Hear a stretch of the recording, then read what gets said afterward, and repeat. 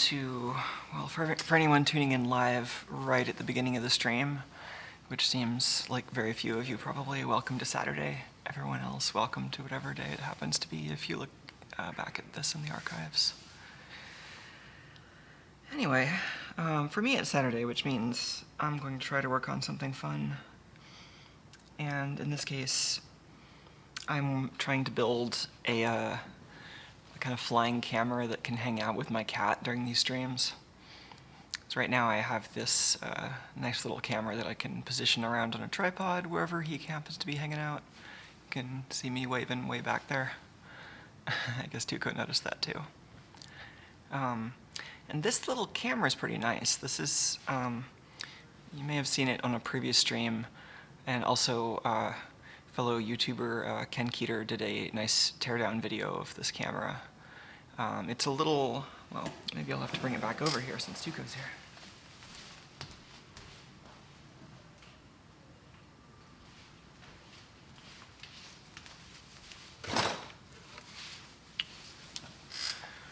I mean, basically it's kind of like a high-end security camera style video camera, but it actually has surprisingly good video quality for its size and price. Here it's a little out of focus, but anyway, it has this nice lens that can actually go pretty well from, I think this is close to its wide angle setting. Yeah, so this is the wide angle limit, and so you can see if I move this around, it actually is pretty wide field of view. And it actually has a pretty nice zoom too. If I squidge this all the way over, I think there's some gunk on the lens. So it has some nice features. It has, you know, a good zoom lens. It sees in low light extremely well. It's pretty sensitive in IR also, and you know, it advertises this high dynamic range.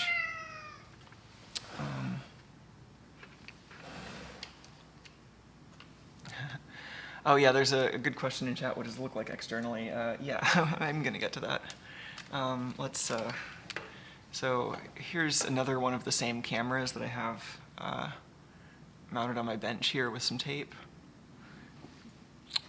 But let's switch to the other camera. You can see this potentially. Get the DSLR going too.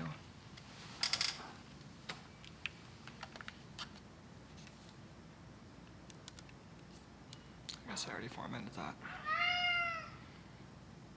Cat, you're such a cat.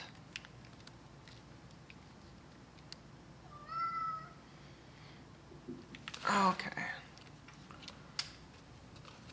There's the camera.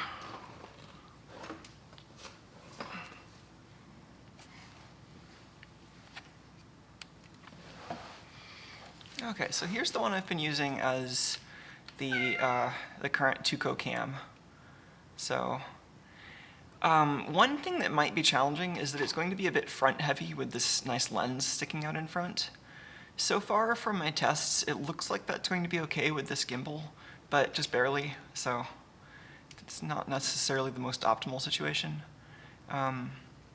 It doesn't quite fit in the gimbal, so my current plan is actually to machine the back of the enclosure a little bit to make it just a little bit more narrow so that it fits in the bracket that was designed for a GoPro. But yeah, I guess they're advertising that they actually put a decent sensor in it. It says 1 over 2.8 inch Panasonic wide dynamic range sensor.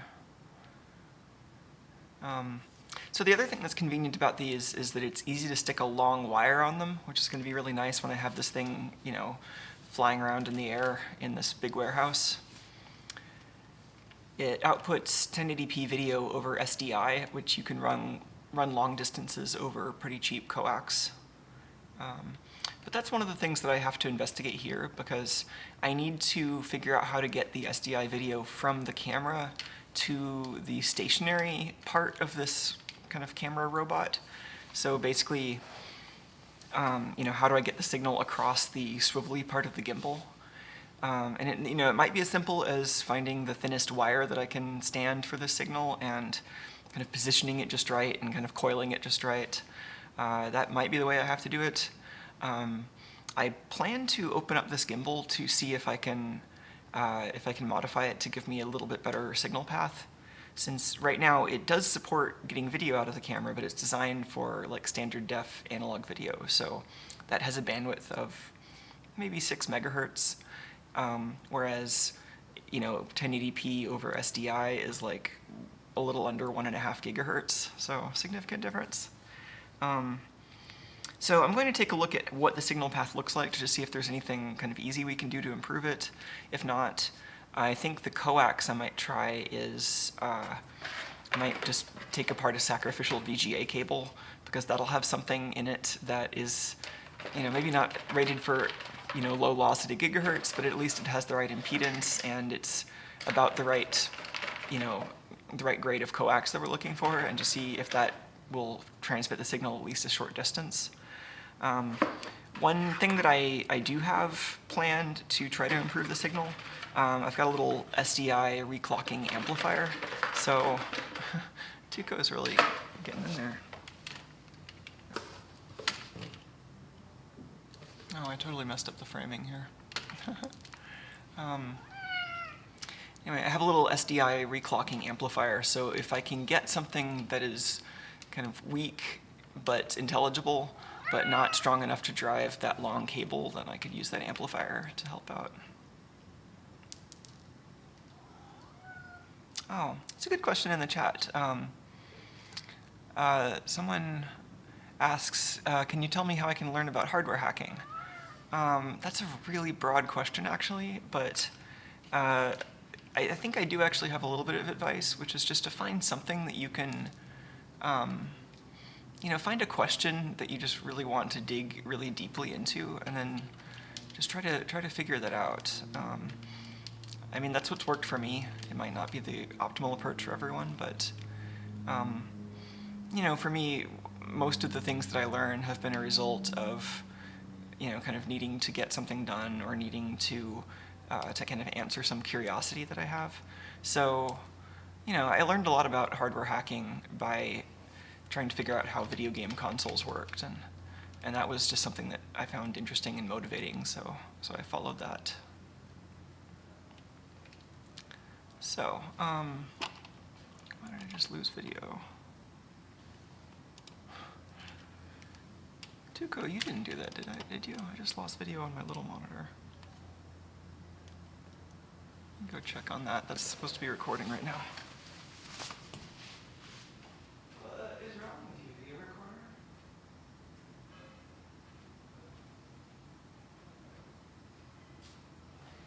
Yeah, this happened on my last stream. I lost a recording because of this thing resetting. I think I need to attend to that briefly.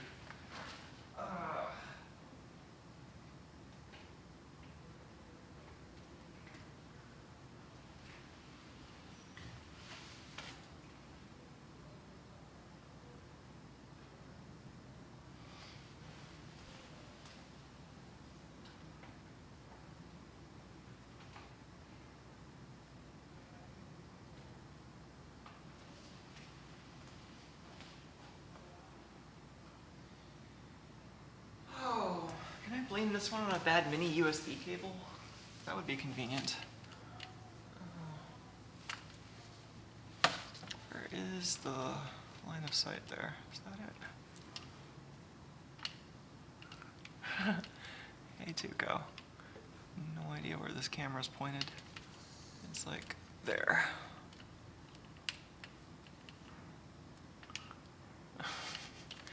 Yeah. Anyway, why is it not starting back up?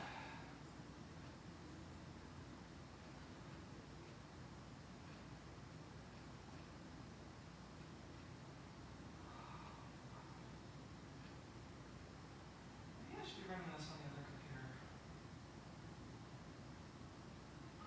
Now it's all like a no HDMI signal.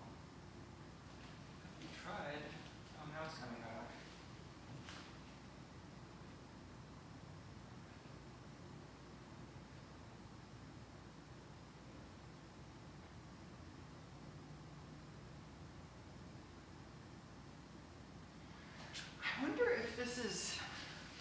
So, I think these particular video recorders, the Elgato HD60s, I like them because of how sort of cheap and straightforward they are, but I think I've also been having some ground loop problems that I might be able to trace back to them. This is just seeming like there's an electrical issue between, the HDMI and the USB port somehow.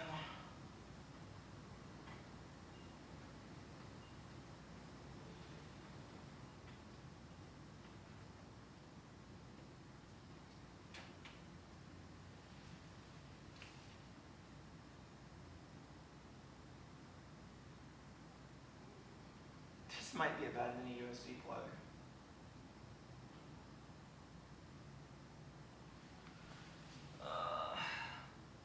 All right, I'm going to work around this by plugging this into a different computer, and then I should be able to come back.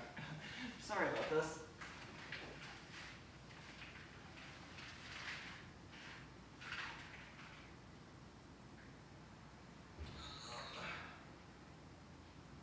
Let's try not to unplug anything important. Let's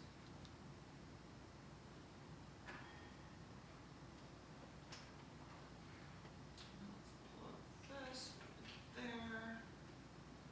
Untangle this wire. Oh, and this wire needs to be long enough. Me too, go. I don't need your help with the wires. Oh, and this goes into a USB 2 port, not a USB 3 port. And I emerge from the wires. Does that work?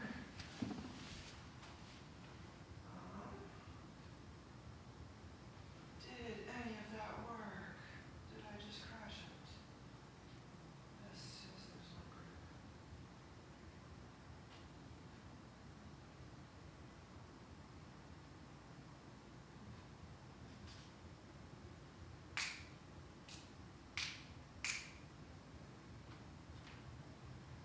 Are we getting audio?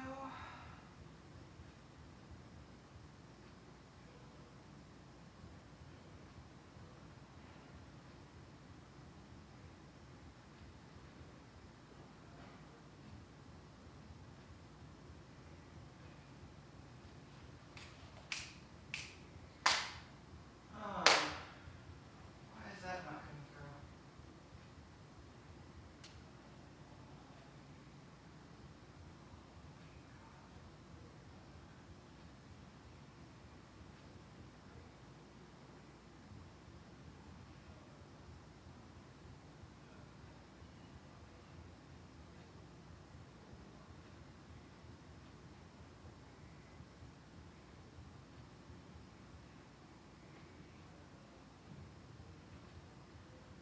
Oh. Is that gonna do it?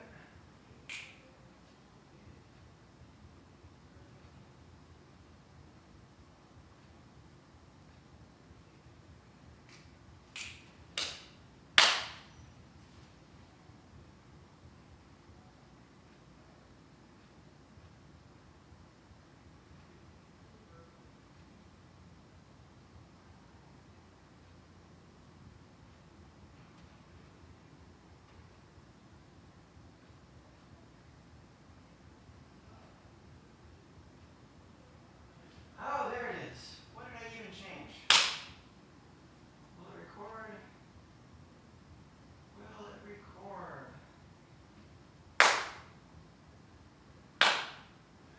Okay.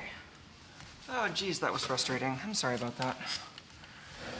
The computer I usually use to record the demo monitor, why is that still blank?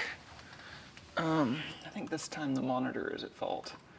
Sometimes literally this monitor needs to be reset before it will accept an HDMI signal. Like, I know the signal is there because other things on the same splitter are getting it. And then of course I reset the monitor, and then the splitter is like, oh man, I need to regenerate the EDID since one of these might have changed. Anyway, loads of yak shaving. Okay, so now I have the monitor back. All right. Where were we? So this is the camera. I think we've been over that enough. Let's take a look at the gimbal and see how the two mesh up.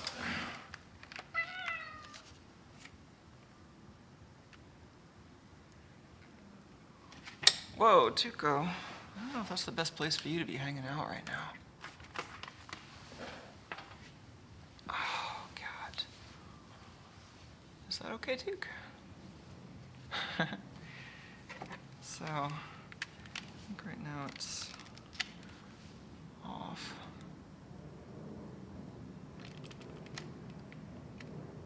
Yeah. So here it is carrying a GoPro like it was designed to.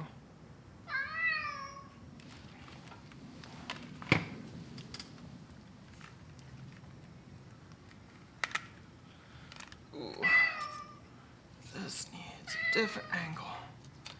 Hey Tuco, I know you want to hang out. I'm doing some things though.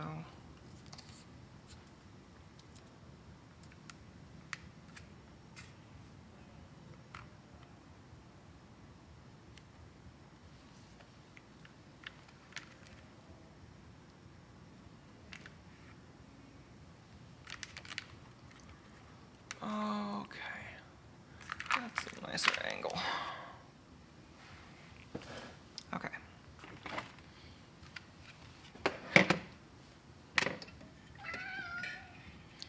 So, you can see it doing its gimbal-y thing here. This is kind of fun. Try to get it not to move itself. It's a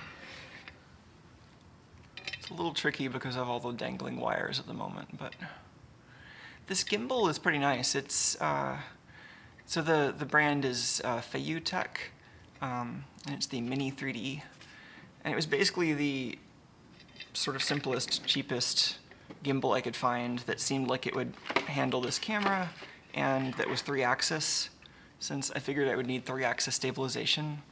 The ultimate goal for this is not to put it on a quadcopter, but to put it on basically like a winch robot. So, oh, this is the other camera.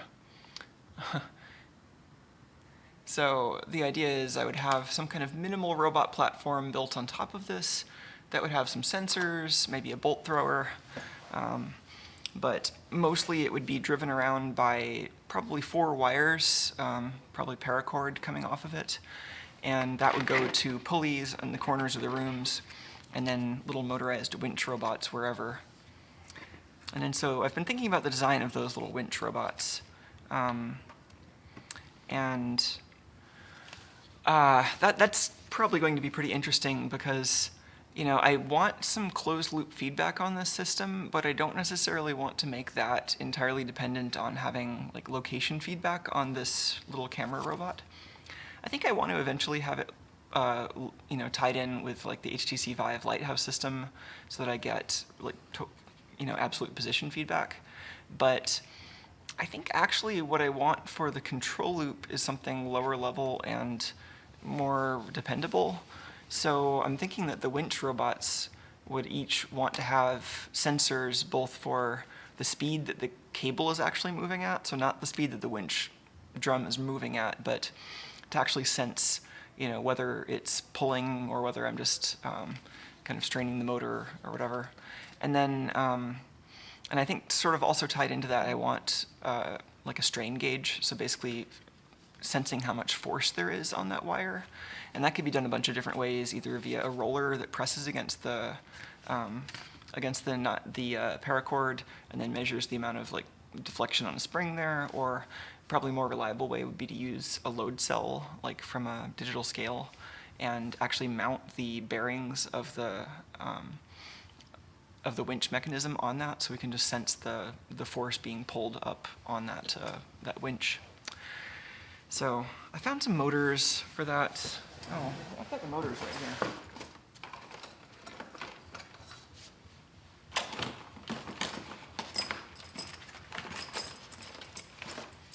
So I found these inexpensive little gear motors. And these are available in a lot of different RPMs. I chose, let's see, 120 RPMs for these, just based on some back-of-the-envelope calculations about You know, I kind of want it to be able to move from this side of the room to that side of the room at about the speed, and I kind of feel like, oh, that's about the winch drum I'm going to have. So, but I haven't actually chosen the geometry of any of those parts or started a real 3D model for that yet. I've just been kind of picking out parts and seeing what's feasible. But anyway, I think one of the more challenging parts of this is going to be to get the gimbal to operate the way I want it to with this camera. And, well, so first of all, why am I not just using this as it's designed? Because that is an option. I could just use this with the GoPro. And in fact, so it's got this little adapter cable, which I've already slightly mangled. Where's the end of it?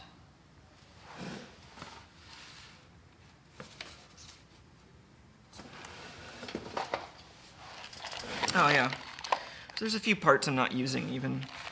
It's got these little shock absorber balls, which seem really cute, but I don't think I'm going to need them because there's not really going to be any vibration to speak of. Oh, Tuco, you probably want to hang out with these. So I don't think there's going to be any need for shock absorbers on this thing that's already at the end of some long nylon cords.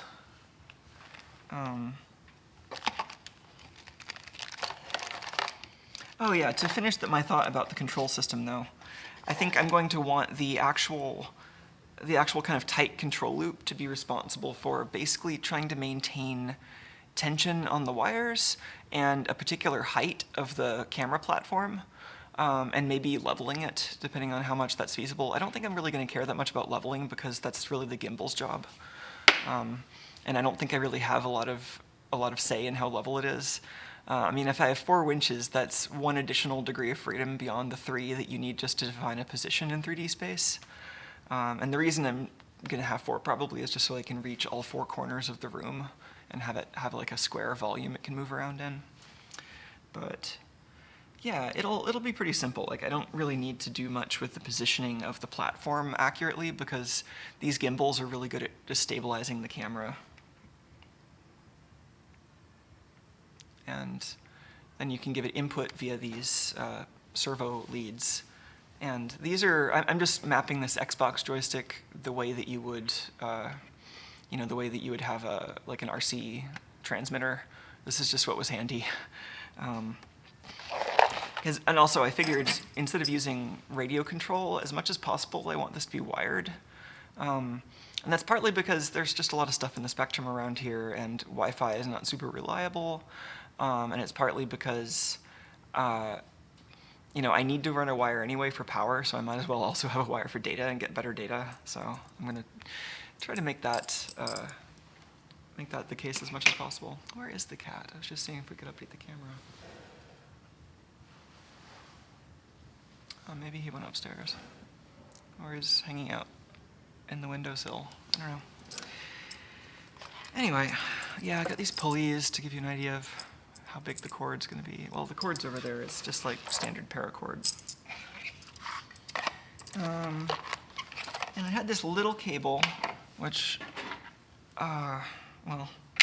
so this end, oh yeah, Tuco's over there. I can hear him chirping.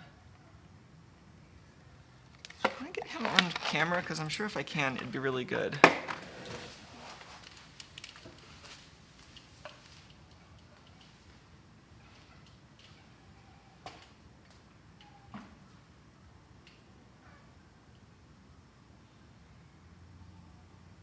Tuco, are you in there?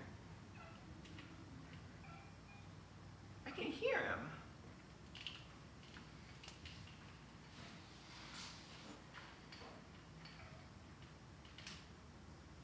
Oh yeah. You seeing that tail? I think the tail is all we got right now. Tail cam. All right. So, it had this little cable, which on one end is a mini USB, has this ridiculously thin little wire. Let's restart this.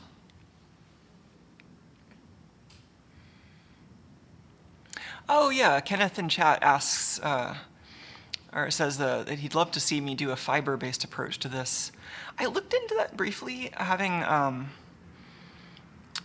yeah, like so. I think he was probably suggesting doing something like DIY at the chip level, which could be, pretty interesting and maybe might actually save some money. Because when I looked at, people selling SDI distribution over fiber, like there's actually a product that would be great for this that I found, and it was like one fiber or like fiber pair or something, and it was like SDI video plus RS-485 communications, and I think something else. It looked really handy, but it was one of those like call us for pricing kind of products, so probably not for me. So this actually, it's designed to power the GoPro and also to get composite video off of it. So you can already tell they aren't really taking the signal integrity stuff seriously, because the composite video isn't even going over any kind of coax or whatever. So I suspect we're going to see a bit of a horror show inside, but I'm curious if there's any chance we can rehabilitate it a little bit. The other thing here is 5 volts is not what I need for this camera. This camera will not really run off of 5 volts. I tried it, and it's rated at 12 volts, and it starts to lose power to the analog section and get some weird sensor artifacts once it gets down around 6 volts or so. So this gimbal runs off of 12 volts, so I've got the voltage handy. I just need to change something internally to route that power down to this connector instead of the 5 volts. Presumably it's got a buck regulator on there. So that might be a fairly simple wiring job that shouldn't even require a lot of opening up. So I think I'm going to start with opening up the top of the gimbal so that I can, because it's got a lot of different components here. It's got various covers on these motor sections, and I'm sure that they're, I'm assuming that the way this is wired is probably with like a flat flex cable that's wrapped around in here. So it's probably pretty intricate in there. Not that I'm not planning on opening it, because I am really curious how it's done. But I think it might make sense to start with the top section, because that'll likely have the microcontroller, since that'll be interesting to see, and the power regulation, and might show us how bad the wiring is for video. Oh yeah, Kenneth has pricing. There's this thing called the Telecast Rattler that's like $1,200. Yeah, that sounds about right. Oh yeah, so I'm also curious about these gimbals. It seems like a pretty nicely designed product. It also has some things that scare me. Well, so the instructions.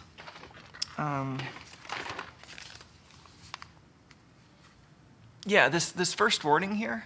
So you'd think, oh, warning on some like, RC product. It's probably about like batteries or safety or something. No, it's about the USB connector. Okay, there's 2 warnings. This is actually important.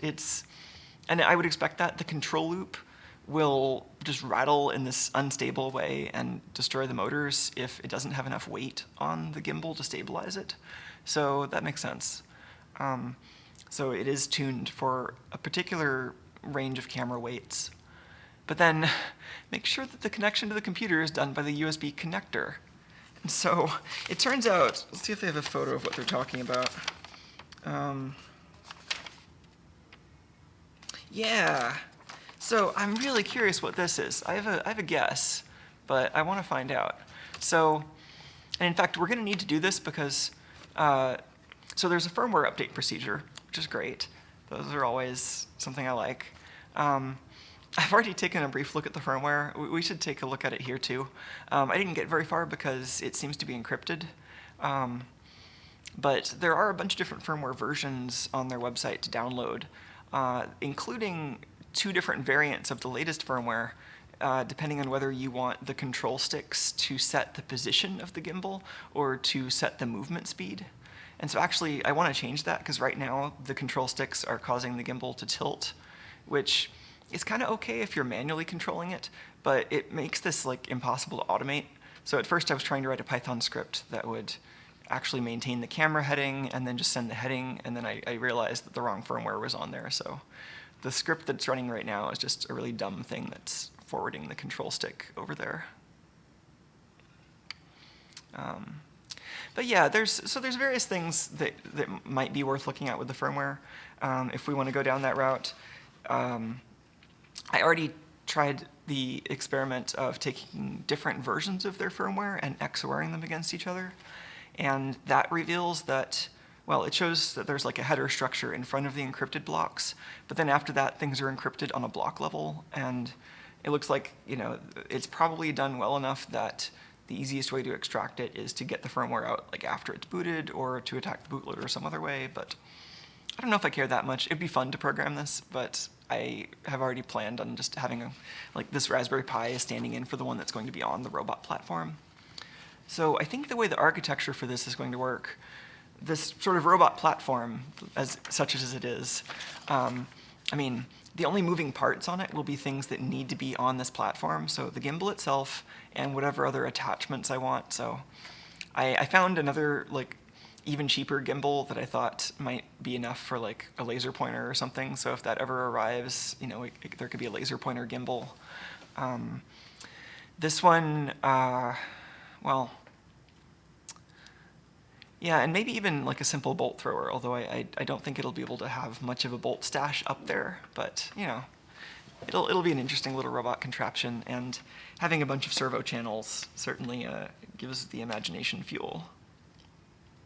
So I figure I'll have Raspberry Pi, a servo controller, maybe some other servos, and then maybe the SDI reclocking board if we end up needing that for signal integrity. And then, an IMU, because this thing will definitely want to know, even though it's probably not going to be maintaining itself level using the winches, I'll want that for feedback in the, in the algorithm for controlling positions, in addition to the feedback on the actual winch cables. So, anyway, I think I actually want to change the firmware on this before we take it apart, because I just want to see how that mode works, and it always seems good to do the normal things before we just completely do something crazy to this.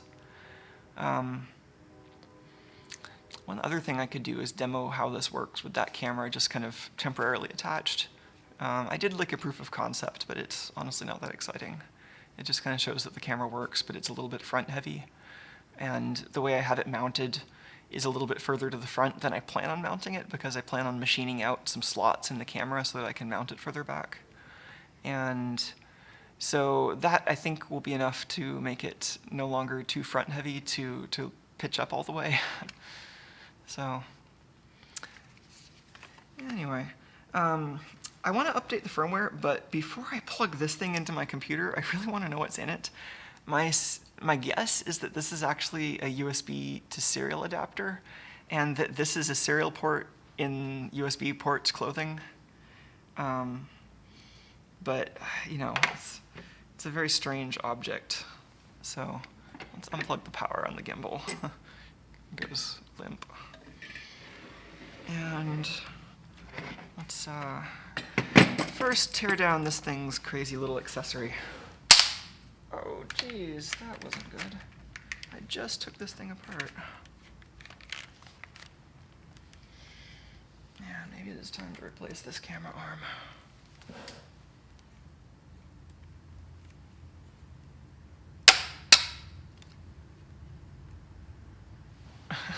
I'm not really worried about this thing installing malware on my computer. Maybe I should be, but I'm more worried about electrical sketchiness at this point. If they were going to be giving me malware, they would just have it in the download from their website, which I will be running in a VM. But these Tech guys seem to, they seem to be really into gimbals. Their website has a pretty big range of different gimbals they make, and they seem to be pretty well made. Let's see if the spudger can answer any of my questions here. Where is my forceful spudger? Oh, while I'm cleaning off the desk, let me get a shot of this. This is the box for it. I've got their website handy too, which might be a better establishing shot, but yeah, Mini 3D.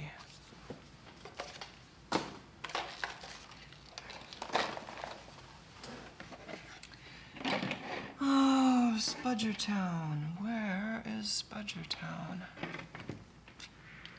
I think I want one of these two spudgers. This is like the big beefy metal spudger and the slick and sharp metal spudger.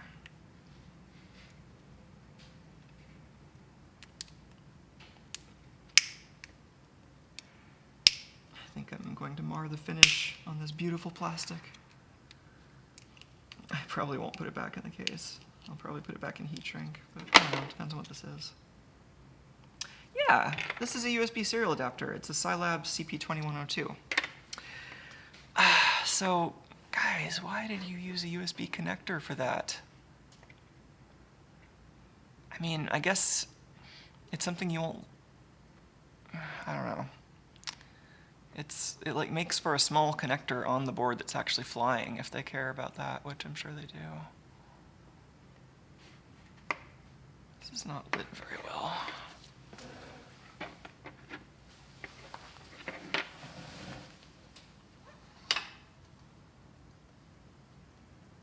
Oh, that's better.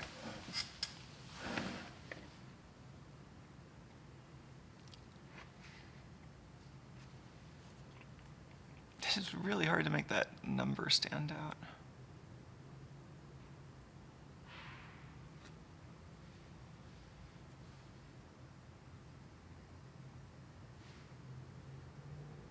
I guess this is what the microscope is for.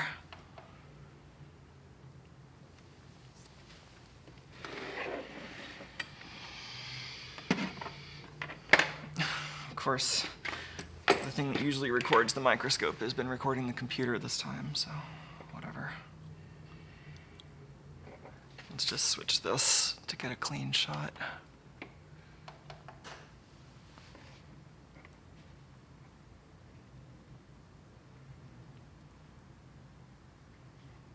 So that's the host side, and then, you know, at least they included some kind of current limiting resistor. What does that even say?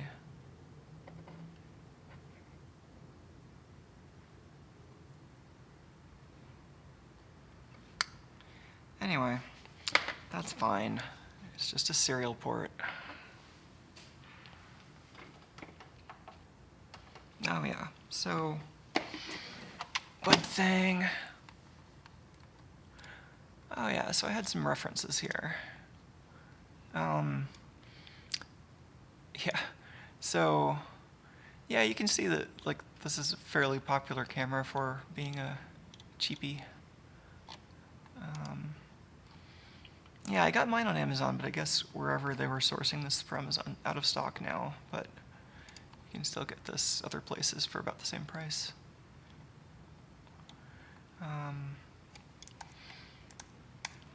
And let's see, this is the gimbal. A bunch of different versions, but this is their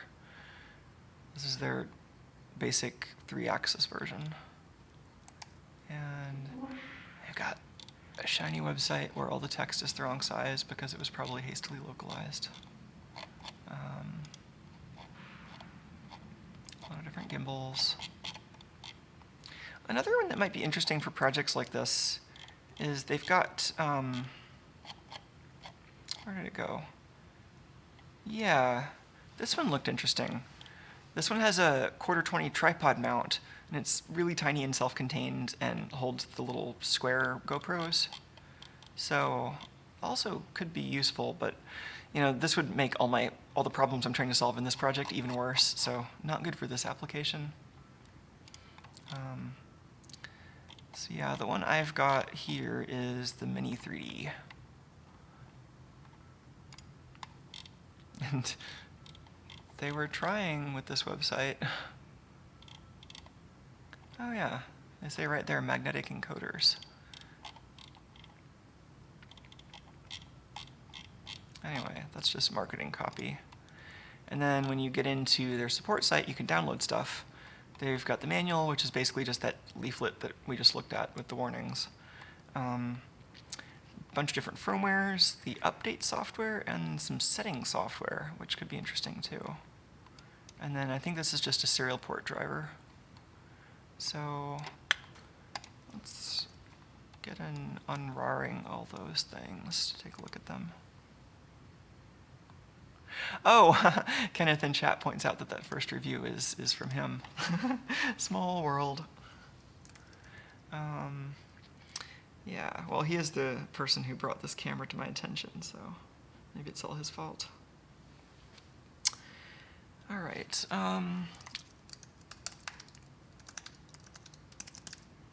So I already downloaded all of these from the website, but I didn't actually have unrar installed.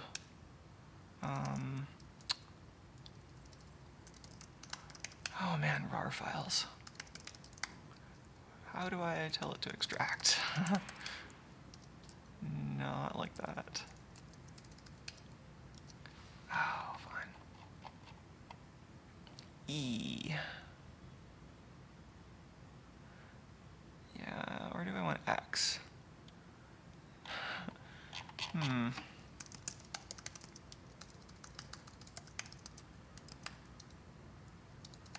Just try this on one file.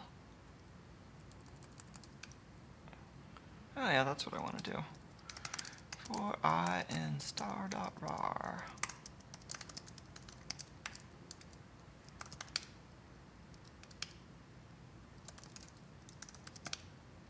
Alright, now we got some unrarred things. I think I'm just going to ditch these RAR files.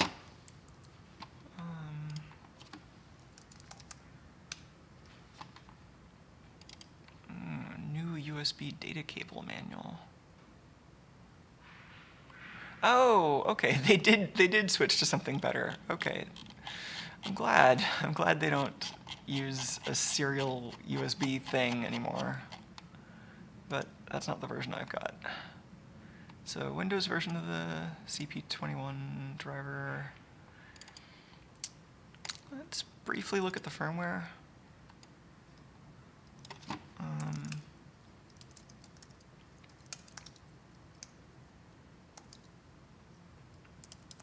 Oh, I want... Wait, do I not have all the right versions? I thought the latest version was 1.15.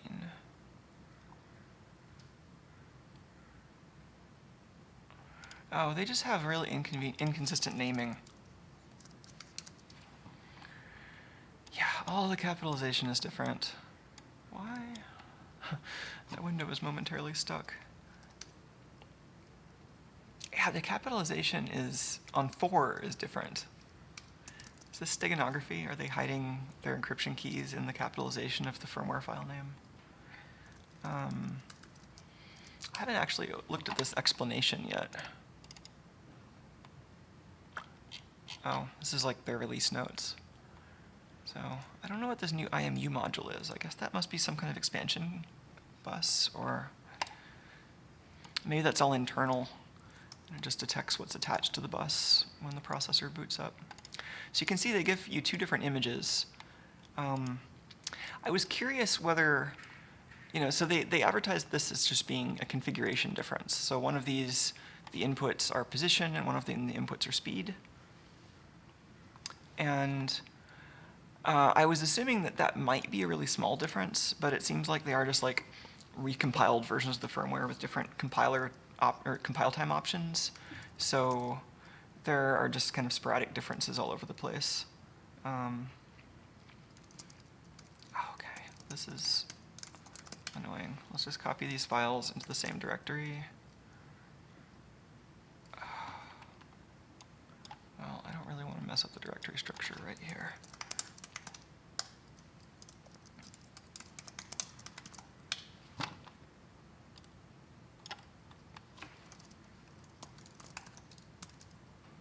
Okay, so these are the 2 from... One of them has a space at the end of the file name. That's really nice. But they're the same size, which is slightly interesting. So then... okay, so I've got this tool that I found on GitHub just by searching for something that XORs files together, because I didn't want to have to write one of those for like the 18th time. And I found a really simple one of those written in C. Where was this? That.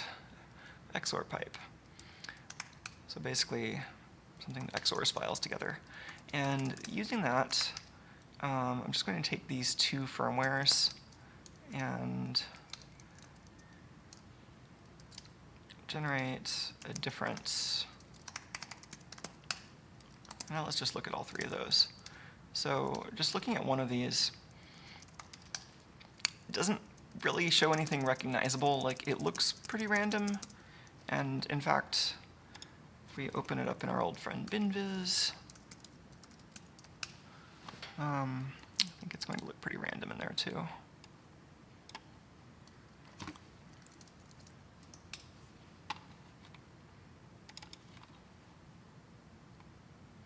So looks random, and then if we switch to entropy color code mode, high entropy. So this is what you would expect to see for data that's truly random or has been compressed or encrypted. And with this, like this solid of a randomness, this looks more like encryption than compression, because compression usually has at least a little bit of structure to it, unless it's really good compression. So one other clue, if we look at that XOR diff file, now we can see something kind of interesting. So these first 8 bytes are kind of suspicious. This tells me that maybe there's a header where this is a different version number, or you know, like a timestamp, or just something else that you would include in a file. It's probably a version number, and that these aren't necessarily encrypted, or at least are not on the same block system that everything else is using. And then you see from here on, that looks pretty random. And then it ends on that same 8-byte offset. So you can see that it's using these OX400 byte blocks, where I'm assuming if something is different in that block, then you end up seeing a completely different encrypted result. So we can also open this up in BinViz just to check our hypothesis a little bit more.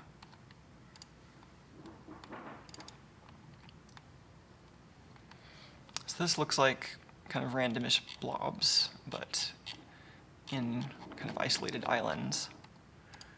If you're not used to this, this is kind of organized like a Hilbert curve, but you can also see it just left to right, top to bottom. It just makes it a little clearer where things start and stop.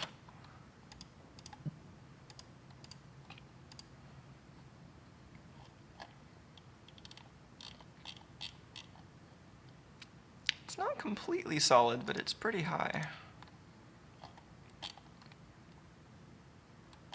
Anyway, I'm not really going to go deep into this firmware, but this is just kind of an idea of what they've done so far to make it hard to get at. It's also possible that their firmware update program is doing the decryption and then just sending it over serial, but I doubt they would do something that silly.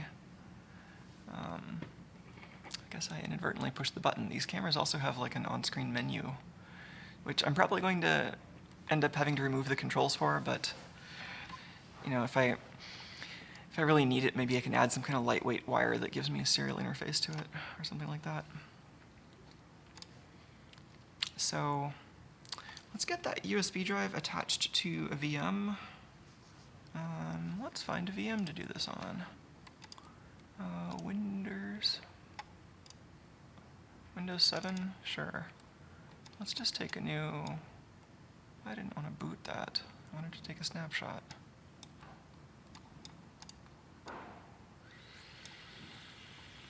Fine, I'll just take a snapshot while it's booting. Which works fine, it's just now I have a snapshot of Windows while it's booting, which is not what I wanted, but it's better than nothing.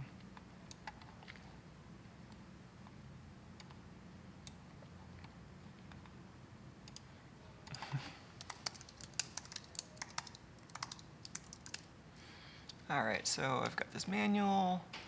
I've also got the upgrade software, which has its own manual.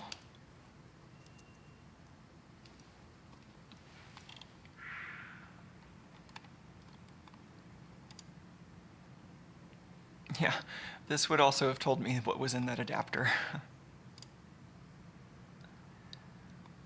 Oh yeah, so this is just sending... I doubt this file is decrypting it. It does seem to be block oriented. It probably knows about the header. I don't know. It's tempting to put the scope on the line when I send the new firmware over. Oh geez, really?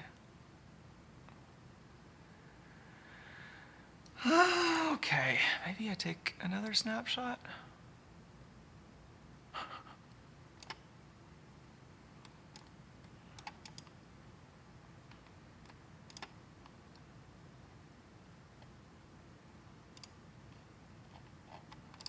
Let's delete this one that I was apparently right before an update. It was like the least useful snapshot to have.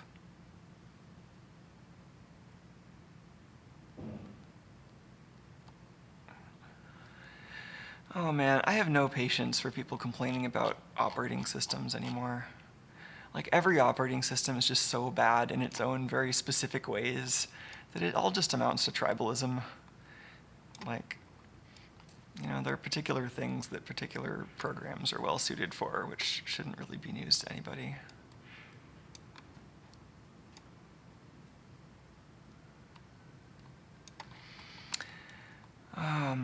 Well, I guess part of the reason that I feel about operating systems the way I do is that I helped write this program, VMware Fusion. So like, this stuff, a lot of this was me. This checkbox, that was like 30,000 lines of code that I wrote, and I don't think anybody has touched since I quit. Oh, geez, really?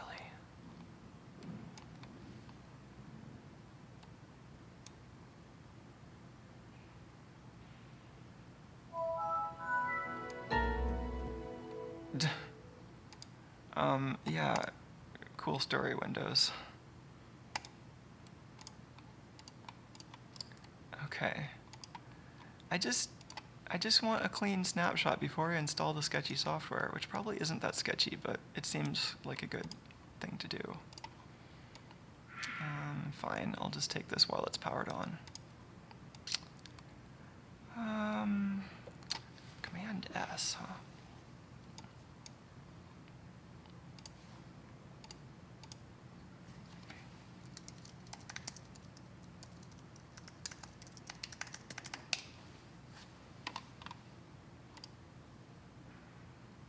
All right. So that'll be our starting point. Let's get the files in here we need. Yeah, we don't care about that. We just care about this exe file. And maybe the serial drivers. I don't know if I have those installed already. And this is 64-bit. Do I need these other files? Probably.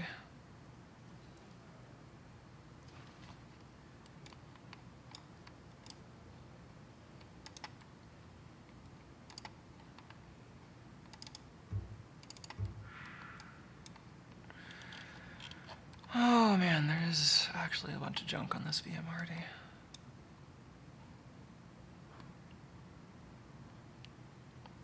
I swear I just dragged these to the desktop and now I'm not seeing them on the desktop. Does this VM not have the desktop set up in a correct way? Well, I can drag the files there. Let's just do that for the moment. We'll figure out what's wrong with this VM at some other point if I care.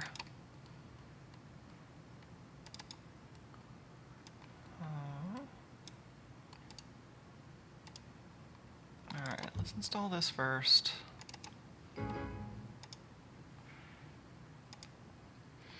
Yes, you can have free reign of this virtual machine, little driver. Enjoy. Alright, let's plug this into the VM.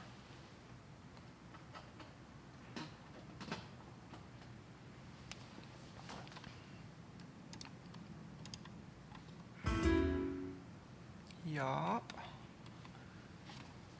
And now I might as well use the cable they supplied.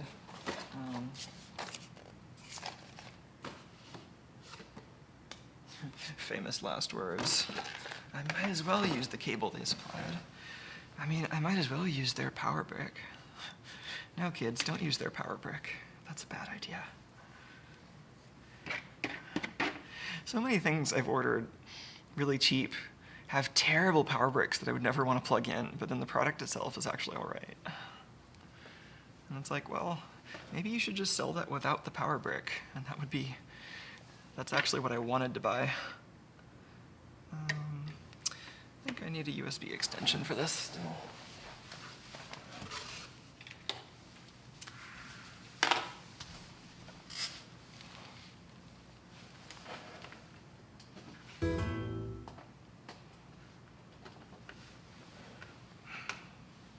It's like bing bong.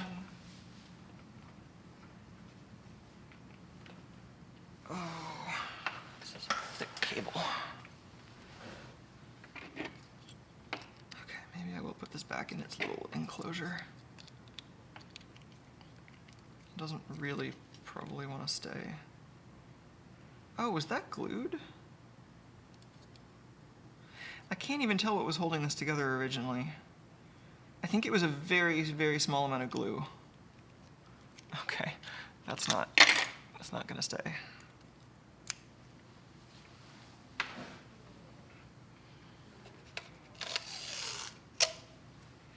Yep.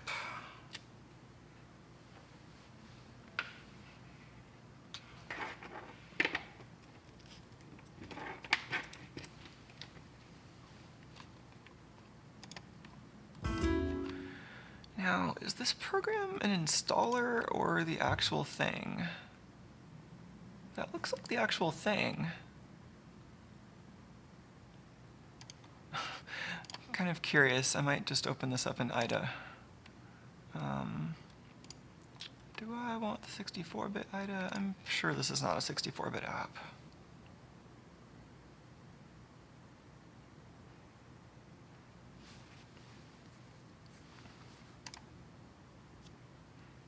Somehow I broke my IDA Python on this VM.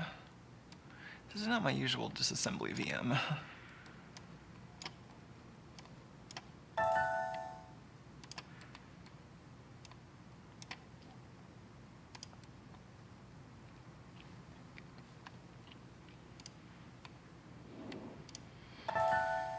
Yeah.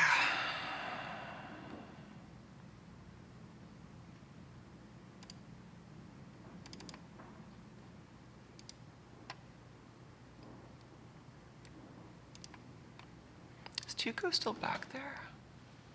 I haven't seen him leave, but I also haven't seen his tail. Let's sort by address. It's a MFC app. You can see all the symbols. Well, the imports at least.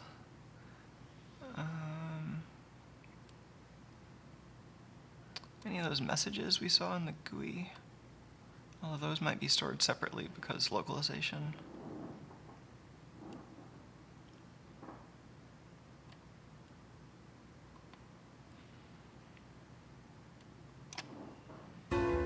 Whoops. What is even happening here?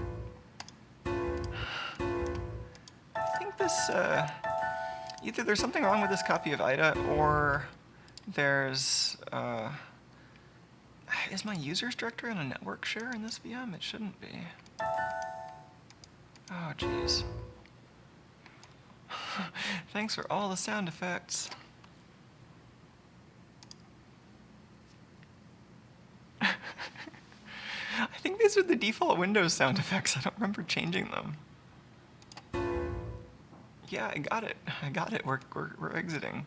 Let's just run this like on the CPU and all. You know. Okay. Which port are we dealing with?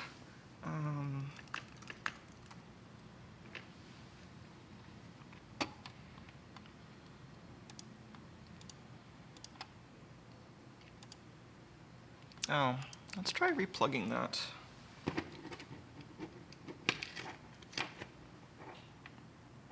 I think that port is something VMware made. Like, I think it has a virtual serial port for printing. Is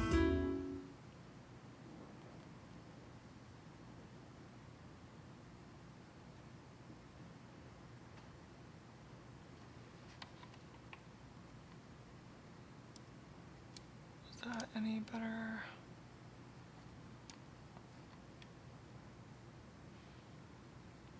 Signal integrated.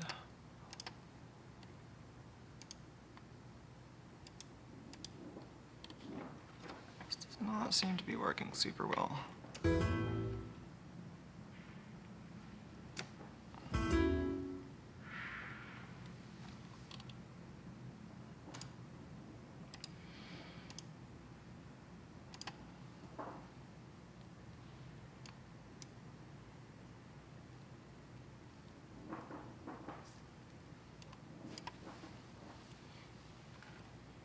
CP2102.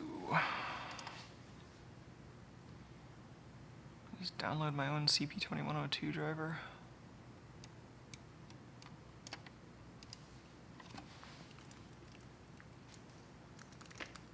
Search with Yahoo, okay. Because that's a thing people should be doing in 2017.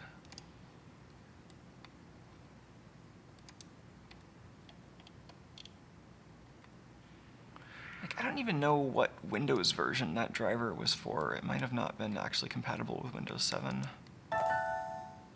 Yeah, quit it. Okay, let's, I mean, I guess I could just turn off, could mute the sound on this computer. Anyway, I think this is what I want.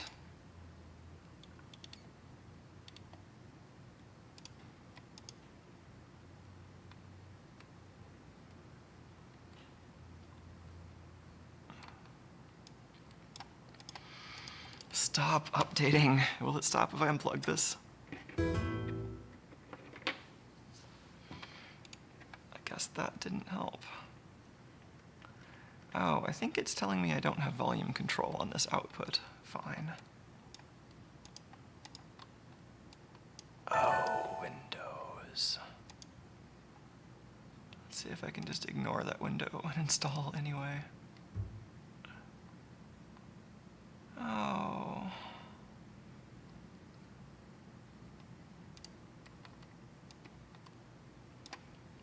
VCP.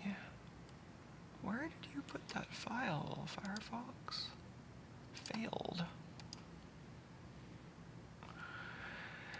Failed downloads. Let's actually unextract or uncompress this.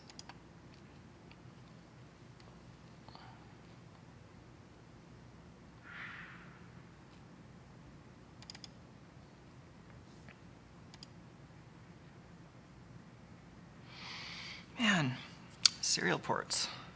I'm so disappointed. Why do people still use them? I mean, they're easy to get working, but it's like so common to have a USB peripheral on your microcontroller now.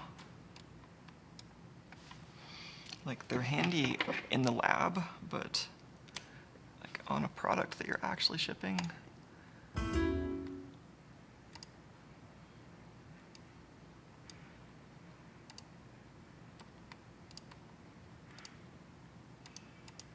Let's just reboot this VM.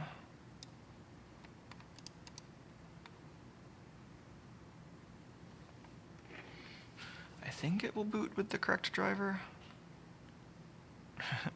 Yeah, I mean, I know, I mean, microhex chat gives the reason, which I know, I just don't especially like, which is that USB drivers are hard and serial is easy.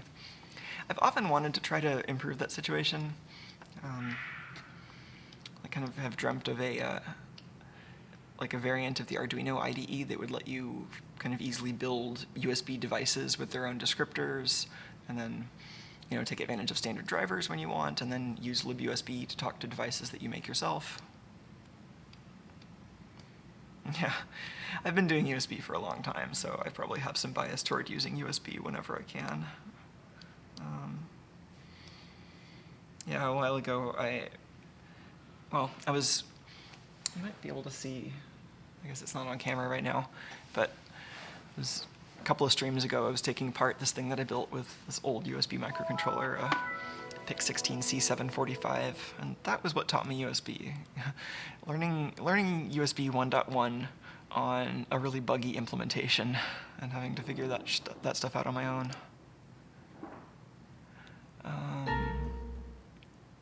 Oh man, did I just not give this VM enough memory or something, or is it just full? Do I care? I have 800 whole megabytes free on this VM. Anyway, I just want device manager.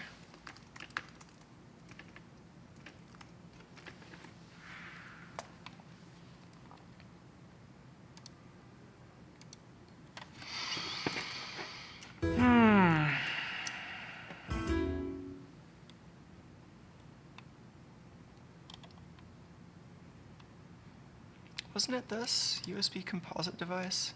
Maybe this is not a real chip, or it's just broken in some way. I don't know. I mean, I'm more inclined to believe that this VM is messed up than this chip.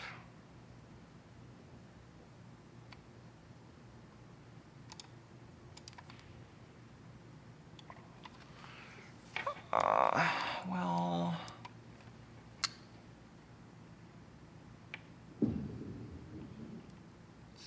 diode. I don't know if this is intentionally providing power. It's kind of weird that it would be.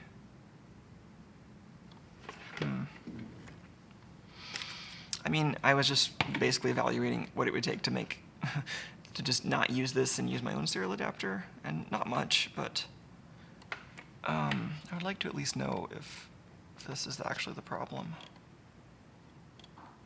It is this USB composite device, right? Oh, it isn't. Oh.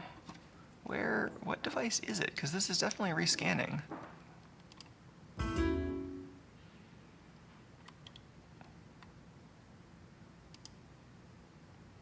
Ooh, is it one of these? I think those are VMware's things. Yeah, those are VMware's. This is weird. I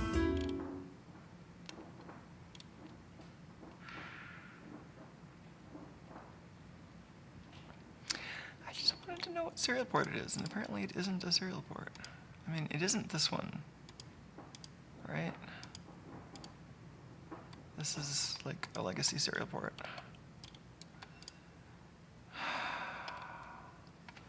What do I debug this with? Oh, other devices. Oh, thank you. Thank you for the hint from chat. Okay. So, let's see what's going on here. Oh, I probably should have just pointed.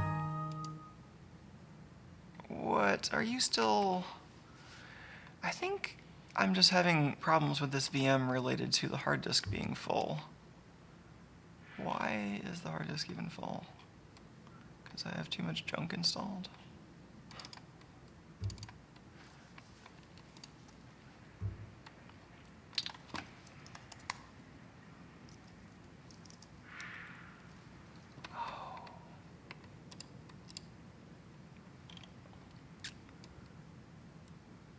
Oh man, where do I even get to the recycle bin when it's not on the desktop?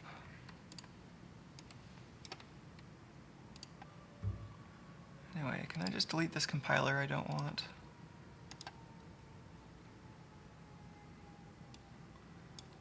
I need to empty the trash though also. Oh man. This is not a happy VM, but it was the one that I picked. I guess I have other VMs, but they're probably not necessarily in a better state than this one.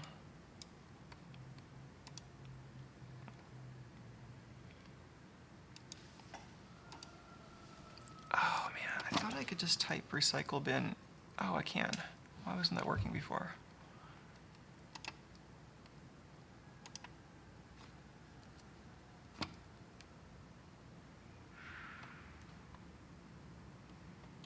Oh geez, does this computer have SolidWorks on it? That would certainly be a reason for the hard disk to be full.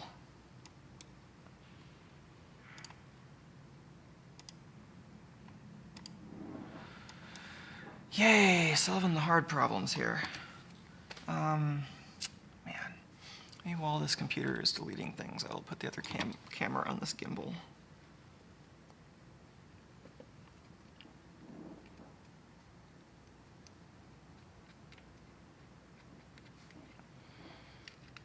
I think I'm just gonna let it delete some of this and then reboot. And oh yeah, Fedora in chat reminds me about the Windows disk cleanup, which is also, yeah, that would be a way to solve this. I think I'm not going to worry too much about actually cleaning up this VM and more just getting it to the point where I can use it for this one thing, because I should probably just nuke this VM and restore a cleaner one at some point.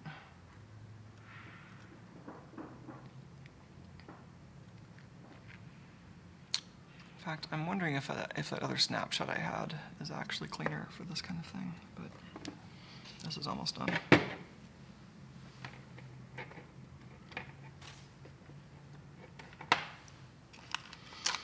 So right away this camera is tricky to use in the gimbal because the cable it has built in is super thick. So it doesn't get a great range of motion, but we can use it as kind of a proof of concept. Okay, let's reset this. Oh, another program recommendation from David in chat, a Sequoia View. I don't know if I've tried that one. There's one that I usually use called Winderstat.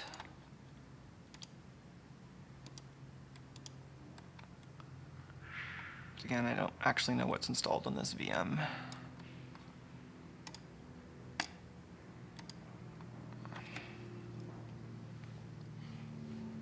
Apparently I had like a SolidWorks trial version installed or something, which I don't remember why it was on this. Probably because I copied this VM from another machine where that was important for some reason.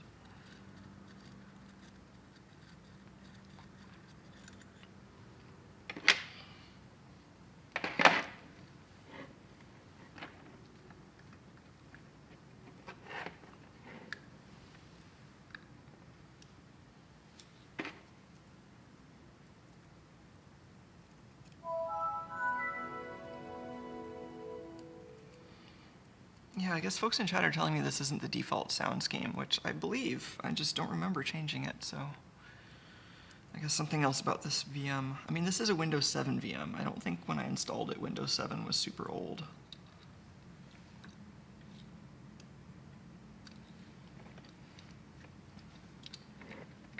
Oh.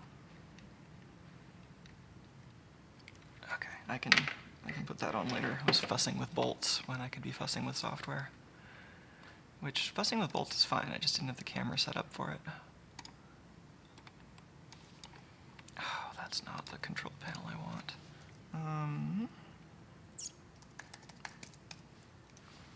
Device manager.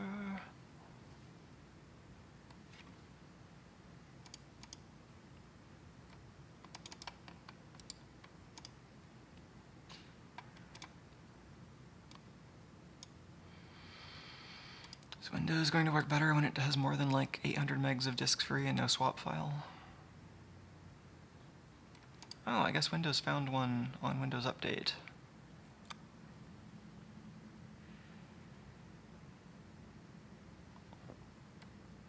Okay.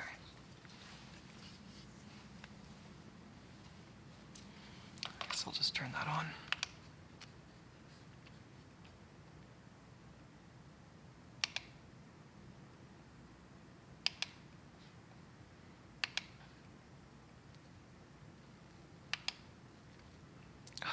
This mouse is so bad. I'm just like trying to click on this one thing. There we go.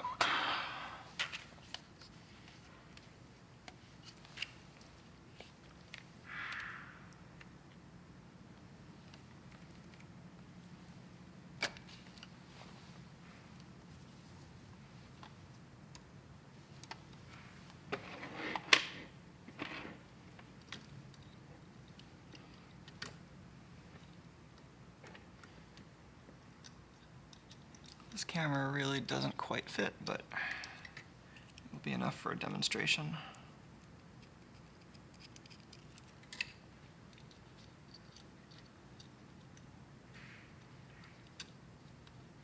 I can put this bracket kind of halfway on and then tape the other side, which holds it just well enough to show some movement.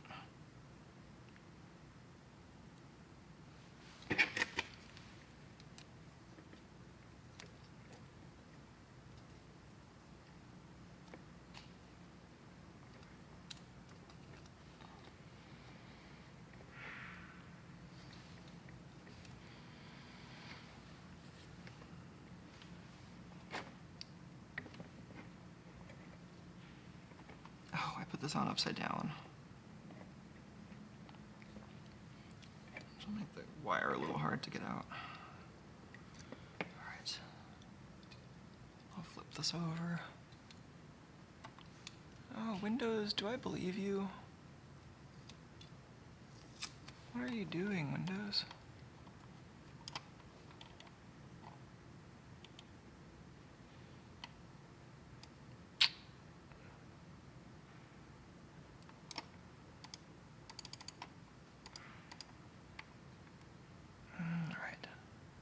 Yeah, I mean, I know I can give the device manually. I was just being lazy. I'm gonna go back and do that now. Just trying to do the thing where I have the computer do the thing that computers are good at on its own while I do the human thing. But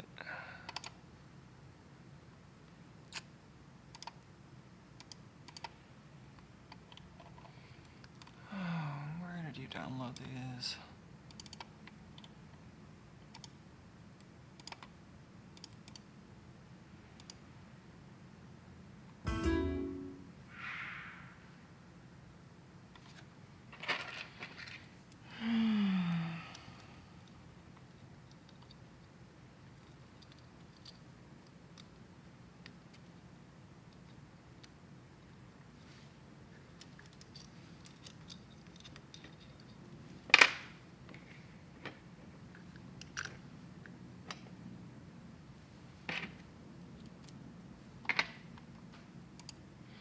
Successfully, you say?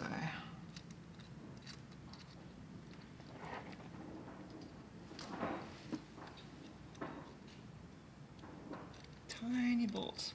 So this front piece fits very slightly, but not really.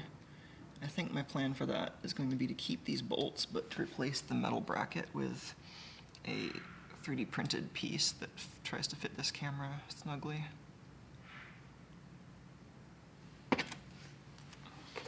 Just use a fresh piece of tape.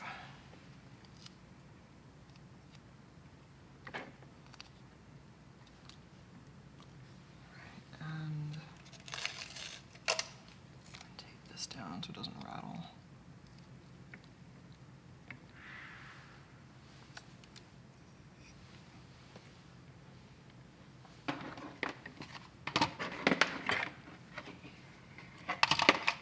So you can see already that like the wire is clearly dragging this thing around. And so if I carefully position this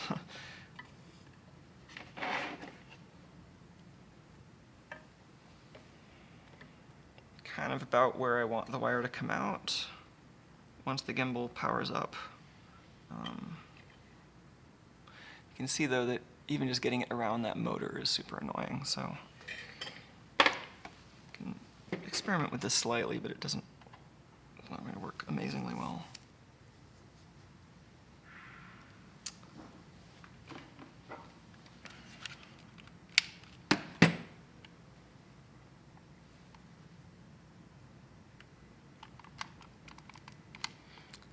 Also, I always got to change the gimbal to a different mode when I power it up. Okay, so now it should have, it's in the mode where it has free control over both axes.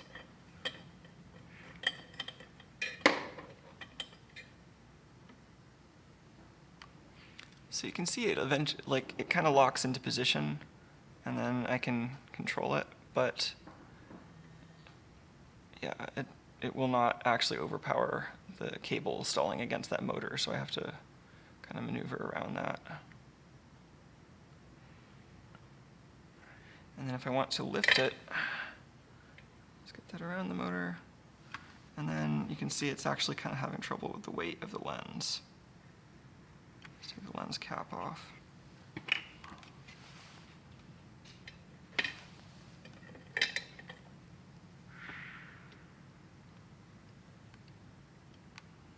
So it does lift it past where that motor, where the motor's interfering, but then it has trouble past right about there. So almost horizontal. I think I'm going to be able to fix that by setting the camera a little bit further back. So you can see right now it's, I mean, maybe you can't see, but it's,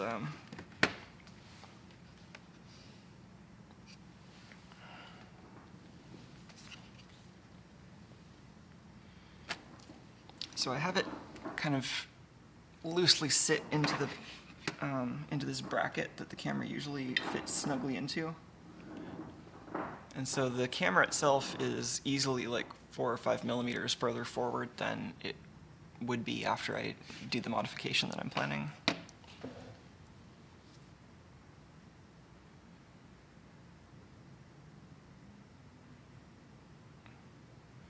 So, yeah. Anyway, I think, yeah, obviously the camera, I need to take the cable off, and I want to get as much as I can through the wiring that's already built into this gimbal. So there's actually a little tiny connector. Let's put the other camera back on just for the firmware fussing. There's a little connector back here which is intended to bring power, 5 volts, and an analog video to the GoPro mounted in there. Oh, come on.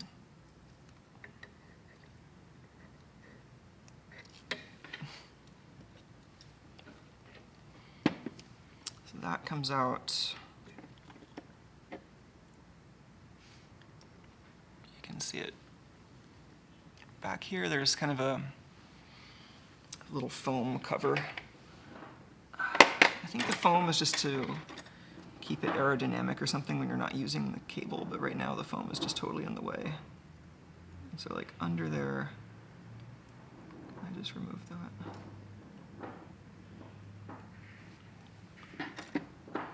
You can start to see the connector, and it's just like a little 4-position wiring harness connector. Which I have the other end over here. So I think I can use that for power if I can rig the other end up to 12 volts instead of 5 volts. And I'm not hopeful I can use it for data or for SDI, but maybe there's something I can use it for. As far as video, there is something nominally in here that supports video, but the signal quality is pretty bad, and it doesn't look like it's going to be routed such that I can actually get good performance out of it. I'll try, but I need a plan B because that's not likely to work. So the plan B is to probably take apart a VGA cable and get the tiny coax out of that, and then somehow build like a coil of that supports itself and doesn't get caught on the motors all the time. That's going to take some difficulty. So, oh yeah, there's another good suggestion in the chat for slip rings. I don't know if these are slip rings actually. I'm not sure if they're going to be slip rings or flat cable, but that's something we can find out in the teardown, because I'm actually really curious about what the signal path looks like in here. But anyway, I think first we can try, we finally have a serial port. It's COM11 for some reason. So we have a serial port. Do we have a firmware image?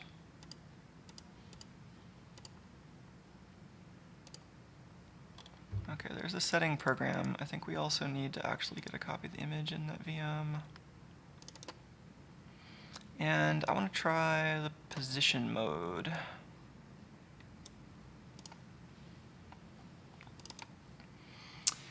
So I think I'm going to put a GoPro back in here just to have something that is the shape it expects while I test out this new firmware.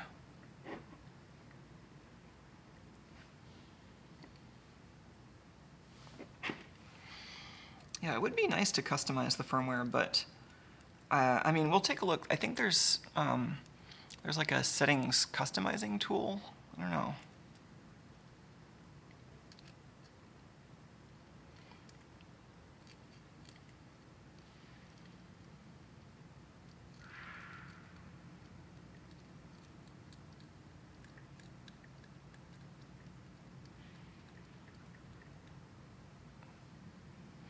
Oh, to answer the question in chat from US Water Rockets about where the motors are. So this has 3 brushless motors, and I think they each have a magnetic encoder right behind them, and they're built into these. I'm gonna get a better camera angle in a sec, but let me tighten this down first.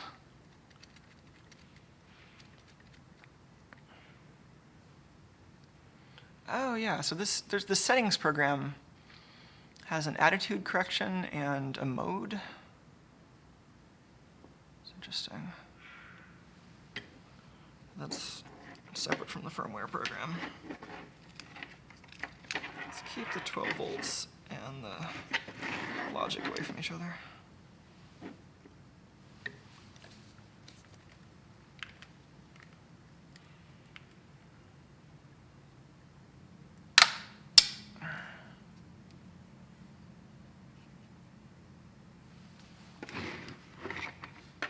So let's power this on.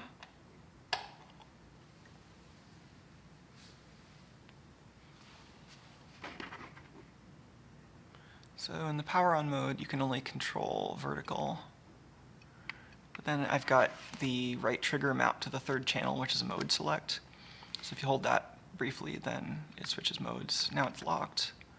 Then the 3rd mode is should be the one where I can move any direction. Maybe I didn't press it long enough.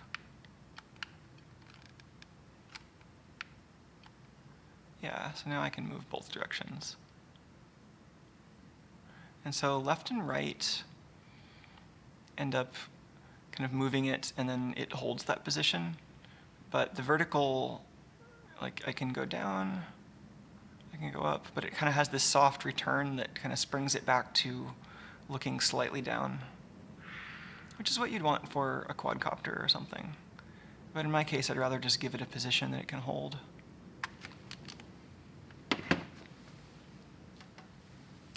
All right, so this is not the program I want. I want the actual firmware update program.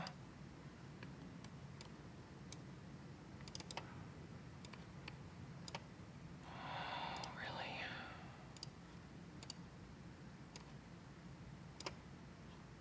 Why? Why can I not write that file? Is it that directory? That's weird. File copy fail.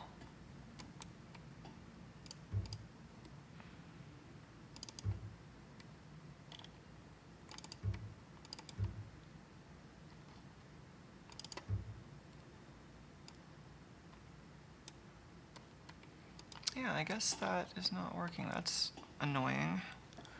I mean, I could reboot Windows, or I could put the file on a USB stick and copy it that way. I don't really want to get this set up for network sharing. Let's just try restarting this.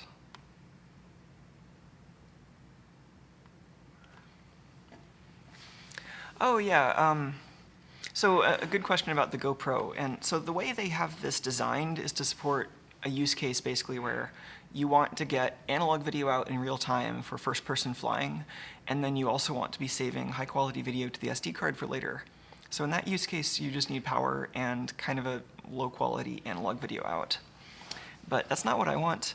I mean, I could potentially make that work if I had to, but it would be really annoying. I would rather just stream HD video directly to someplace where I can broadcast and record. I also want to do real-time face tracking. So, ideally I want to send a pretty high-quality stream that doesn't have a lot of compression artifacts to some machine that can do the image processing in real time. Oh, is this still...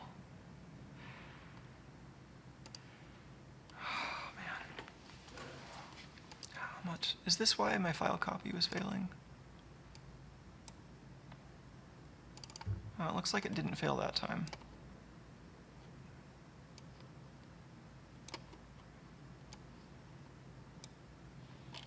Okay, fine. I don't care that much about why this VM is having a bad day. So, update. Yeah. I think I'm just gonna have to type in the COM port, COM11, open file, and then file OK. Oh, I guess that first couple of bytes is the CRC. So that kind of explains the header. All right. I think I'm ready to hit go.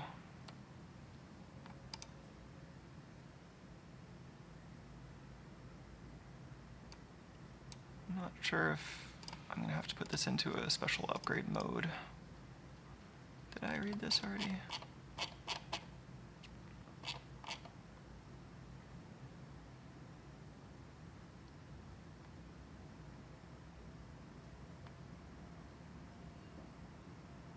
So it should connect to the gimbal before I actually update, or before I actually hit update.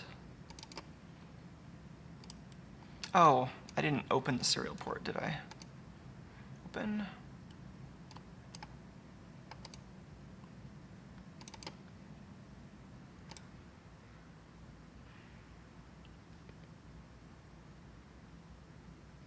Oh. Man, I'm making all the stupid mistakes today. This cable, I must have unplugged it while I was moving something around.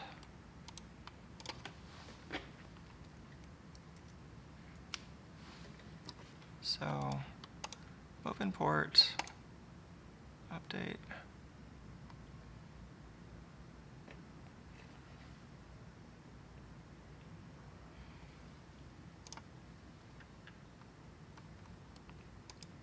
Let's see what's going on in Device Manager.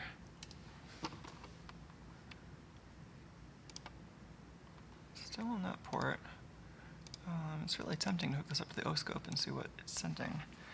It might be, like, I wouldn't be surprised if I had to put this into a bootloader mode somehow, but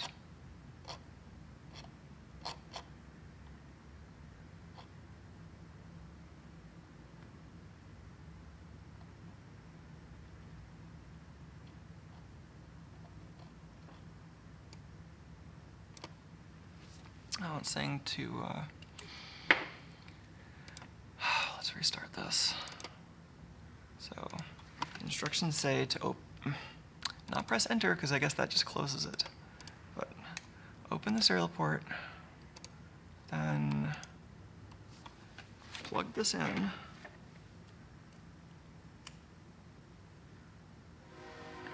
Maybe I'll also just power cycle the gimbal.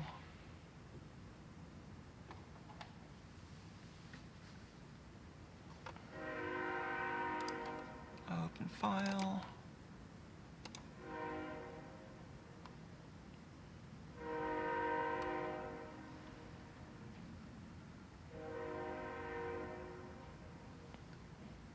Still hear the motors whirring away. Well.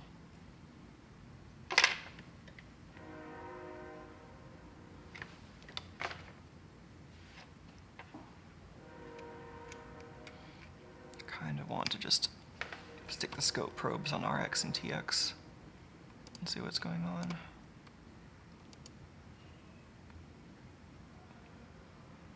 The serial adapter doesn't even have RX and TX lights. It's annoying. Alright, let's get the scope on. I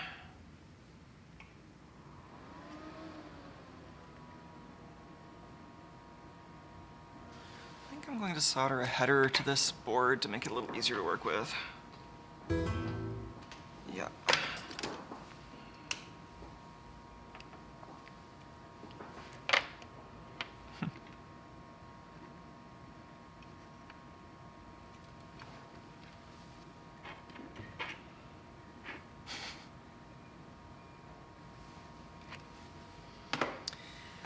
Alright.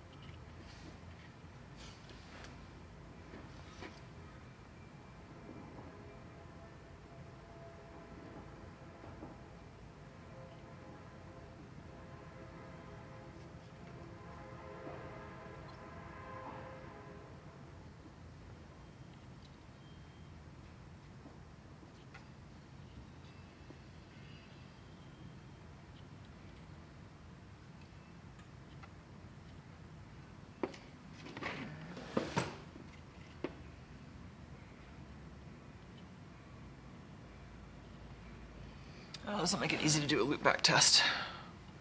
I thought I just had a pile of shorting jumpers on my desk. I think I might have put them away, but I can grab one.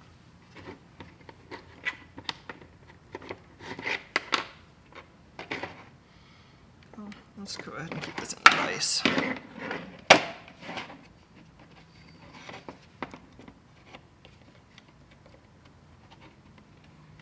So,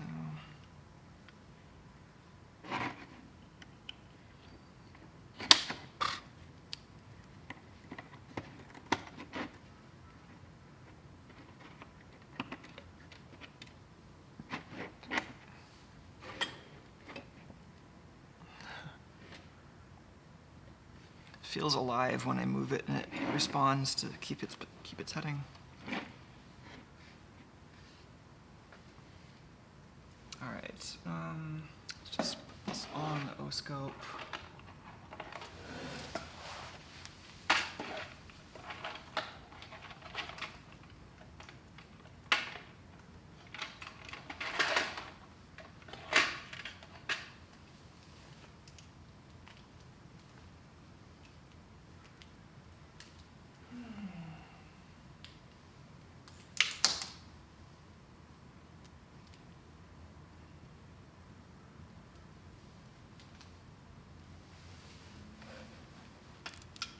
Probes.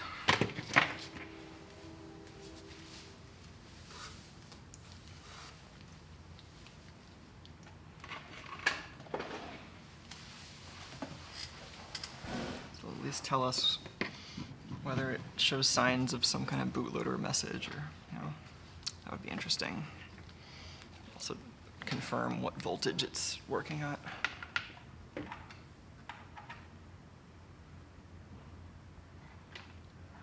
Oh, I haven't been following totally the conversation in chat about Windows serial devices. But yeah, Windows has a policy of naming devices based on a whole bunch of ephemeral properties, like what port they're attached to, and the serial number of the USB device. And it tries to make something that's kind of stable, but if that at all fails, then it'll just err on the side of assuming it's a brand new device when you plug it in. And so if you end up in that situation, you can just end up with serial ports that multiply. You can delete stuff like that in Device Manager, but sometimes I think there's an environment variable you have to set to make non-default stuff show up in Device Manager. It's been a while since I've had to fuss with that.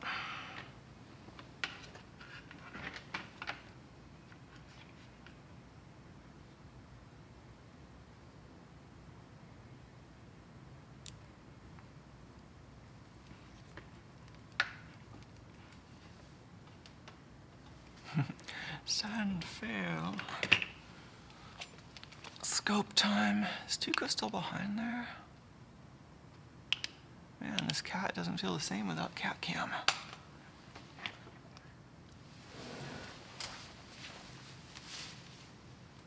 You in there, Chico?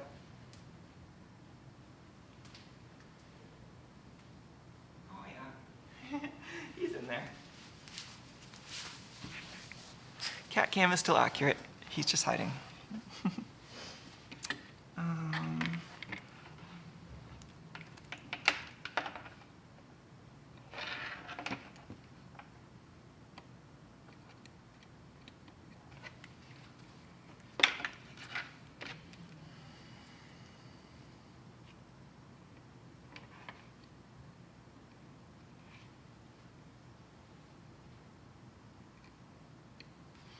Okay, that's a little messy, but it should do. Move that other end in, maybe.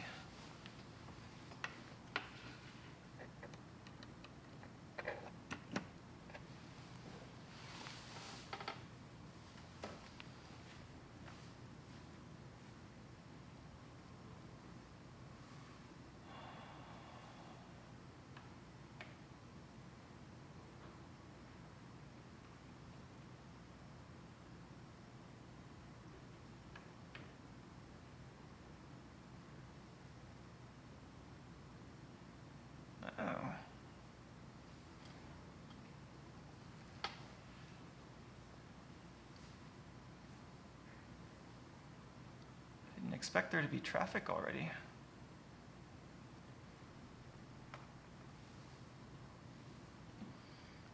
Let's put this back in default configuration. I had a bunch of stuff set up weirdly on this scope. There we go.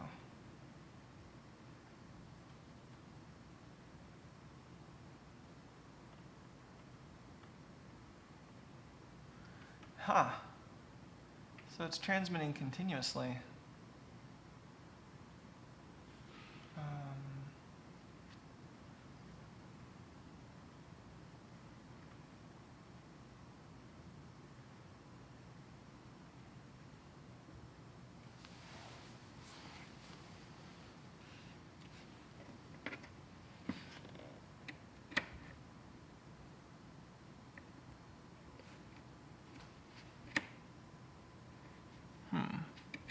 Let's make sure that isn't coming from this program.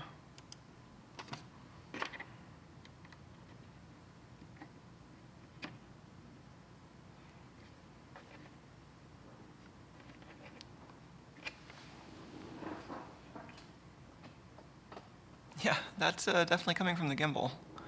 And then I assume the one on the bottom is just... Whoa, what's going on there? I was going to say, I assume the one on the bottom is just like high impedance and picking up noise from somewhere, but... I wonder if that's one of my servo PPM or pulse modulation signals. Does this change? Oh, those are servo signals. Huh. That would be a reason for the serial port not to be serialing. Are those using the same pins? Do I have to unplug this from the servo for the serial to work? That would be weird.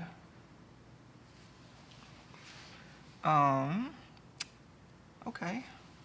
Sure, let's unplug this from the servos.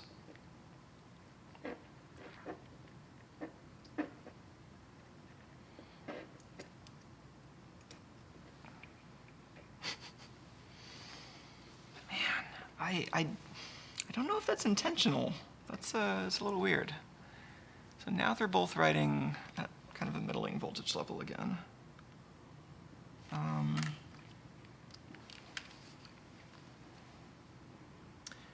to do a loopback test on this serial adapter just to see if it's okay. So I'm going to unplug this from the servo, which now seems to no longer be connecting to the or unplug it from the gimbal, which no longer seems to be shorted to the servo controller. I'm going to grab one of those shorting jumpers that I used to have right here.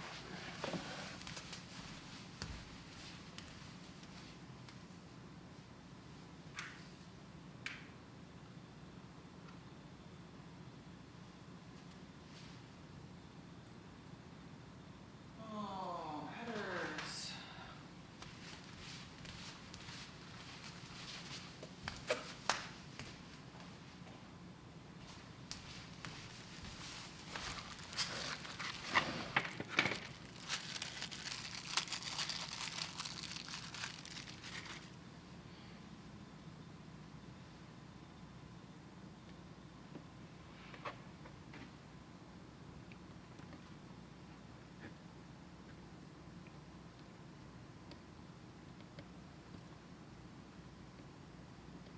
There's not much space on here.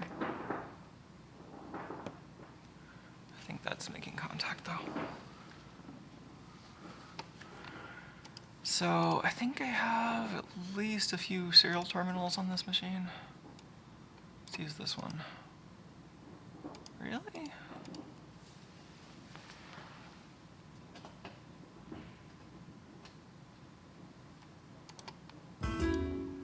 There we go, COM11. Baud rate. Oops. Yeah.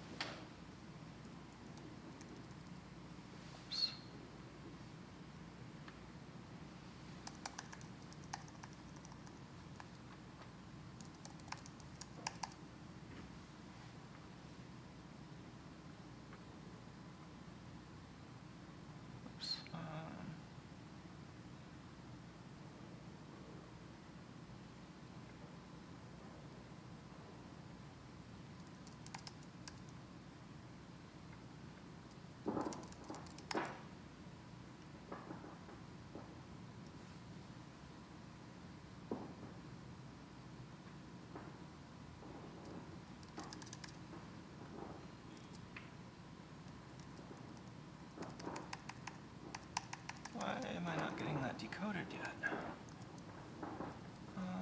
AN. Oh, baud rate.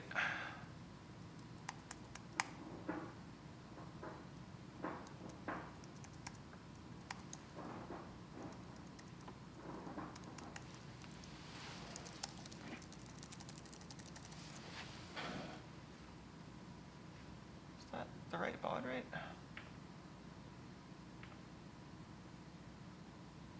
Yeah. Don't mind me, I'm just learning how to use the serial port.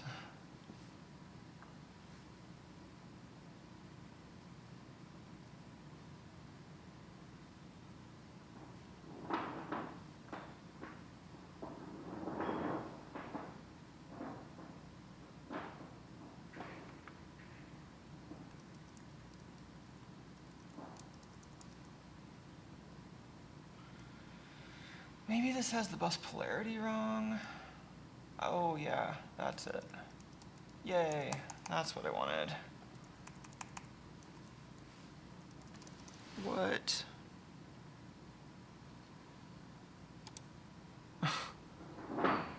Why did I just lose that computer?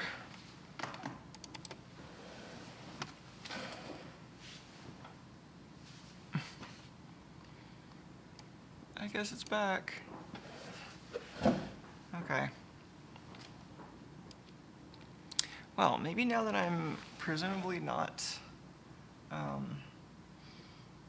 driving the serial port with servo pulses, I can actually get the bootloader to work. So, whoa. Okay, so just to check my setup. Now let's close that and try the firmware update.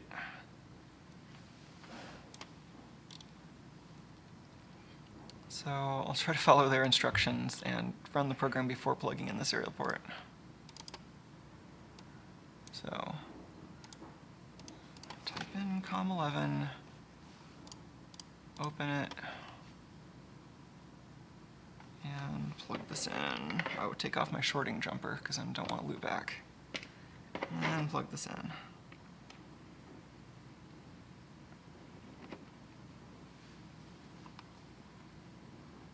Okay.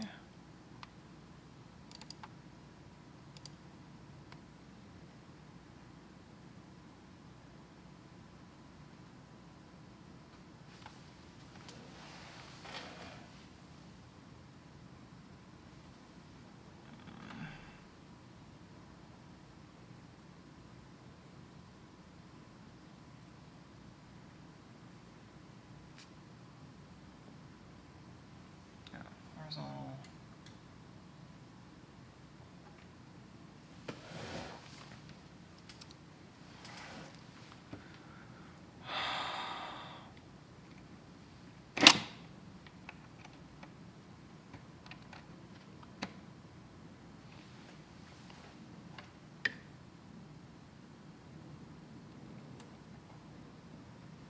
Wow. Wonder what that said.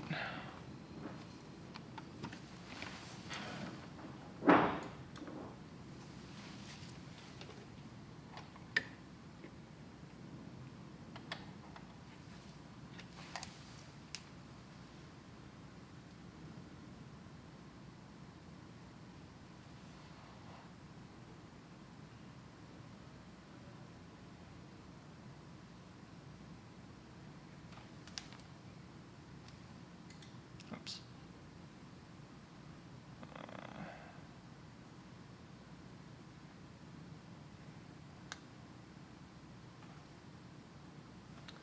Not sure which knob to move this cursor up and down with.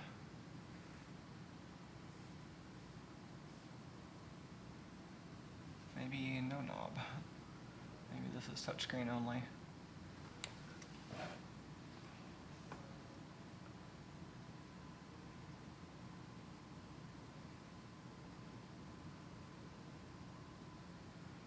It definitely looks like it's some kind of packet sequence. The like 5 5s and all that, like That seems like a byte people would use for packet framing because it's alternating ones and zeros.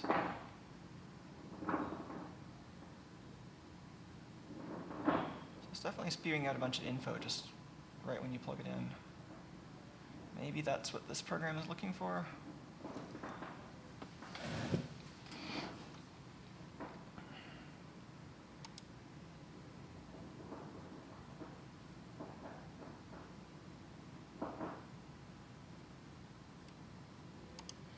Oh, running it as administrator, that's a good suggestion.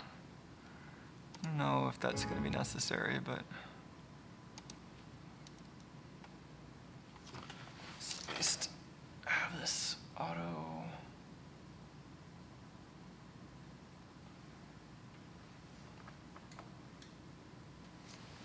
We can see what's going on a little more immediately.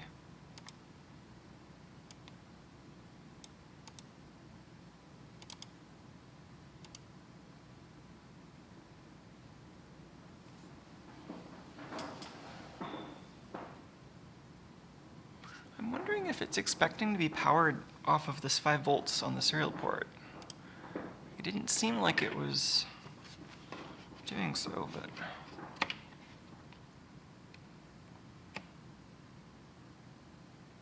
I did get a little glitch there, but I didn't get the packet that we saw before. I just plugged that in. So that doesn't seem likely. Maybe I boot this thing up while it's trying to do the update.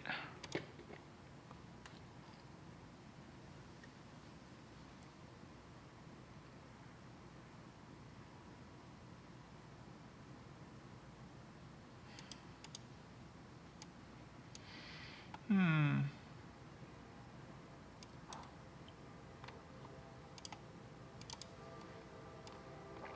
I miss something in the manual, maybe?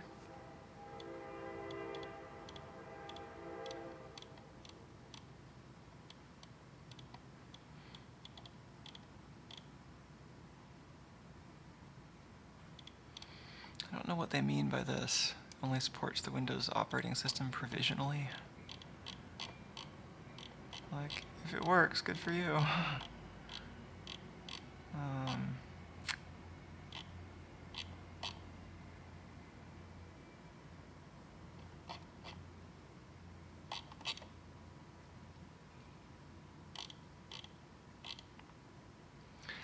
I mean, it could also be something weird, like it doesn't support 2-digit COM port numbers.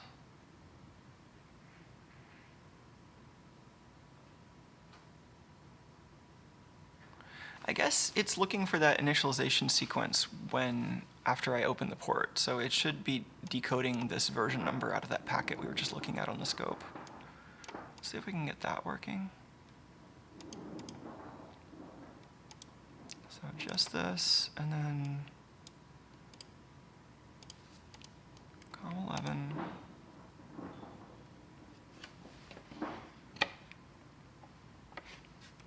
I don't know why they said to have this unplugged. I forgot that step, but I don't think it matters. I'm just going to power cycle it.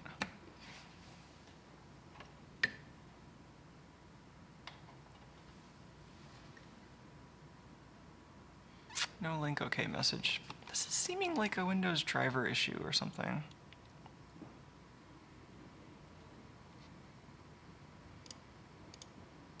I mean,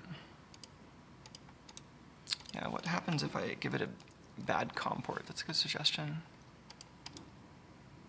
It is trying to open it. I mean, does it know the difference between COM1 and COM2? What about COM111? I just pressed enter, which also seems to close it. Oh, it does stop after 2 digits. COM15? Okay, this is looking like a digit bug. I think it's opening COM1, which is the printer serial port. So I think I need to find a way to get this on a 1-digit COM port. I wonder how I can do that.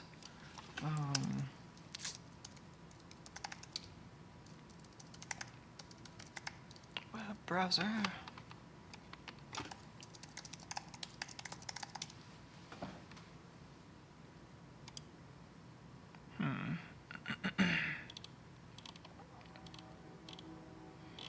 Oh, I guess I can actually just change it using the GUI. I wasn't expecting it to be that straightforward. That seems helpful. Let's do that.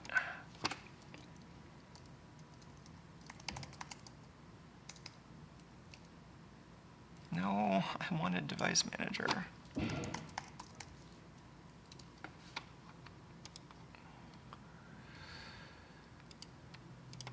Okay, COM11.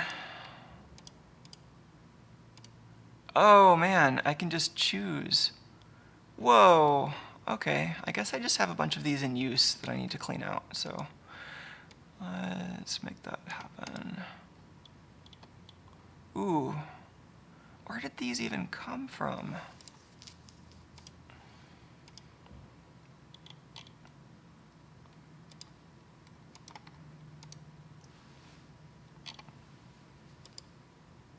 Okay, I'm not going to take the time to clean all of those while you're all watching. COM2 is now available. Yay.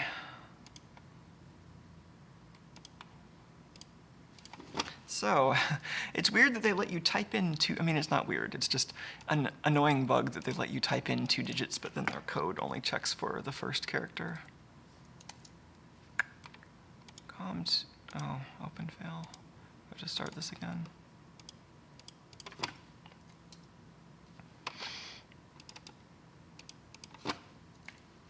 No, COM2, not COM12. Does it? I'm gonna have to replug this device now.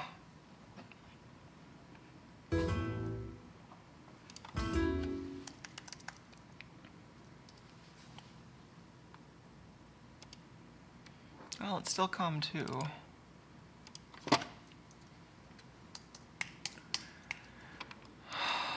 Okay, now it opened. Yay. Maybe now I can power cycle the gimbal. Thunk. Yay, that's what I wanted. It was opening the wrong serial port. Okay. So...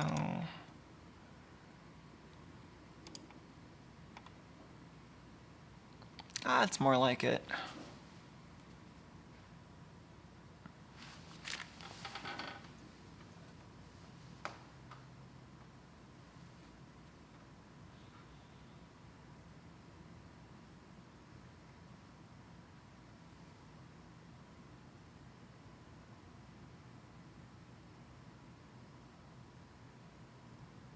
Oh, there's the header with their incrementing block numbers. I'm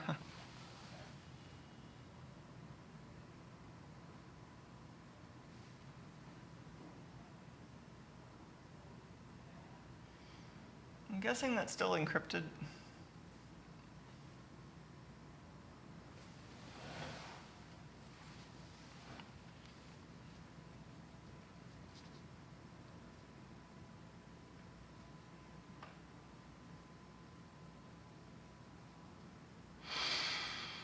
Alright, maybe this is a...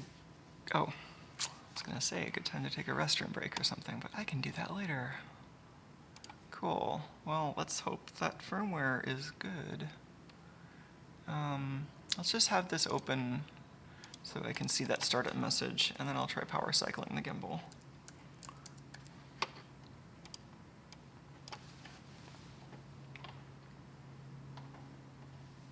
Yay! Version 1.15. Cool. Well, maybe we can send... so I guess it seems pretty apparent that they're doubling up on wires between the serial port and the servo ports from the receiver. It's a little annoying, but it also means that if you had a receiver that knew what was going on, it could just treat those as serial ports too. It's a little weird. I wonder if anybody does that. Anyway, so I think we want this unplugged, and let's try this again.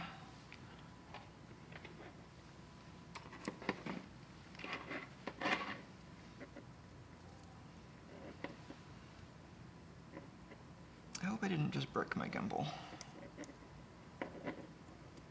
I mean, I guess that would be another React to shave.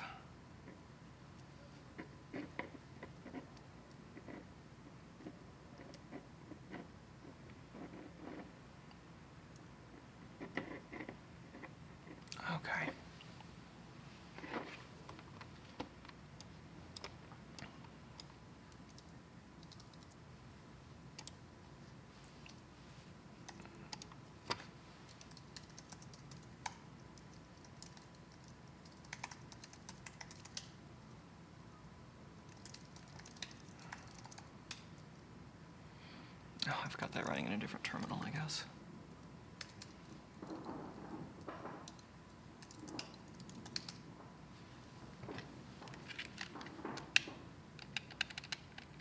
I have it printing buttons, but then the stick just goes to the servo. So, oh, power's on now.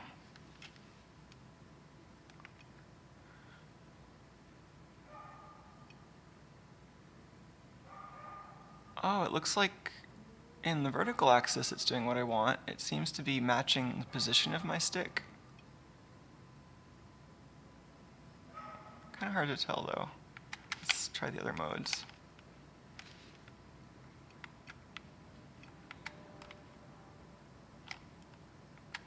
The mode switch is kind of finicky.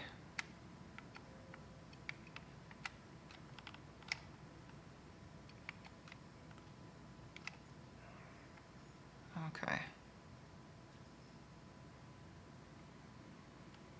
That doesn't really seem different.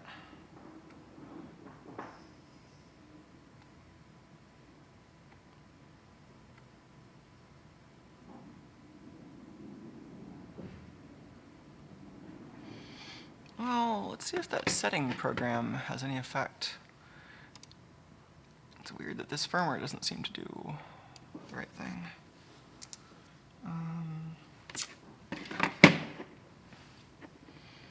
Unplug these again.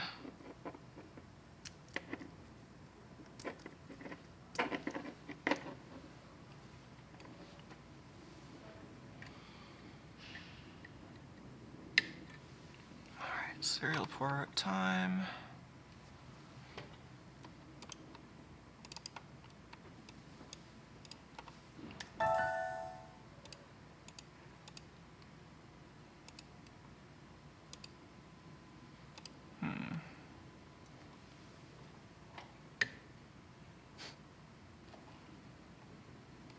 Oh, nice. Connect FY gimbal.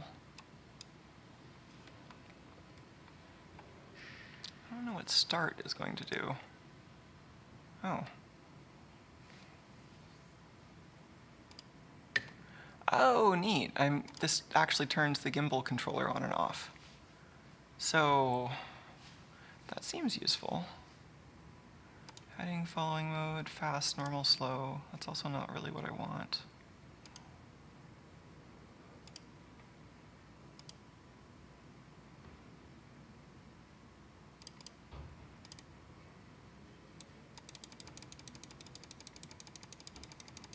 I don't think that's doing anything. Well, this might require more investigation to see what's actually going on here.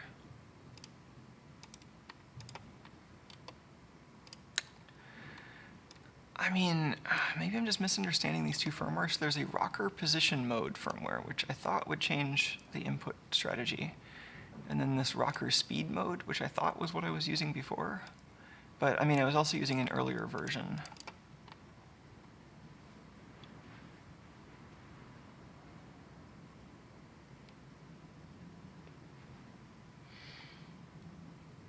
Yeah, they tell you that this is new as of 1.13, but that doesn't actually tell you what it does. Alright, well, maybe it's time to open this thing up. I'm getting itchy to actually see the hardware. Oh, this isn't actually plugged in. I'm curious what the CPU is actually like. So, I think I actually do need that brief restroom break, but I'll be right back, and then we will dig into this thing and see what makes it tick. Since I think this is all I care to do on the exterior right now. I think I need to figure out what the firmware update. So I want to be able to control this with an absolute direction. It isn't really required, but that'll give me more options for automating this later. Otherwise, I'll basically have to have some kind of feedback loop where the computer doing the computer vision will have to, do optical flow to figure out if it's moving or if it's not, and figure out where the face is that it's tracking. And some of that it's going to have to do anyway, but I think it would be easier if I didn't have this thing trying to, trying to give me an analog stick kind of control, and if instead it was lower level. And it's hopeful that maybe I could use this serial protocol. It seems like it might be a fairly small binary protocol that I could figure out. So that's another thing that might be worth looking into. And that could be nicer than having to have pulse width modulated signals going out, emulating like an RC servo controller. Anyway, I'll be right back. Are you still in there, Tuco?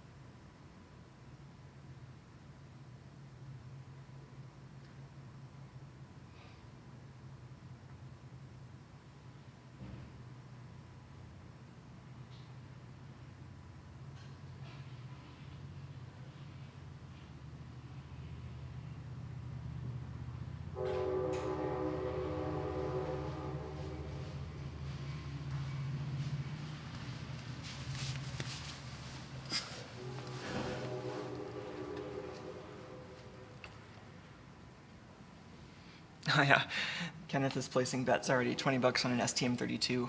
That was going to be one of my first guesses too. I think I need oh, there we go. I thought I was going to need the wrench to reposition the camera because this is acting up again. But let's just try this.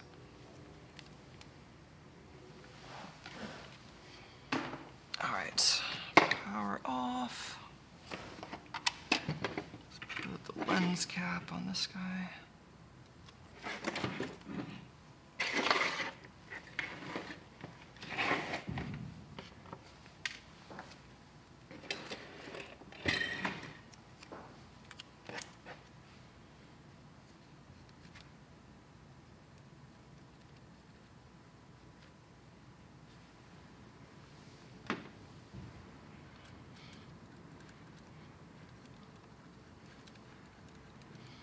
Pretty nice construction. Like, it's all like machined metal and circuit board pieces, and the machining quality seems pretty nice.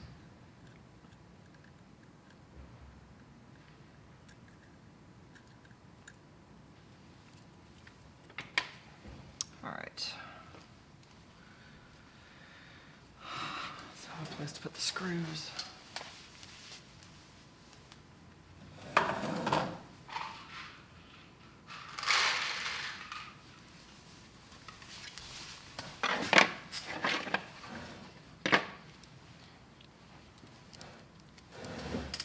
All right, so I think most of the electronics are in this location right here. This exterior circuit board seems to just be like a breakout for these connectors. It's also got, I assume this is a reverse protection diode. And then this little connector, so that explains why they're getting away with so few wires. Part of what was confusing me about this board is, they've got all these wires coming in from the receiver and power, and then they've got USB, and there didn't seem to be enough, but so they have 6 wires. Maybe it'd be worth like making a quick pin out, because that is so small.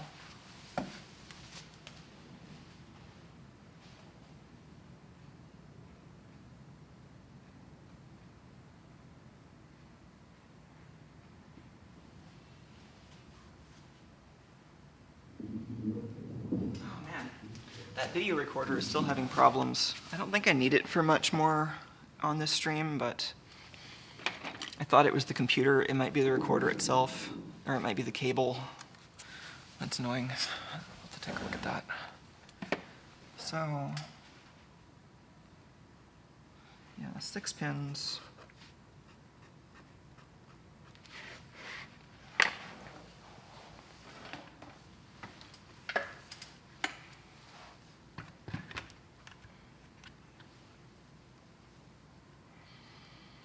So we should have a few easy ones.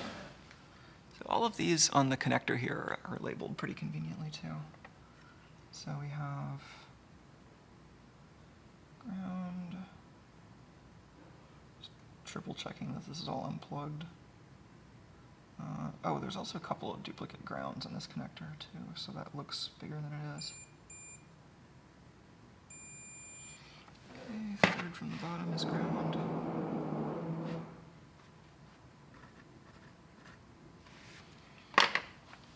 Power in.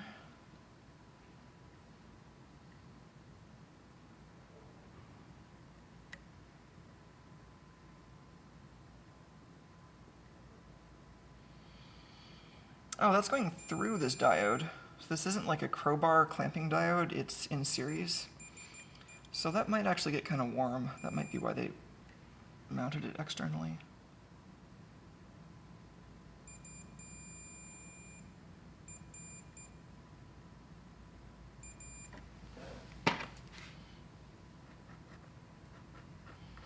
The two middle connectors are plus 12 and ground. Then, what do we have on top?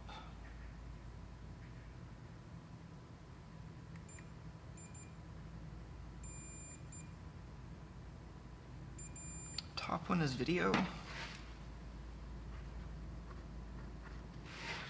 which is the one that is designed for analog video.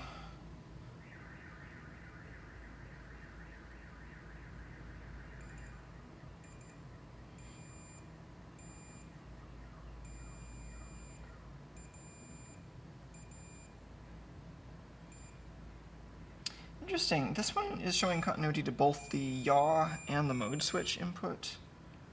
Oh, no, one of those, the meter was just beeping because it was low resistance, but it wasn't actually short. Yeah, so that's mode switch. And I assume these two are pitch and yaw at the bottom, and that they're doubling up with serial.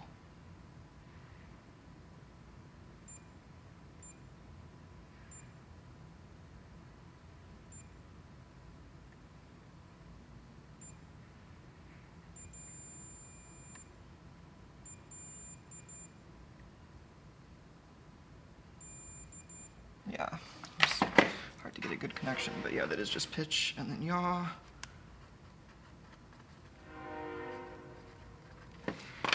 And way over here on the serial board, we should have, I think this one was transmit. I might be getting the transmit and receive backwards. So I think transmit was pitch, and then receive is yaw. So yeah.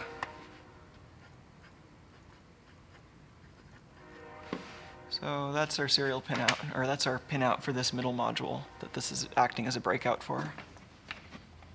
So that may be handy later.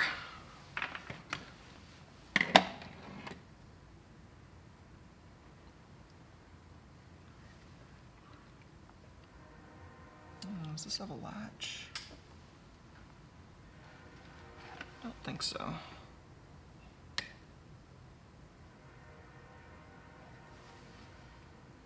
There we go. Main wiring harness, USB, and then take out this connector.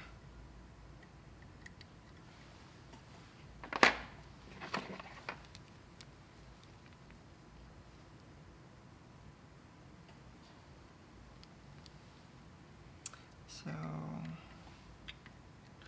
this is a little bit too small, and I think the next size up is a little bit too big. So what's up with that? I was assuming these would be metric.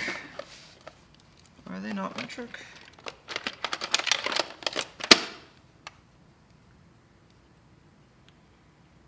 Would it be one of these?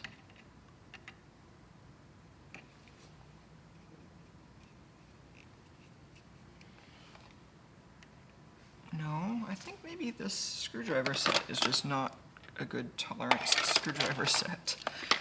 Let's find something slightly different.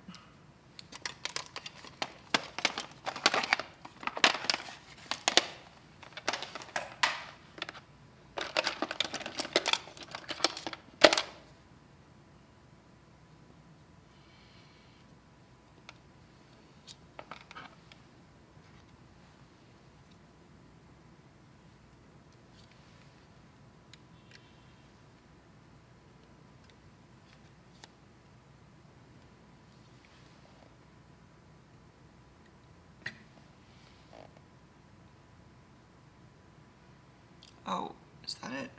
Is it a 1/16 inch? Or is this just... Oh no, I think this is right. Yay.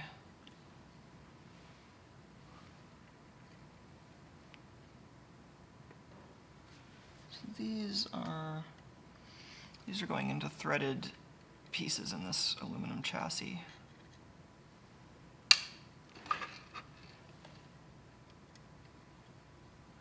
And I'm supporting it on the bottom because this is not going to be supported otherwise. And I don't want to put all this weight on one screw.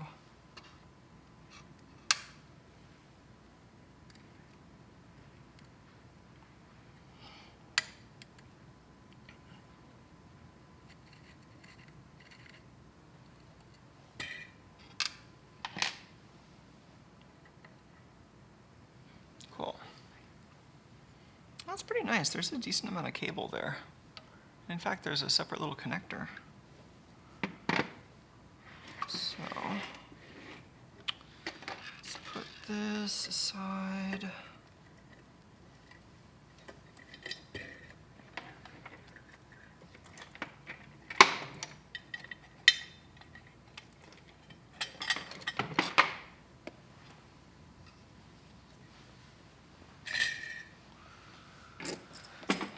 Okay.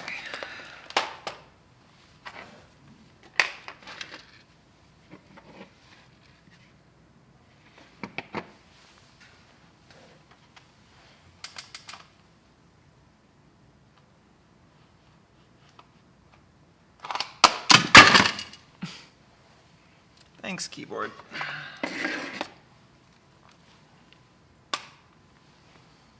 Okay. So now we have this thing that is mostly just built around all the motors, and it's really elegant. You can see one of the circuit boards right here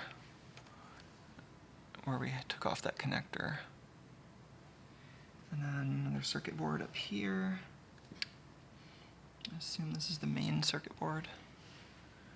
So it looks like the next thing to come off is one or both of these housing screw sets. Probably this set of screws first.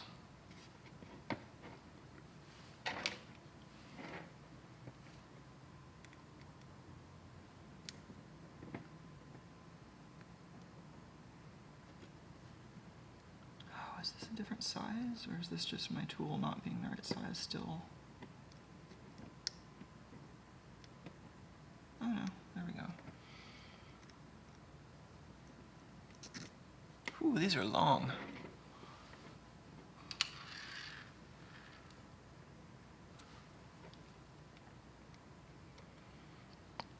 Oh, maybe I should bring out that black backdrop for this piece so that I have less extreme contrast.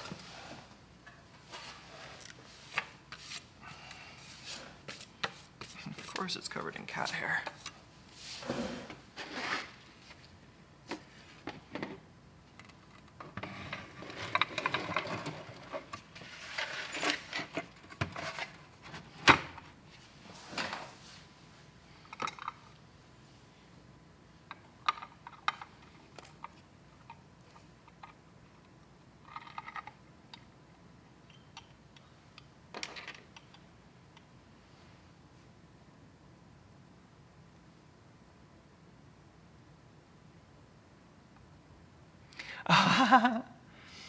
I was just laughing at the comment from US Water Rockets in chat that I don't need to reverse engineer the firmware to make it do what I want. I should just use an FPGA to emulate the gyro and give it false positions. That'd be doable. That would increase the number of wires I have to route from place to place in this, because I think the IMU is for sure going to be on the movable part.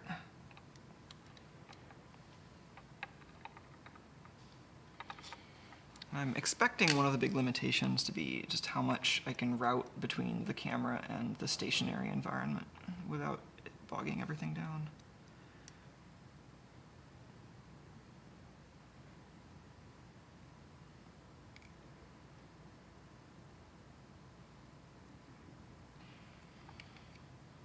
Yeah, I can start to feel this case separate already.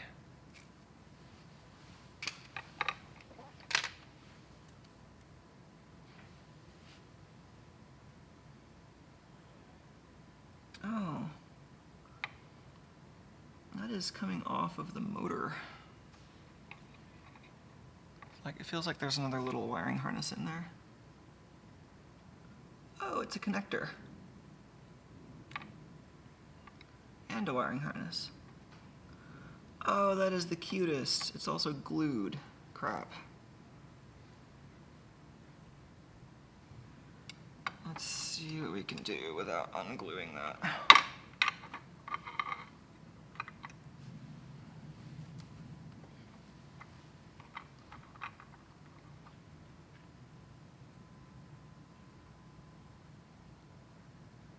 Could that be a slip ring, or is it just wires fed through a bearing?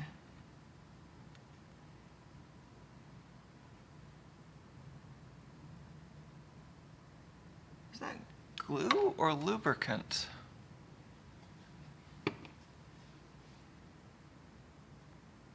Seems like glue. Seems like silicone.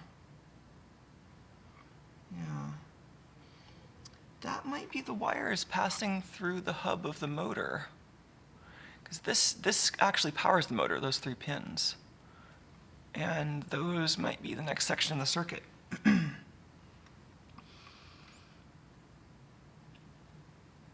I can start to see the chips here. Let's get this under the microscope. Glubricant. Yeah.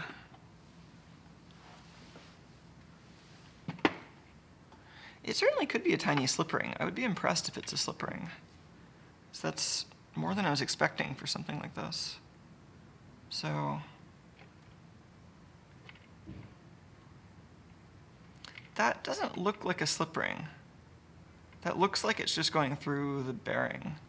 You can see the wires have been a little bit gnashed, like they've been getting beat up by the process. Let's get a better camera angle.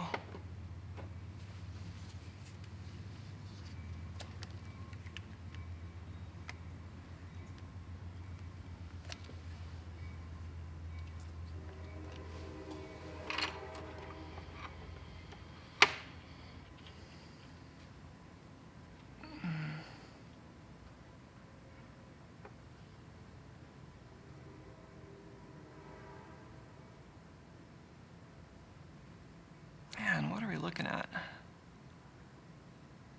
You know, I'm tempted to unplug this, because I think I can put my own glue on it if I want to. And I would actually like to dig around in here a little bit more.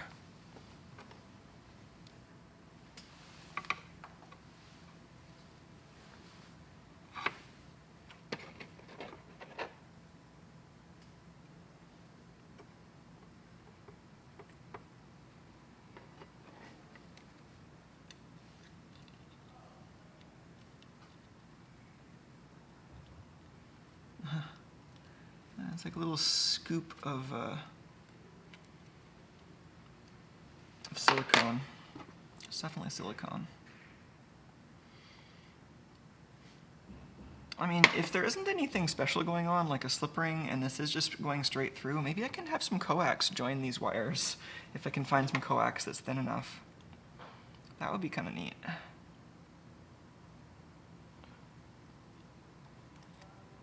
There's just a little layer of silicone, like that white silicone adhesive in there. That's better.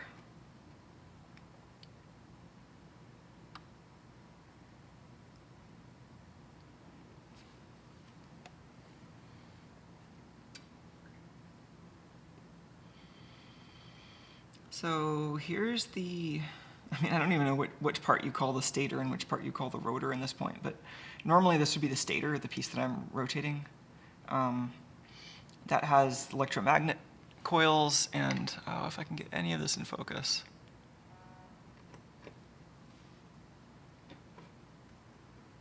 There you go. So you can probably see the neodymium magnets behind there. And then I can kind of feel this cogging a little bit as I rotate it. And so these 3 pins are going to be the 3 phases of this brushless motor.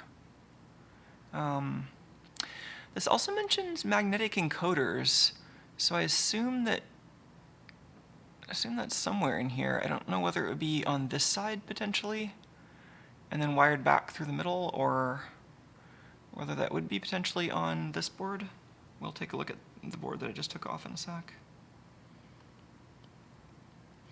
But yeah, that one of those is going to be our lonely little video wire, just hanging out there with all these other signals and no shielding. And this does not look like a slip ring. This looks like the wires are just going through, and then you can see their end stops because it doesn't continuously rotate. But yeah, let's go back to the board. That was definitely a TI logo. And some other stuff I didn't recognize.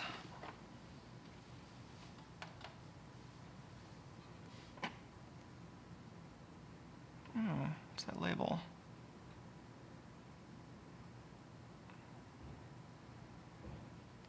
Don't recognize that marking. Is that upside down? Oh, Mini. That's probably just the name of the product in English and Chinese. And then that is MV3581. And don't know what that is.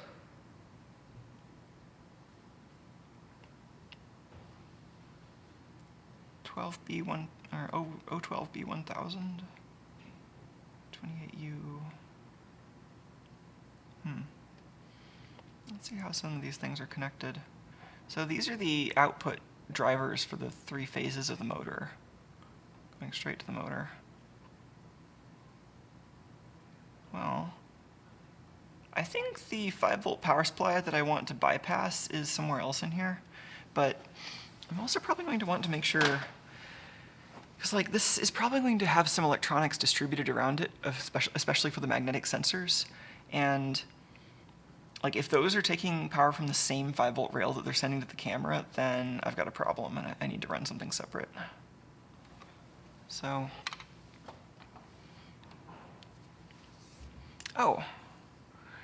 Kenneth has a tidbit in chat. He says that what was that we were looking at? The O12B1000? Yeah, so that's their magnetic angle sensor. He says it's from Infineon, or at least that's the closest match. So that would make sense why this is in the very middle of the board. We can get a better view of that. Well, let's also maybe look up what this TI chip is. Oh, that needs to be slightly lower.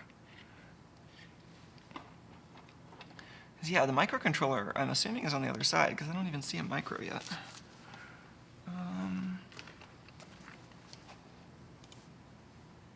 Let's see, that was a what from TI?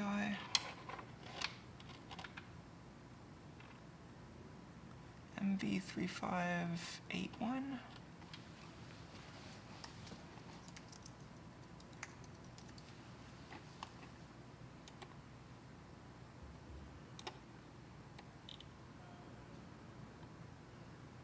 Looks like a power supply. Not seeing the TI data sheet. Oh, here it is. Micro power voltage mode PWM. 3581. Yeah, it looks like this used to be MV. Is that other name on here? MV35. No?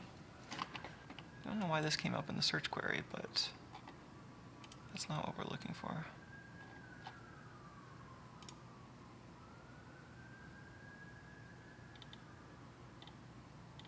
Oh, it's LMV8358.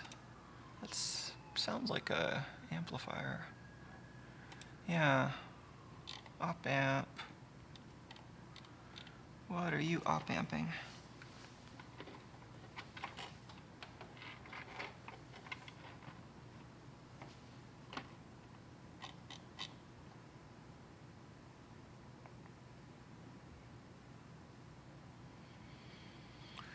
Oh, that might just be conditioning the sensor here. I'm not going to worry too much about that. I'm looking for a microcontroller and a power supply, both of which will probably require opening this.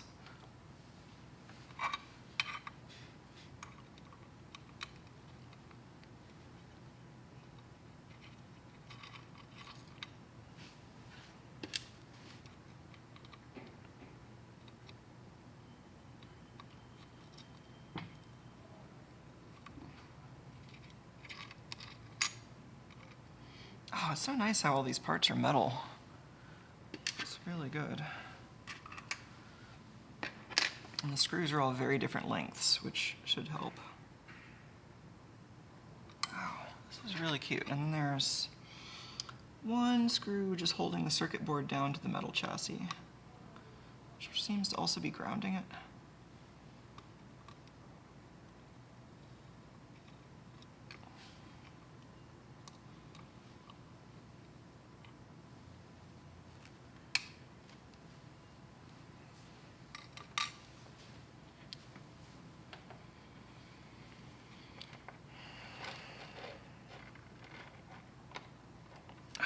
This is the wrong view.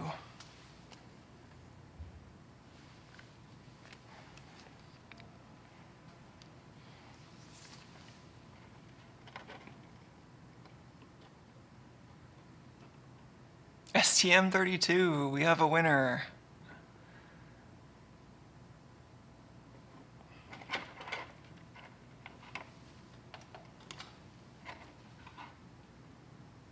Oh man, STM32 F103. I think this is the same one we used in the Siftio base station. 12 megahertz. Oh yeah, the other half of the H bridges are on the back side. So those 3 transistors and these 3 transistors are the motor driver. And so that's a pretty slick little system.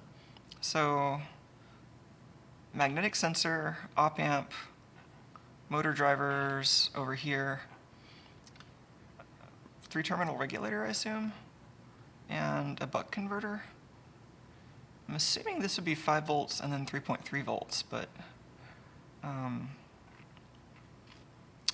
I think in order to figure out whether I can safely bump the 5-volt output up to 12 volts, I'm going to need to take apart the other joints and see what's inside those. But it looks like these all come apart pretty easy, so I'm not going to worry too much about that.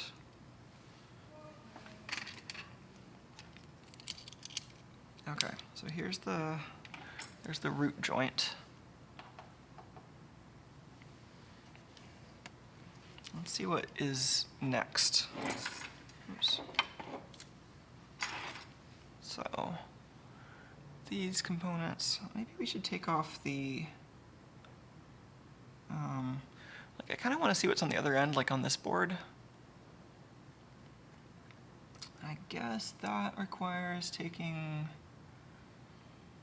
it looks like these joints are mostly just held on with these 3 screws that go through down into the motor.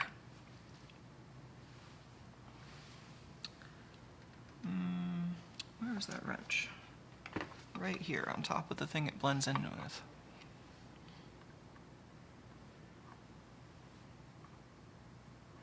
Oh, this wrench seems like it's still not quite exactly the right size.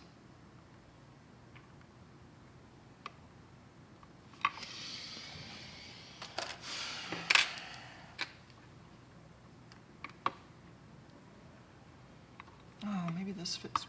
No?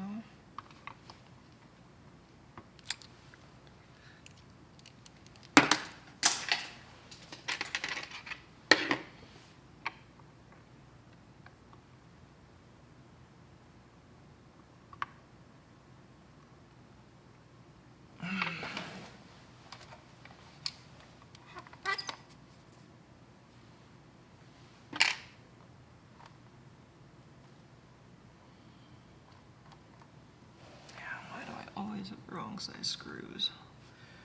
I'm just using different screws wherever this was made.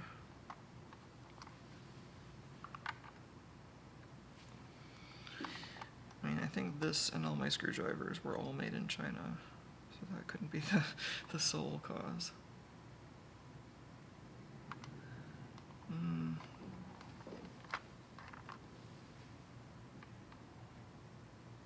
Oh, maybe this one?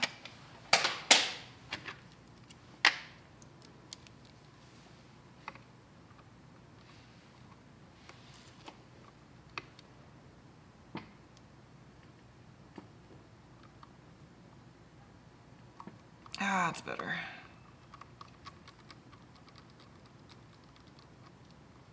Oh, these are shorter. Oh, man.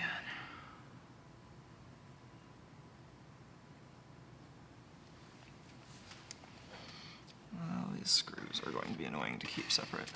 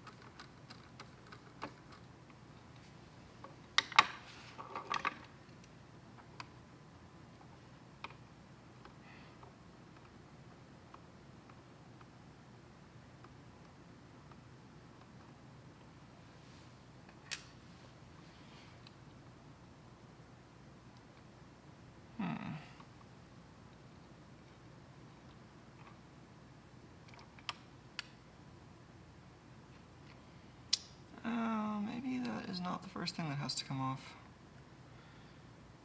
Maybe I have to take these elbow bits apart.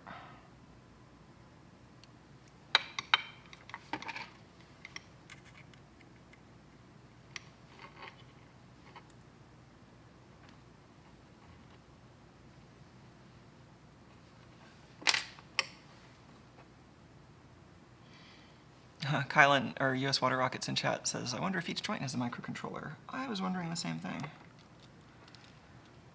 Because otherwise, they're going to at least need to do some kind of local, like signal A to D. And given how few wires they have to work with, I think they would want to do as much locally as possible.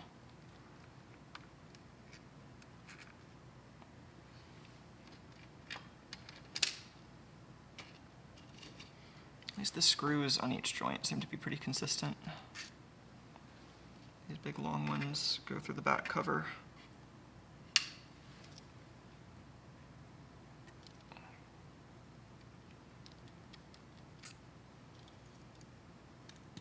And this is starting to come apart. Okay, another of the same joints here with the header for the motor and then a little glued in cable for everything else.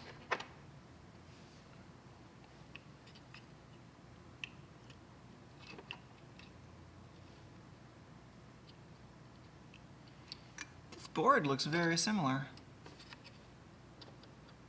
I wonder if each joint is just a node in a bus or something. It'd be weird for them to have a bunch of separate power supplies, but, you know, that wouldn't be the weirdest thing. So this is the end that the camera attaches the most directly to. I still haven't completely taken this apart. But let's set this aside for a sec and take a look at what we can see over here.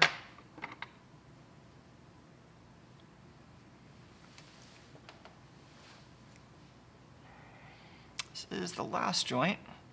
Got another one of those same sensors.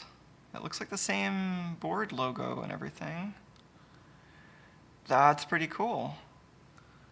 That would be pretty neat if all the joints were identical. And they just have something at the end that adapts it to the camera. That would mean well, aside from whatever video modification I want to try to do, the power modification might be as simple as just changing the, just the very, not even what's in here, but the thing that I just took off, like this little piece right here probably has a circuit board in it that supplies power to the camera.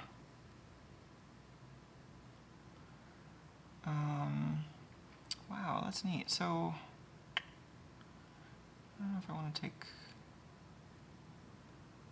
I think the next thing I want to take apart is this piece.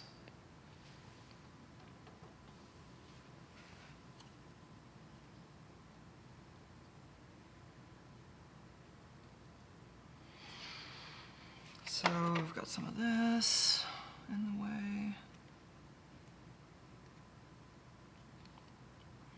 So I wonder what their bootloader was doing if this has a bunch of separate microcontrollers. Was it programming them all simultaneously? Was it only programming the first one? Did the other two have different firmwares? Ah, here's the screws. I don't know what this little felt thing was for. I assume it was to prevent something from bumping into it or to cover up this hole when you're not using it. I don't know. Now there's just adhesive residue.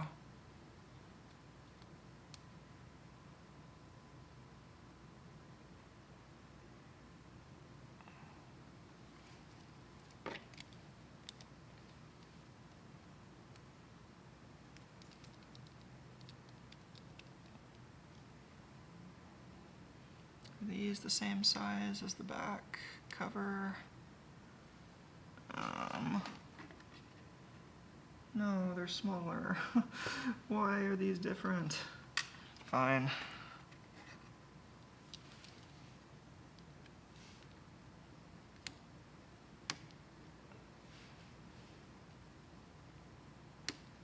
Oh man, come on, screw. There we go. Oh, this camera bracket all comes off really cleanly. Well man, maybe instead of machining my camera, I could just make a new bracket. I was planning on machining the back of the camera to fit this bracket, which I might still do. That might still be the easiest thing to do. It would be difficult to make a 3D printed replacement because it would have to be awfully sturdy for something this small. So it'd be nice if I could keep using this piece.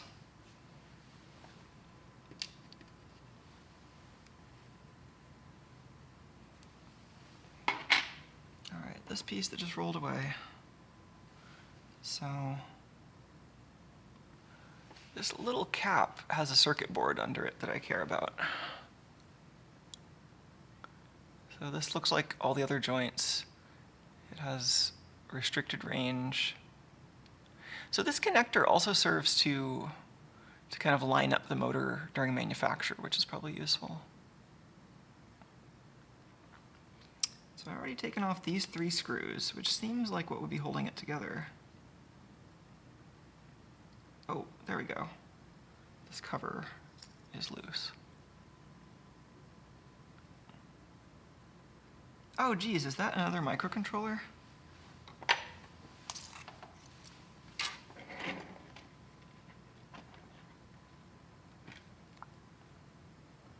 Oh no, that's their IMU probably.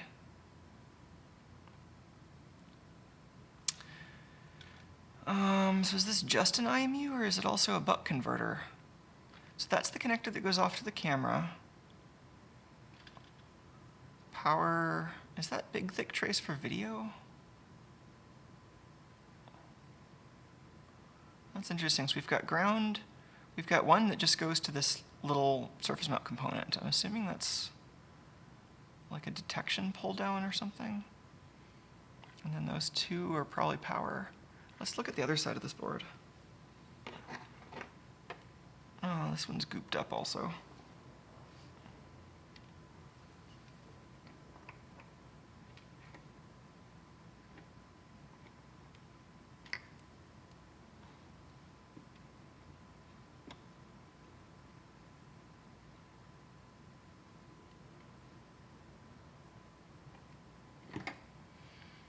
I don't know, maybe I mean, maybe they have identical software, or sorry, hardware in the joints. It would surprise me if they had the same software. Like, I would expect them to be doing something where the other joints maybe do some local processing, but then there's like one microcontroller in charge of everything. Because otherwise, that seems like a very kind of annoyingly inconvenient architecture to work with.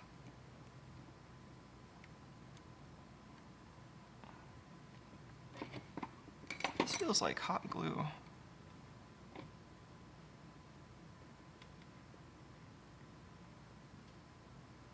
If this is hot glue, I might take it off with isopropyl alcohol.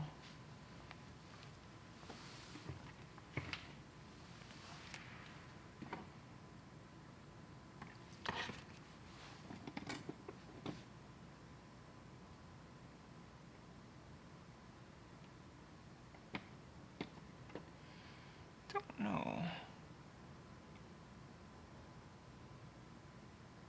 Maybe.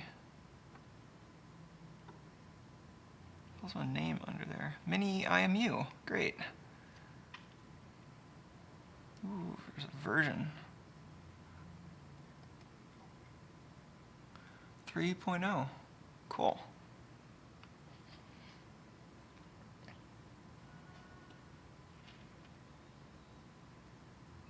Yeah, I think this is hot glue. That took it off really nicely on the other side.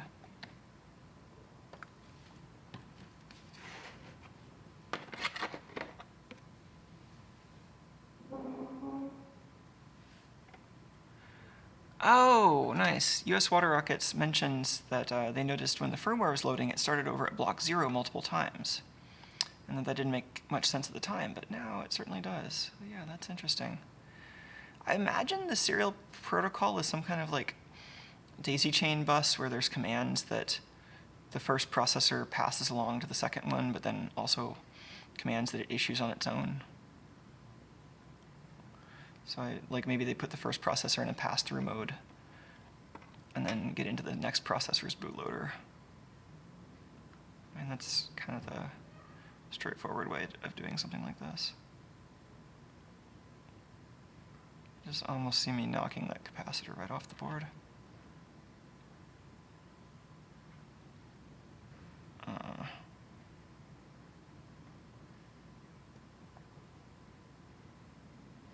I'm using the wrong tool for this job.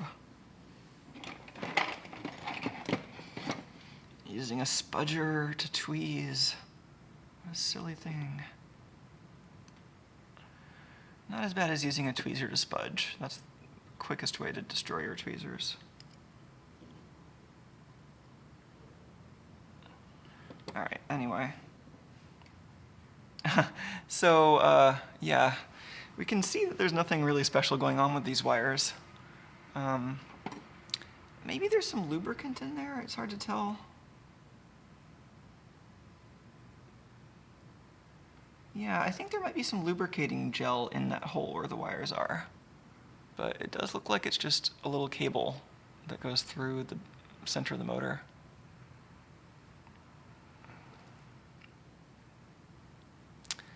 This would be maybe a good time to see if I can fit any coax in there. Because I know I can, well, I mean, if I need to, I can save some space by clipping the old video wire.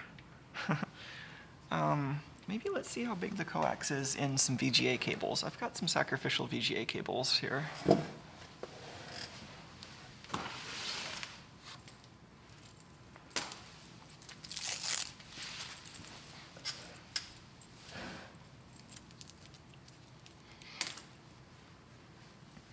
I'm just going to cut this off right next to the ferrite bead.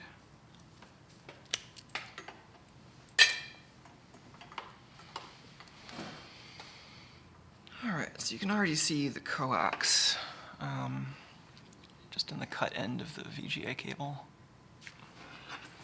Maybe it's more dramatic to show it on this end. So, focus. So they're even color-coded, red, green, blue, and to sync, I guess. And there should be some other wires in there for DDC that aren't coax.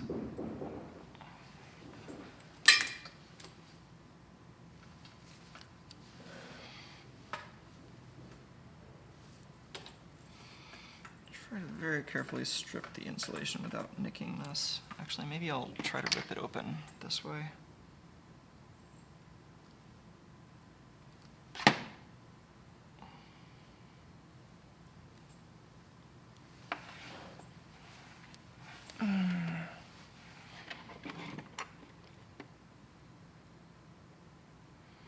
You can see the outer, there's like an outer braid for the ground return, then there's this outer foil, and then a few little bare internal wires, and then these internal coax, which are pretty bare bones as far as coax go. Like, it's just foil and dielectric. So, I don't know if this is going to be useful, but let's give it a shot.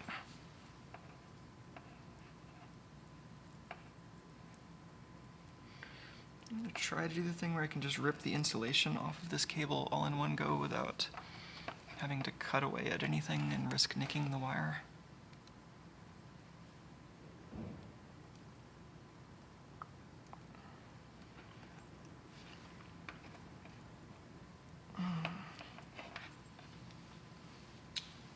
Plier thing. Oh, that tool that is in my lap.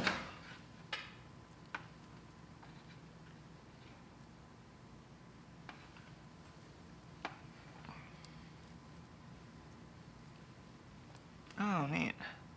You can see the texture that the the braid leaves on the wire during molding. It's kind of interesting.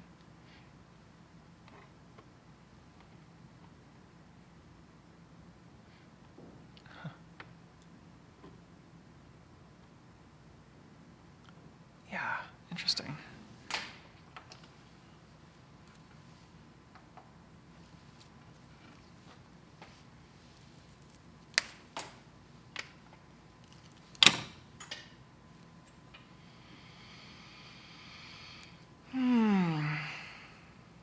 Just to split down the side.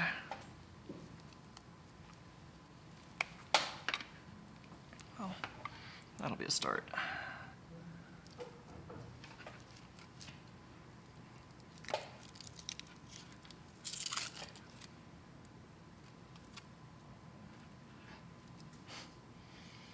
Man, yeah. So this would be a little perilous, but the main problem I see is I don't know how to route it around. Oh, never mind. That's not a real problem. I mean, so having no insulating jacket is kind of annoying. Like, I would need to put something over this to keep it from just shorting out on everything. But heat shrink tubing might be enough.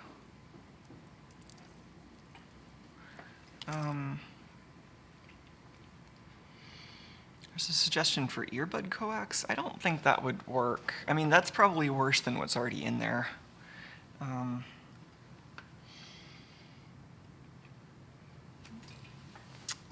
mean, for this to work at all, like, it needs to transmit 1.2 gigahertz. Like, that's just what it has to do. Otherwise, it's not useful at all.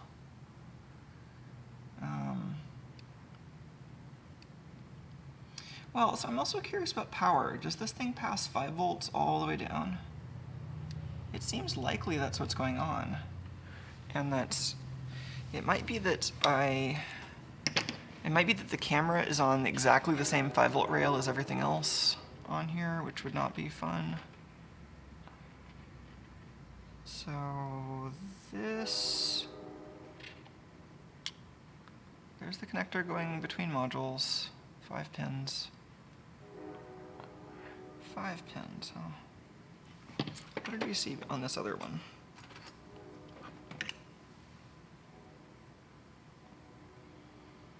That's got 6 pins. Did I count wrong? Oh no, it's got one missing.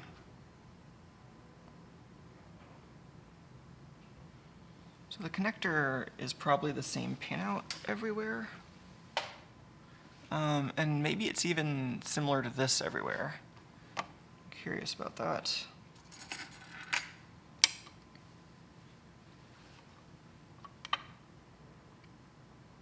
This looks largely straight through. Like, I think they designed this for circuit board routing such that they could run the power on the middle pins on this connector, and then just have a really straight through time routing it. So, like, check that out. Those two are the power traces in the middle. They've even beefed up the plus 12 with a little bit of extra exposed solder mask. And then, oh geez, yeah. So that little track that's snaking around between those capacitor pins, that is the video pin.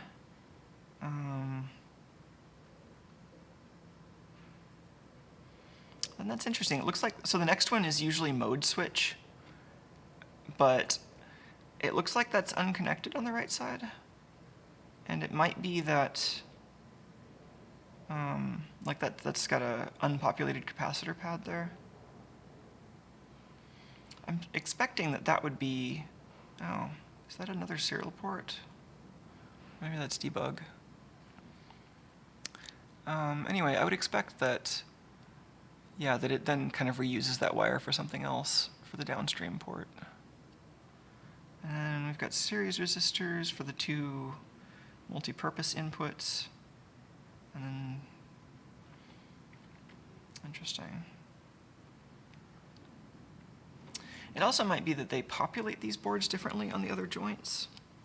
So this is still the very first joint. I want to look at the last joint.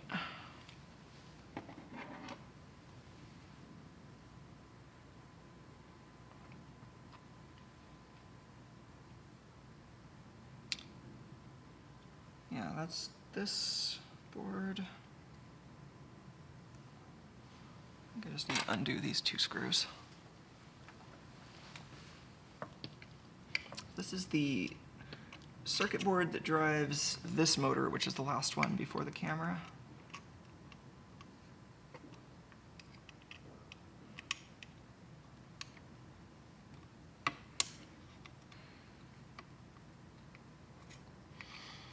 It definitely looks like the same circuit board, but yeah, I mean, it would be easy for them to customize them a little bit by populating them a little differently or giving them different firmware.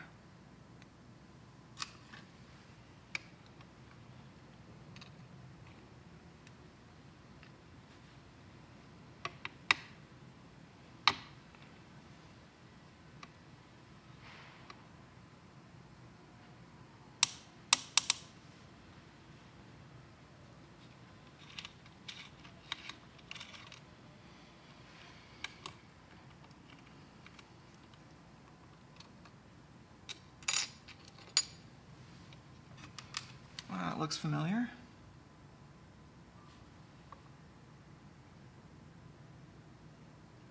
Oh yeah, this is populated a little differently.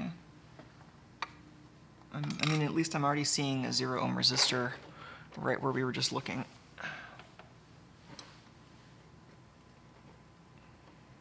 See that? So this was the first joint. Which is not in focus, I know.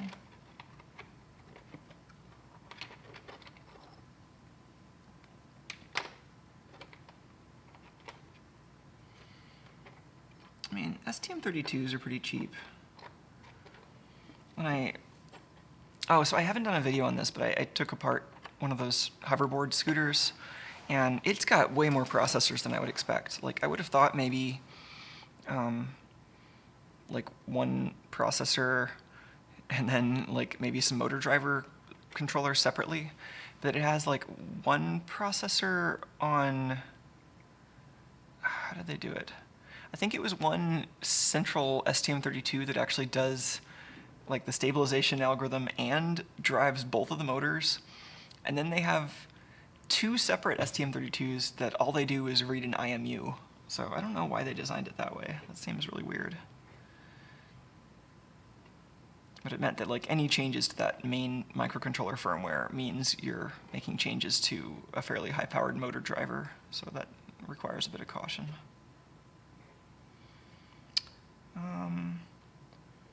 Anyway, I want to know where the camera power supply comes from at this point, so now it's looking like everybody's got their own buck converter here.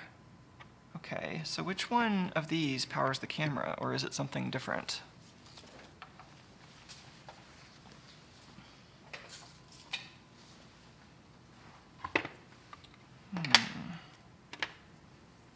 So camera board, or IMU board, I guess. I want to see the back side of this. Oh geez, this is glued down.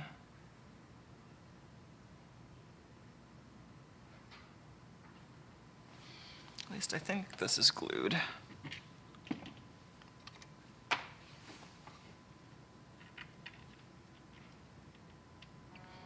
There's the IMU board.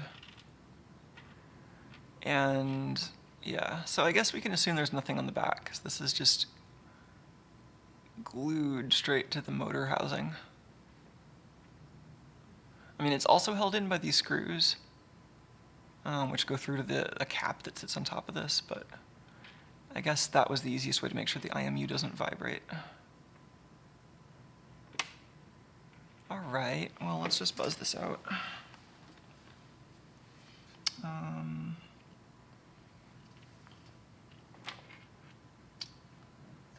This. Just looking for the other end of that wire so I can have something to grab onto.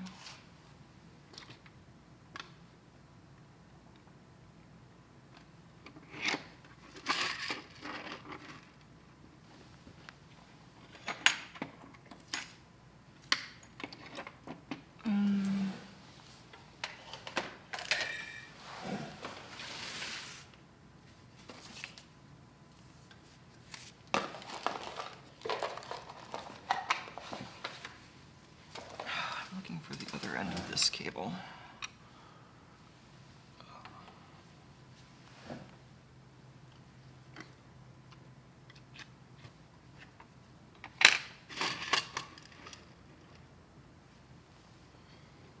It's not this.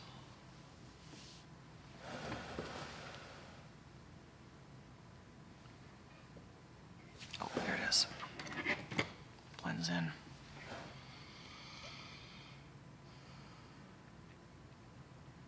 So I don't remember which of these was power, but I assume, well, if this is following USB at all, it would be the one opposite from ground. So it looks like video was right next to ground, and I think power was on the opposite side.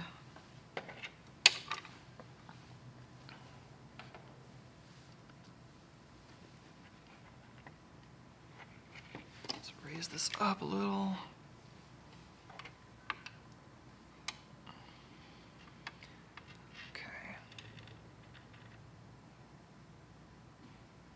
So I think that would be ground on the bottom, then video, then this one that's just connected to a resistor.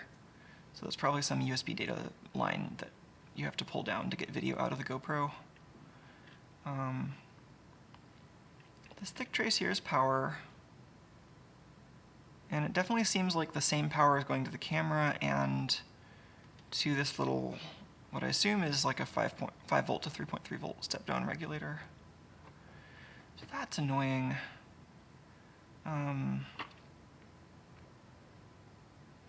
If I add coax, I could use the video line as a separate 12 volt power. But does this not have 12 volts coming into it? So in this... Oh, this is a different pinout. Interesting. So this one that is common to all the different elbow joints. So this is where the 12 volts would be, but they just didn't even run that wire. And then on here, on this side, there isn't even a pin for it. They used a smaller connector. So the 12 volt stops at the last joint and doesn't actually make it down to this far, which is a little annoying. One reason I wanted to look at the back was I wanted to see the video trace on the circuit board, because it disappears over here. Oh, actually no it doesn't, it's this one down here. Okay, so that's the video trace. That's not too bad. It's got a ground next to it. It's not going next to anything super noisy. You know, it's no coax, but... And is that going to be color-coded at all?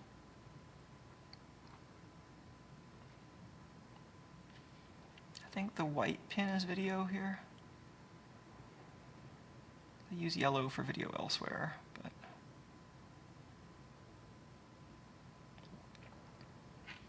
So one of these is going to be 5 volts coming from presumably the previous joint's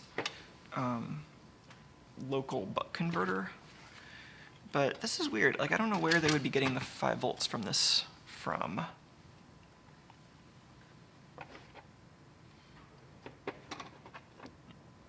Wild Mania was asking if there's a burned transistor next to the screw hole. I don't see anything burned. I think that's just shiny due to having some residue of some sort on it. Like, I don't know what the shininess is coming from. Maybe that's conformal coating. I kind of doubt it, but it could be. Maybe it's just like a kind of not so great application of conformal coating.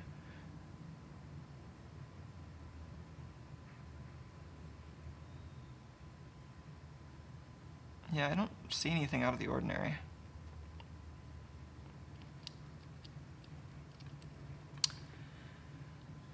Same deal going on the back side here. Well, that's the first one we were looking at. I still haven't taken the other one off the back, but I would assume it has the same STM32. Anyway, I'm going to trace that power. So this board, it's this pin that we're interested in. Sorry. This pin, which goes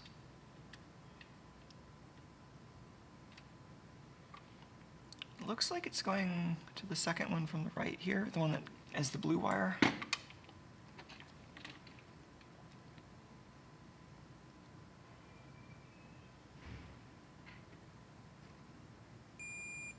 Yeah.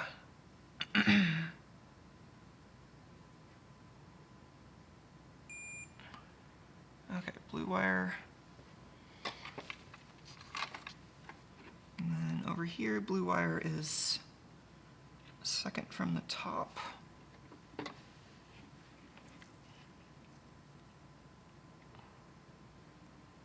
Oh. I wonder if that 0 ohm jumper is only on the last one, or... See if we can find out where that power is coming from. Can I put this in a vise?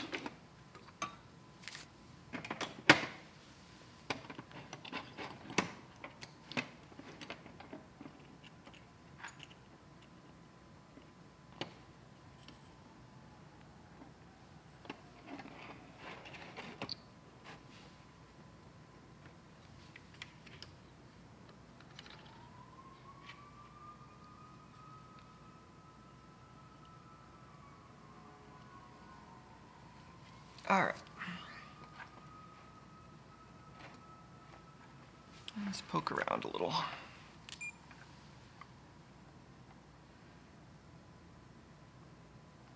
So I would not expect this to be coming from anywhere like directly over here.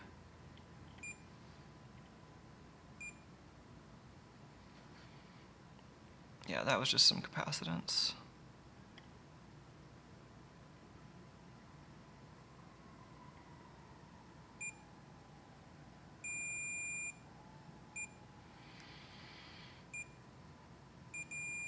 Well, is that a local 3.3 volt regulator?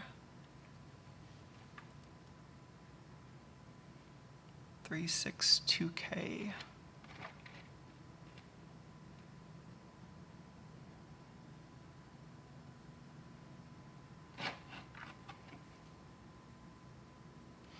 Well, where does this 12 volt input come? So 12 volt input.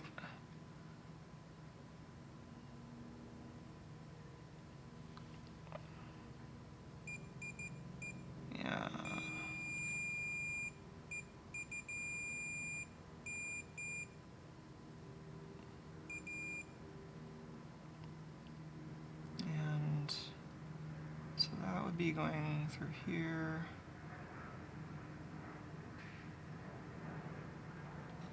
Is that the 5-volt rail?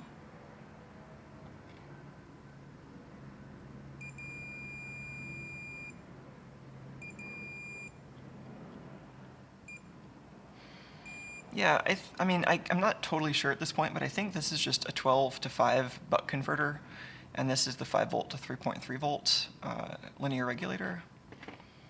And so they're basically having the camera leech off of the power supply from the very last joint in the elbow. So, like one solution,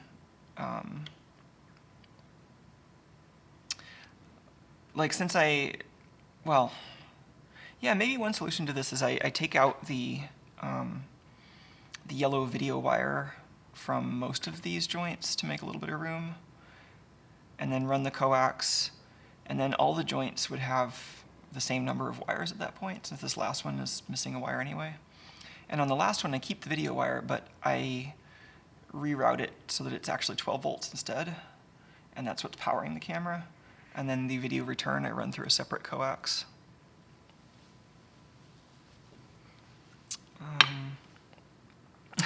Wild Mini in chat has a link to the transistor that he thinks is burned. I'm taking a look at that. Oh, trying to at least.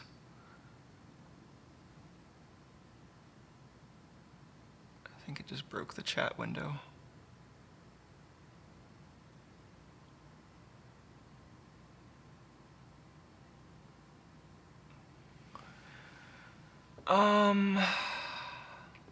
Okay, I'm taking a look at the photo. Let me see if I can find that one. I'm pretty sure that it's fine. Like the whole thing was operating fine. I think it's just a coating. Is that on? Oh, that's on the IMU board.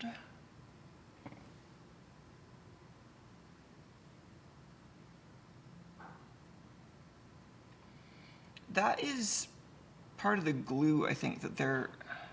Like, there's definitely something on that transistor, but I think it's glue residue. I think that's from... So I think it's this one here. And... like... it has some residue from the, like, glue or conformal coating or whatever, but I think it's fine.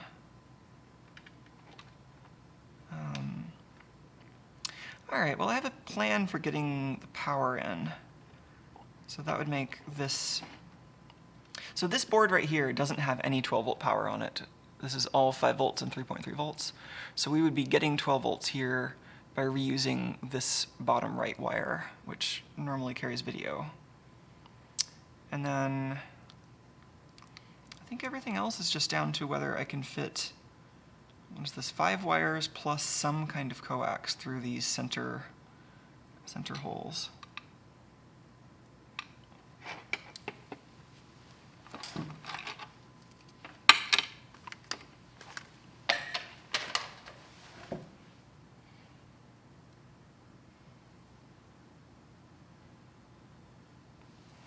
Yeah, no worries. Yeah, I can understand being really sensitive toward parts looking like they're burned up. I have some similar sensitivities with electronics. All right. Guess let's just take a hunk of that VGA cable and see if it'll fit. Maybe with a little bit of heat shrink around it.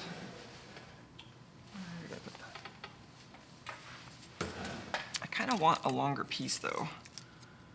Well, I guess before I go through a bunch of effort, I'll just see if it's anywhere remotely feasible with a small piece of this.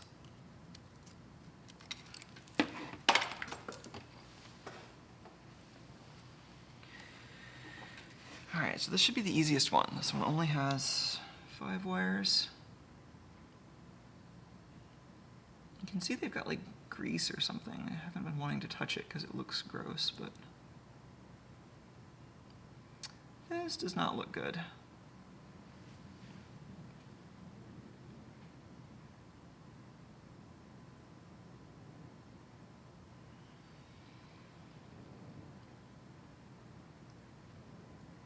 kind of a snug fit. I have a feeling this would not be good for reliability.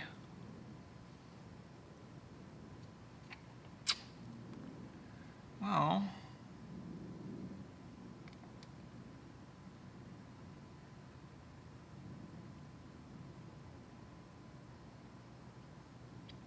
I feel like we're coming upon a decision point in this project.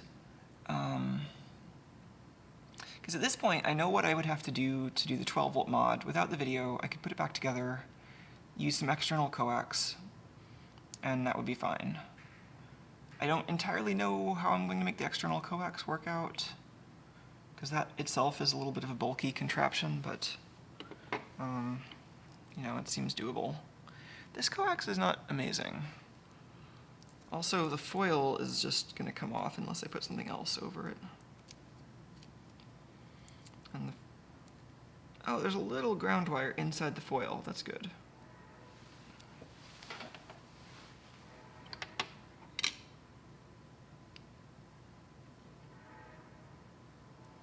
You can see there's the dielectric. And yeah. So it's kind of thick. I also don't even know if this will pass SDI, but I would expect it would, at least over short distances. I did go through and actually just see what I could pass over this, the video cable that was already in the gimbal, and just thinking that, like, oh man, maybe if I just put the fanciest amplifier on this, then I can cover up for it being just a terrible, terrible signal path. I don't think that's quite doable, but I don't know. I'd love to be proven wrong there. I tried hooking it up to a broadband noise generator and then plotting that FFT on my scope, which is about the closest I get to a spectrum analyzer in my lab currently. There's definitely some grease on there. And it, you know, it falls off pretty sharply, but there is this especially bad problem around 350 megahertz that made me almost wonder if there was like some kind of active circuitry or like a clamping diode or something in here that was causing the issue.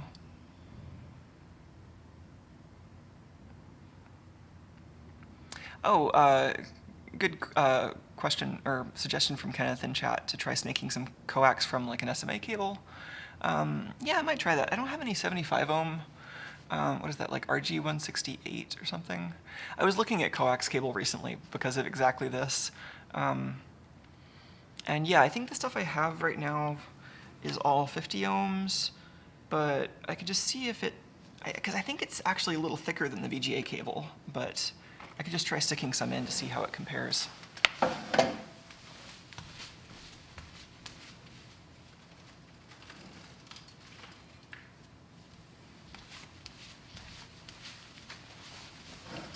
So this is like the same coax that most of my SMA cables around here are made of. I think it's RG168 or RG16, whatever the 50 ohm version of that is.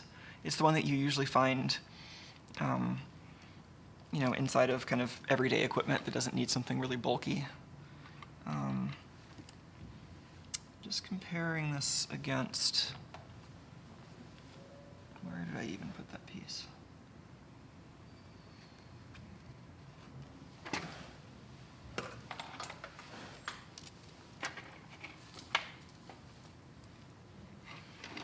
So let me get an actual SMA cable just to have a side-by-side comparison of that.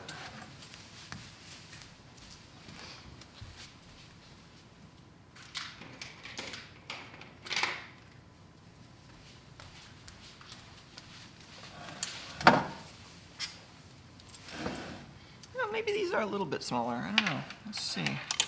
So here's our old buddy.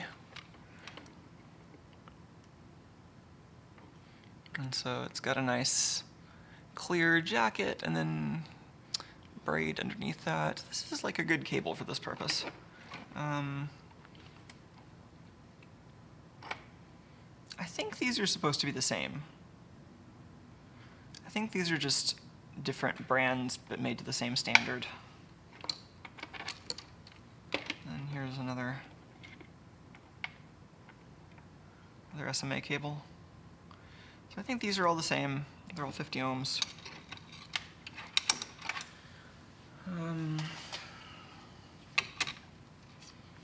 Then if I compare this and the VGA cable.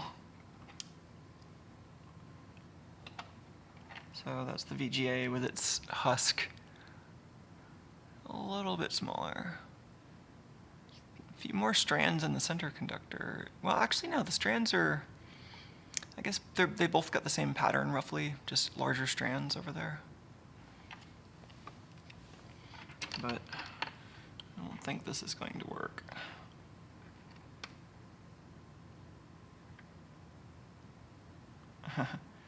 Not so much.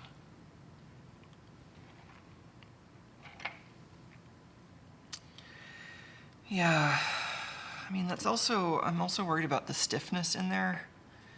I mean, whatever cable I choose, I'm either going to be fighting against it inside the joint there, or like coiled up outside the camera somewhere. So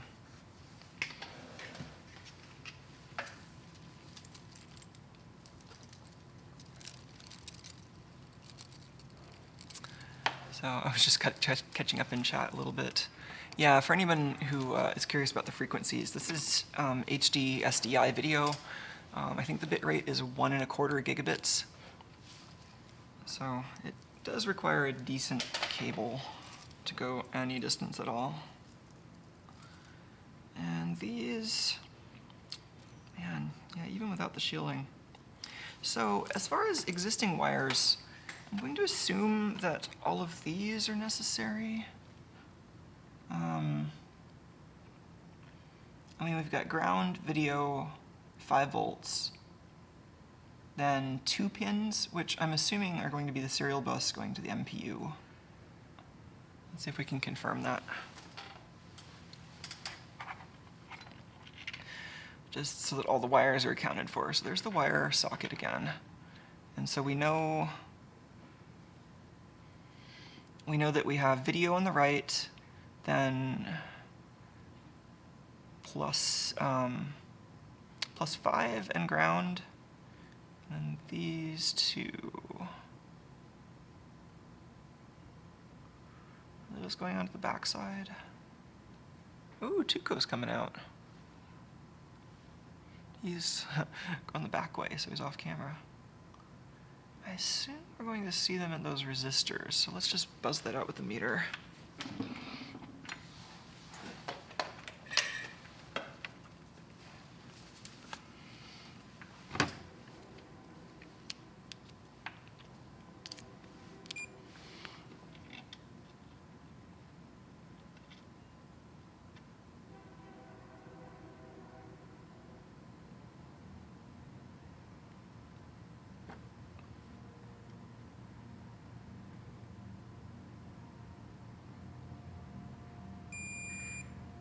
Oh yeah, so that's that pin, and I'm assuming this is just an I2C bus or something.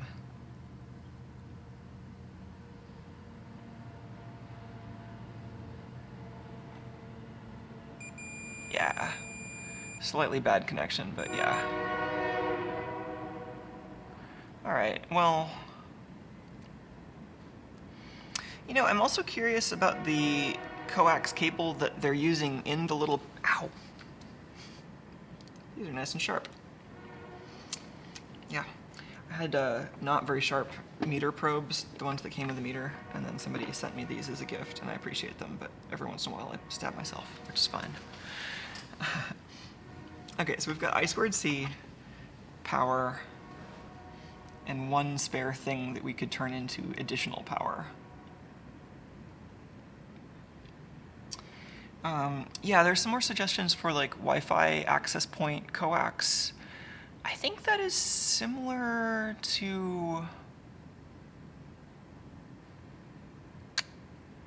well, I mean, I think I've seen like the little UFL pigtail leads that are on shorter coax. I don't know what kind of coax that is, but that would be interesting.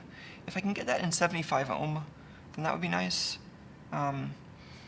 I could probably make some kind of impedance workaround if I have to, but 75 ohm coax would be really nice because that's what the video uses. We can maybe take a quick look inside this camera without destroying it and see what the coax in here looks like. Hey Tuco, you're back. The star has come out.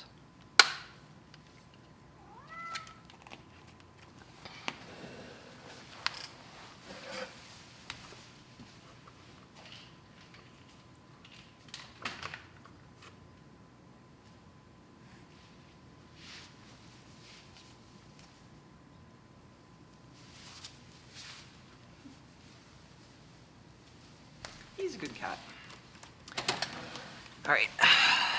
So it's also nice that this camera has this easily removable back panel. Since I think this is the main part that I would need to machine. I might need to machine the other part too, but this back panel is the main thing preventing it from fitting in the stock bracket for this gimbal. Let's restart this.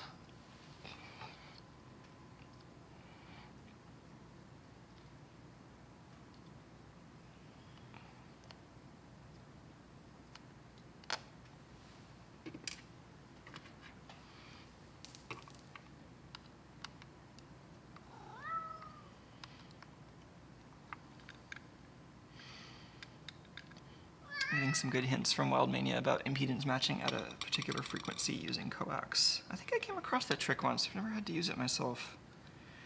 I wonder if that'll work on a signal like SDI that has... I mean, it's not going to have a super wide bandwidth because, you know, it does have I mean, I don't remember the electrical protocol stack that we're dealing with, but it's going to have some kind of scrambler or something that... Oh man, this looks like that same coax that I have a big spool of, that RG... I keep wanting to call it 168, but I don't know if that's right. So that's what we have in the camera. So all of these wires are just other stuff, like the buttons for the control pad. This little coax is the signal that is going to be frustrating to get out. That looks... Let's just hit that with the calipers.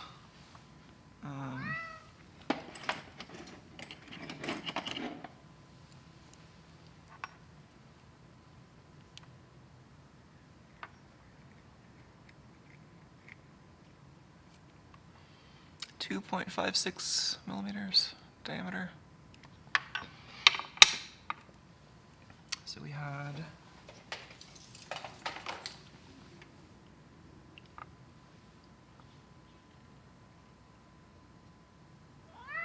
yeah, same stuff. And then the VGA cable was more like, what?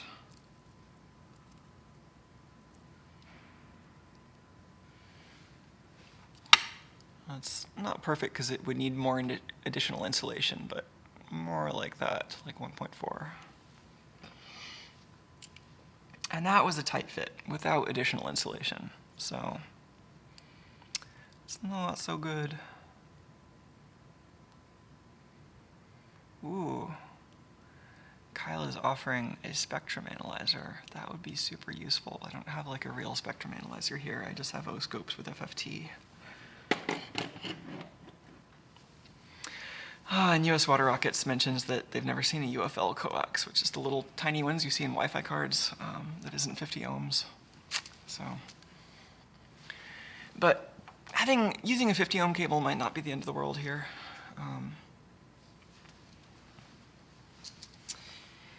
Anyway, I mean, yeah, one set of experiments to do here might be, you know, how bad of a cable can I get away with and still get a valid SDI signal at the little reclocking box that I want to put on the robot.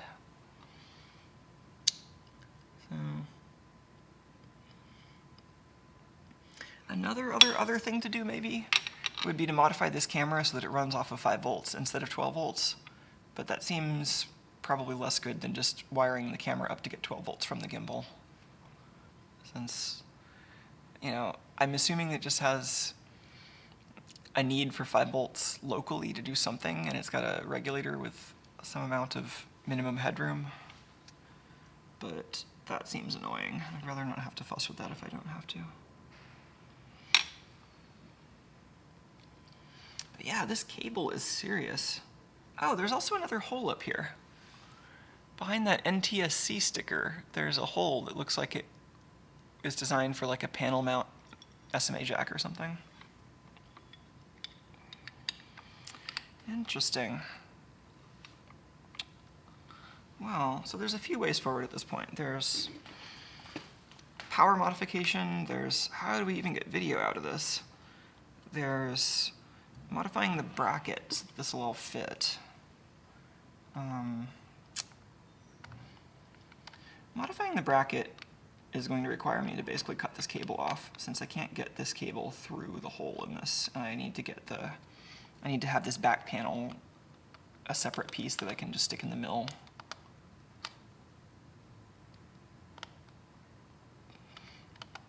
The screw. I think these screws are a little hard to put on because they're actually hitting brass standoffs that are a little ways down.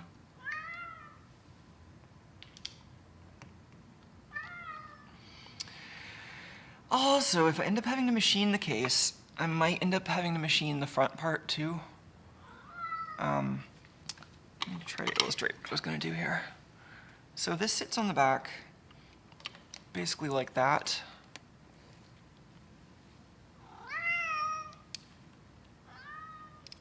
And the GoPro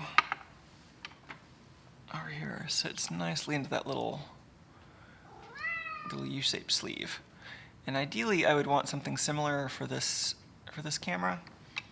So, a lot of ways to accomplish that. I mean, I could make an entirely new adapter piece here. I could do that. It would be annoying, but I could do that. That might also be nice to get the camera a little bit further back. Like, ideally, like imagine if this was a little bit wider and I could just fork it around the middle of the camera body and then attach that with a screw here and maybe a screw at the other side. That would be nice. The simple solution I was imagining though is, since this isn't much difference in width, it's just a couple of millimeters, I was imagining just shaving off a couple millimeters from the top and bottom of this so that at least the back panel fits into this little spot, and that would keep this from wobbling around and moving out of the spot that's set aside for it. But I could do better either by machining more of this case or making a new bracket. I wonder how hard it would be to somehow adapt this camera housing directly to this thing. Because basically it would have to fit so this normally goes like this, and this piece, how does that fit? Like this?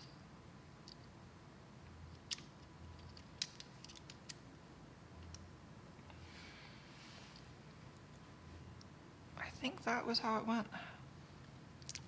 And so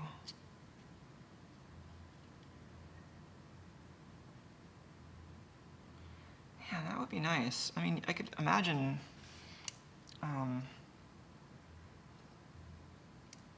so ideally I would want to mount it like there-ish to give the camera a better center of gravity.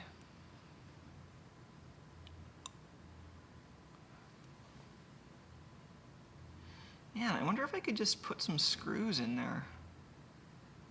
Like drill and tap the side of this case.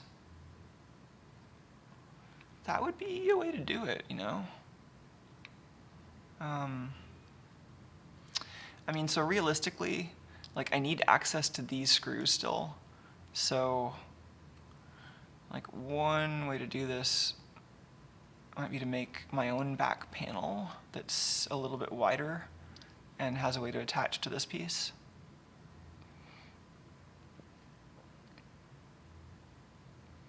Oh, that's a good question from US Water Rockets. Isn't the GoPro bracket designed to put the focal point of the lens at the center of the point of rotation of the gimbal?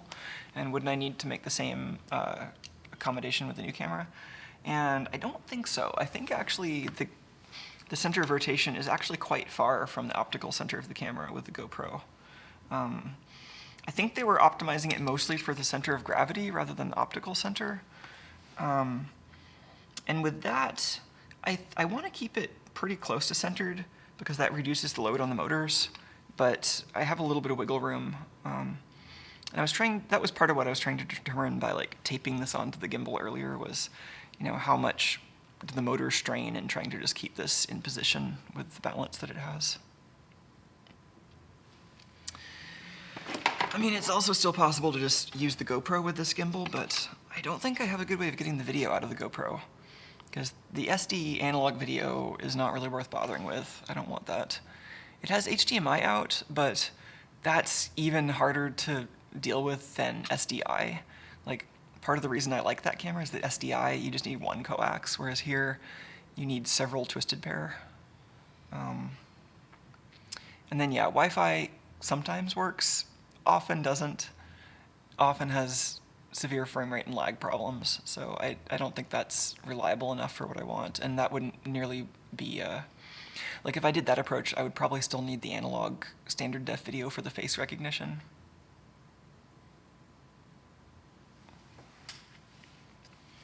So, where to go with this? I feel like the next step is probably research.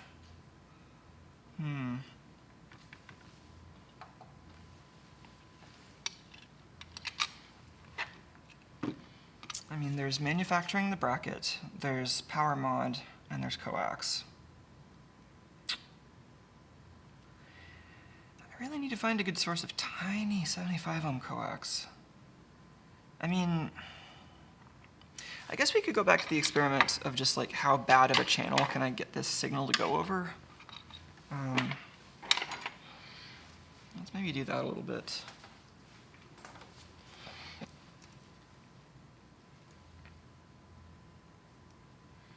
Oh, nice.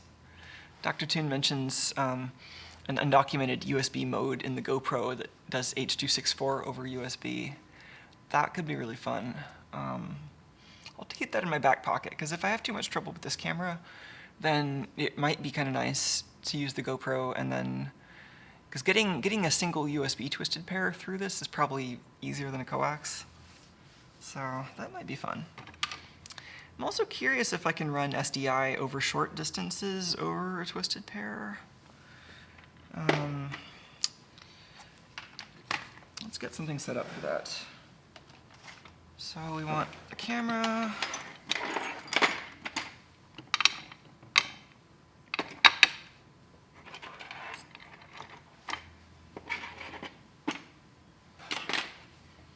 And let's just stick. That's right, I had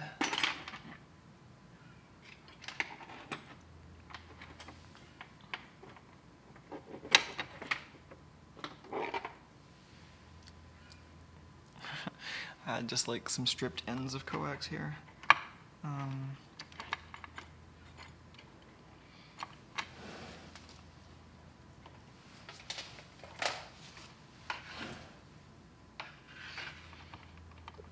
And I'm going to try to set this up similarly to what I would actually have with the long coax, but also the retimer.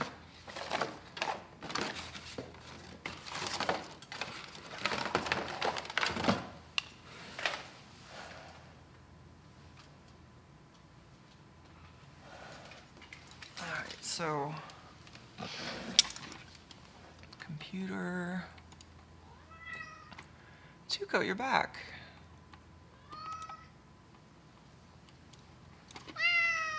Okay, so first let's just plug this directly into the camera. Alright, it's my lens cap.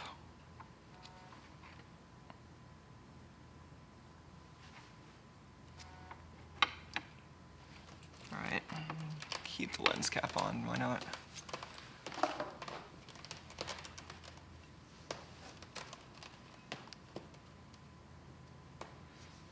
Oh, just a sec.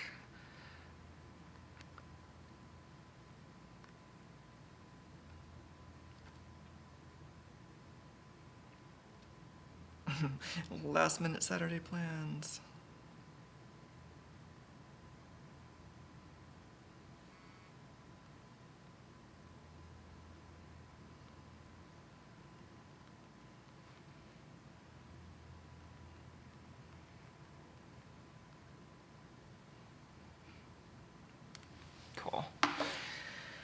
Alright, so the retimer's plugged in.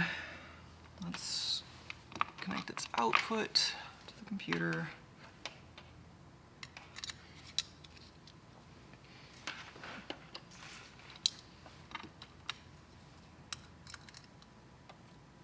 And then, just to make sure, let's just connect a wire between these two as a test.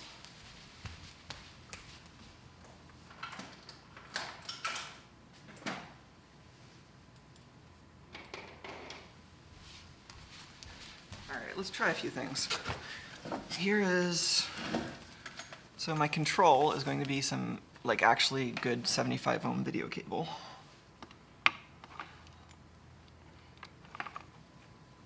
This will just tell us that this amplifier is working. So there we go. Now let's try some 50 ohm cable just to see how bad that is. See if it still works. This is, I think, 6 feet of 50 ohm.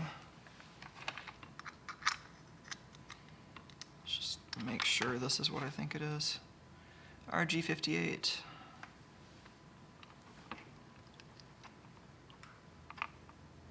That works. So I guess for a small distance, I'm not going to worry too much about, like, if I'm using the amplifier at least, it's not really going to affect the ability of this to drive a long wire afterwards.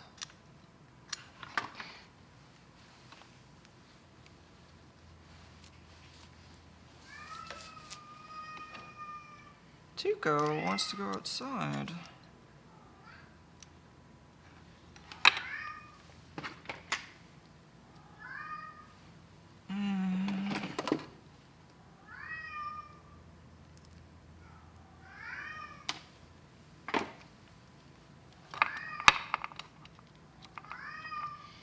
Alright, let's just touch these together as a control. See if that,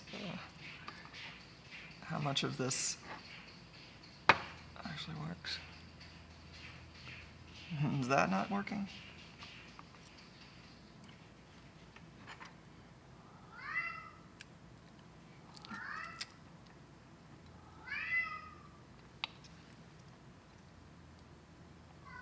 Oh, there we go. Just had a bad connection.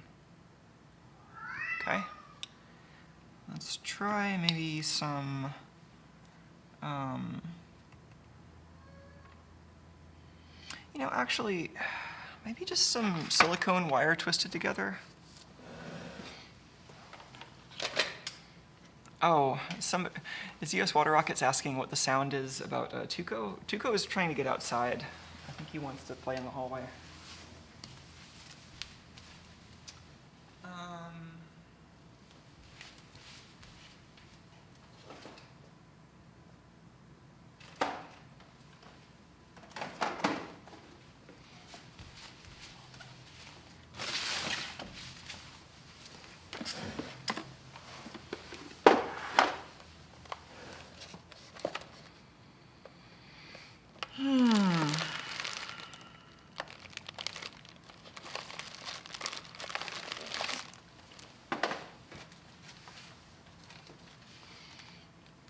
Yeah, I'm not too worried about the mounting on this. Like, I think the camera mechanically, like, that's probably just a machining project. I'm not worried about it not working out. I'm mostly just concerned about making it not too annoying. Whereas getting the signal out seems perilous. So this is 30 gauge silicone wire, which I'm choosing for its flexibility. And oh, it sounded like Tuco, or US Water Rocket says it sounded like Tuco was digging up the floor. Yeah, he was probably scratching at the door, which seems to let me know that he wants in. So let's rotate these wires with the help of a drill.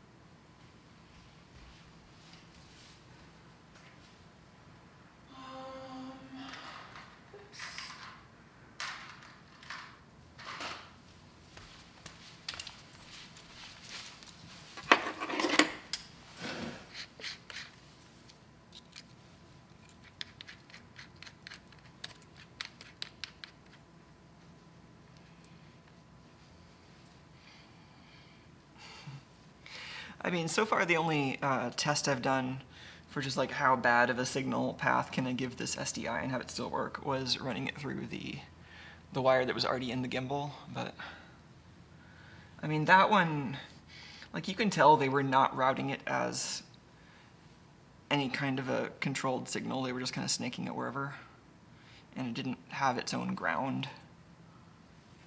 Whereas this, I'm at least going to be twisting it with its own ground, which might help a lot.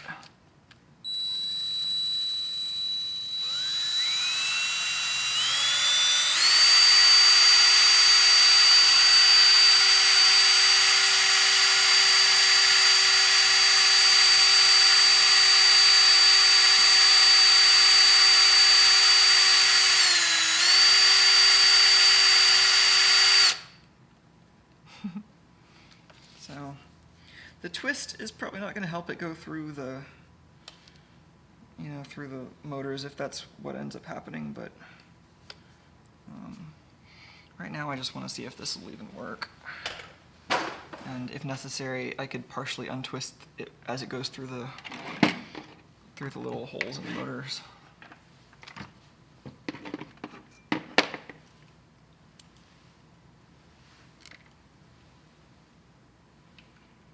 Alright, so just roughly figuring out how long this should be.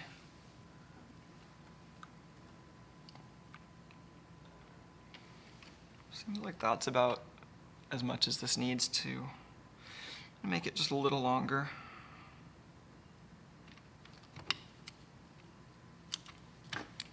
Alright, this.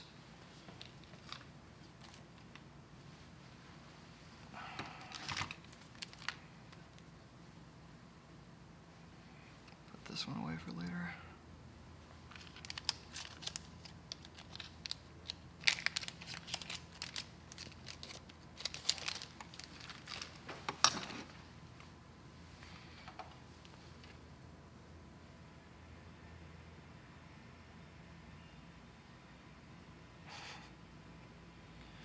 Saying now the wire is too short. Well, I hope it's not too short, but I mean, this is mostly a test. I mean, if this does work, I'll use the same wire if I can, but mostly this is a test.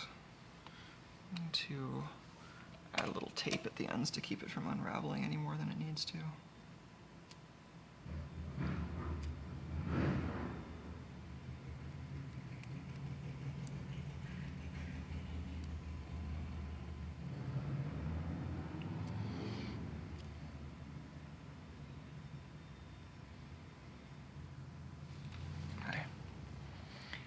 Little wires.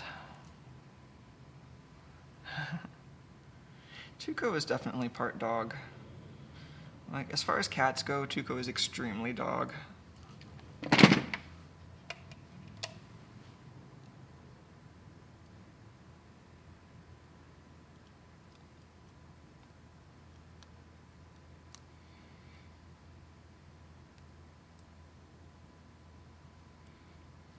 Okay.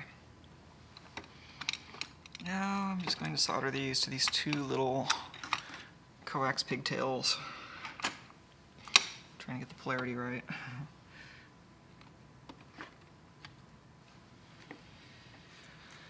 Oh man, I mean, they do make transformers that convert between balanced and unbalanced 75 ohm for video, but they do not work at these frequencies.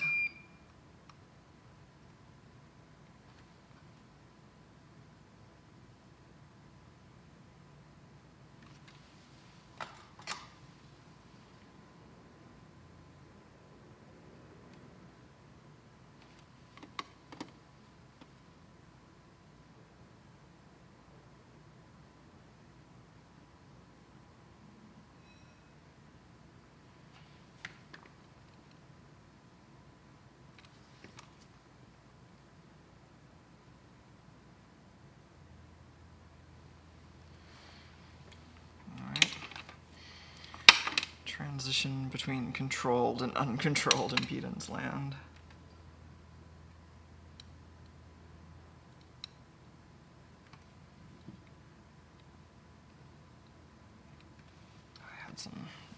wires on this end that I don't want anymore.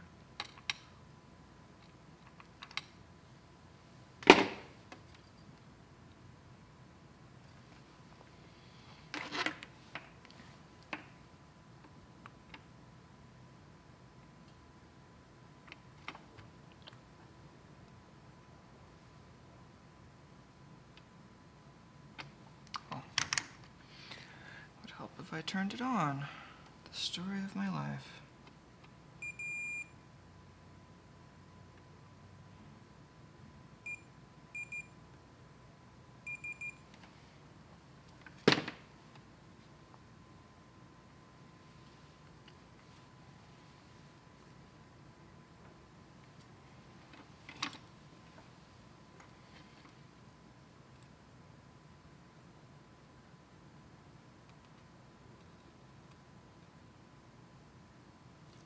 Did I get that polarity right? I was trying to keep it straight, but there were at least 4 times where I could have gotten it backwards.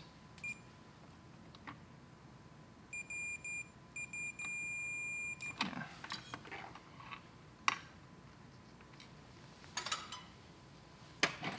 I like protocols where, you know, if you just have like a piece of barbed wire fence and you want to run the data along it, it'll still get there. That would be nice. SDI is not like that. To some extent, a bad connection will start just giving you snow on the screen, but usually it just won't sync at all. Alright, I think that's connected. Let's see how far this gets us. SDI in.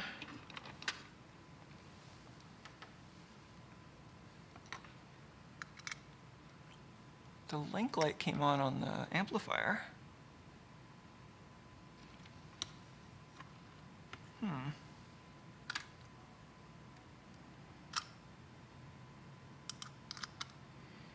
Let's do a control to make sure it isn't a software problem.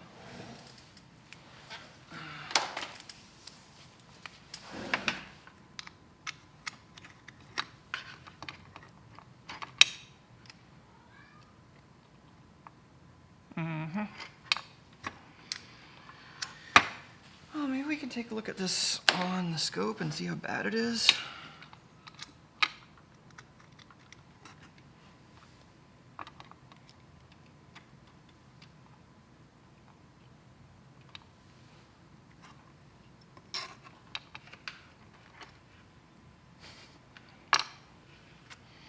I mean, it's good that the link light's coming on the amplifier. Let's run this cable directly into the O-scope from the amplifier.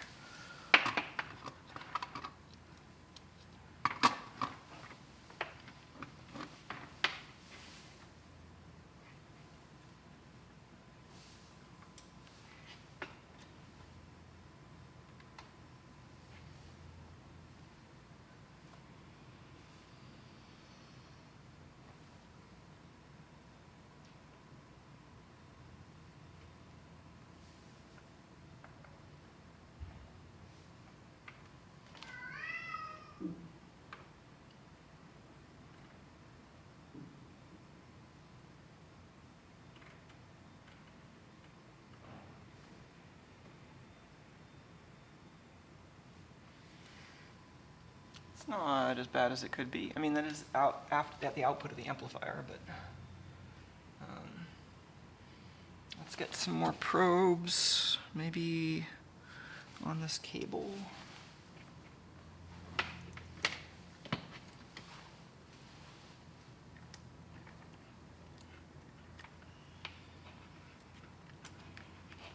I mean, these probes are going to themselves have a lot of attenuation at these frequencies because these are only 700 megahertz probes. But attenuation, that's fine. Let's actually do the polarity here, right?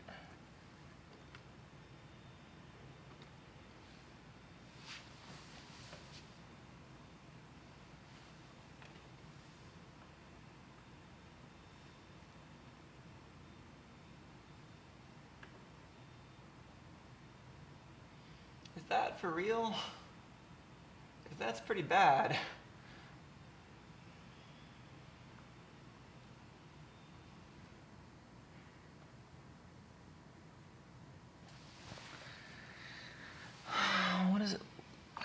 see if I can get another probe on the other side of that twisted pair.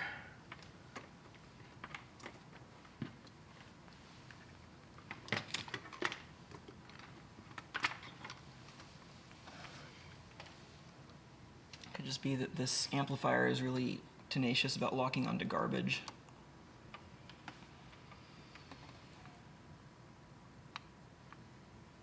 We're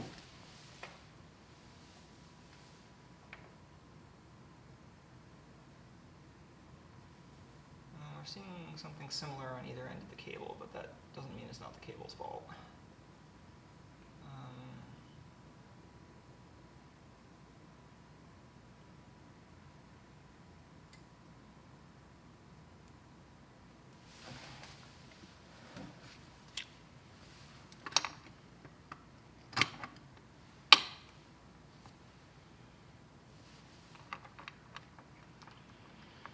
I'd like to have a splitter so that I can hook the scope up to the input, like directly from the camera too.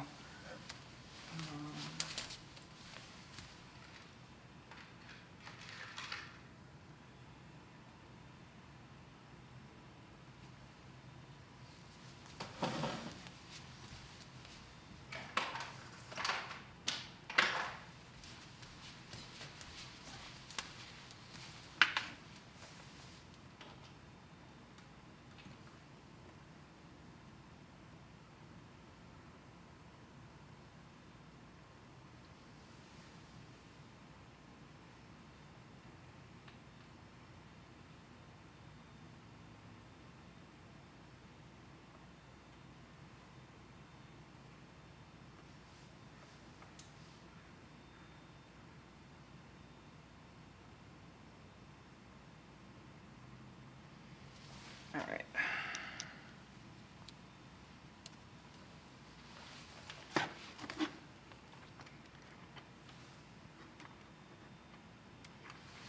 That is coming straight out of the camera. And here we're mangling it a whole bunch. Ooh, yeah, look at that.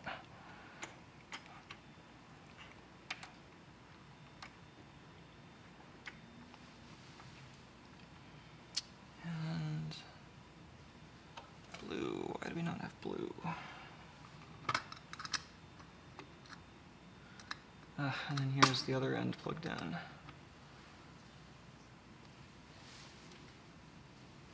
So blue is the output of the retimer. You can see it's actually kind of struggling to get a lock. It's like starting and stopping a bunch. Ooh, yeah.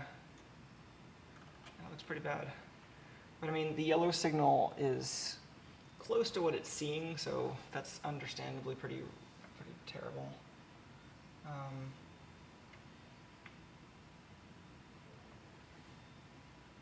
You can see that even at the source of the signal, due to all this reflection garbage, the eye diagram looks pretty bad.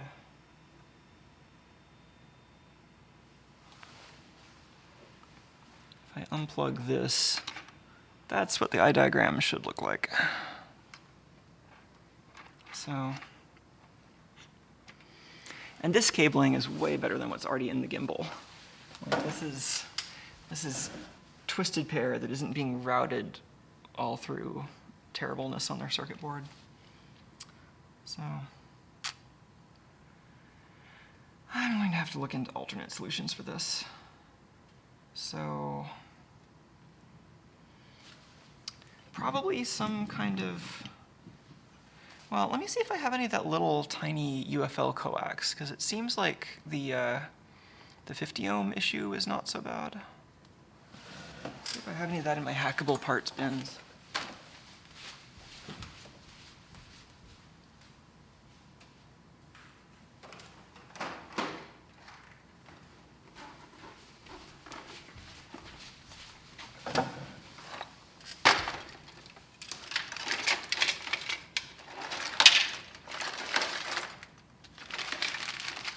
I think I would have put it in here.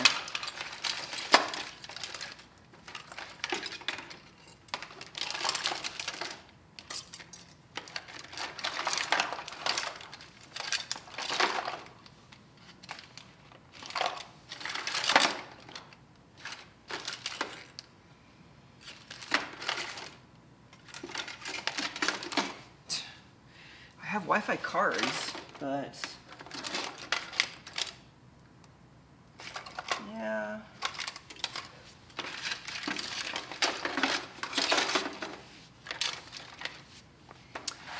I might have to order something for this.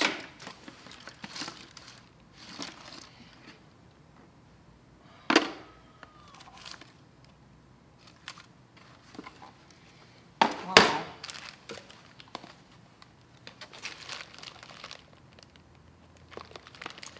Oh, what is this? I don't have much of this, but this was like, I think this was like from a really old monitor cable with the kind of the separate red, green, and blue coax.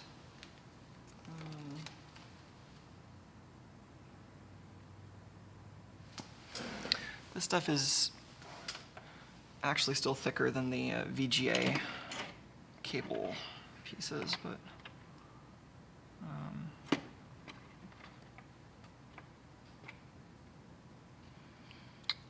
yeah, it's all right, but not really that flexible. And then if we're talking about like having the wire externally, then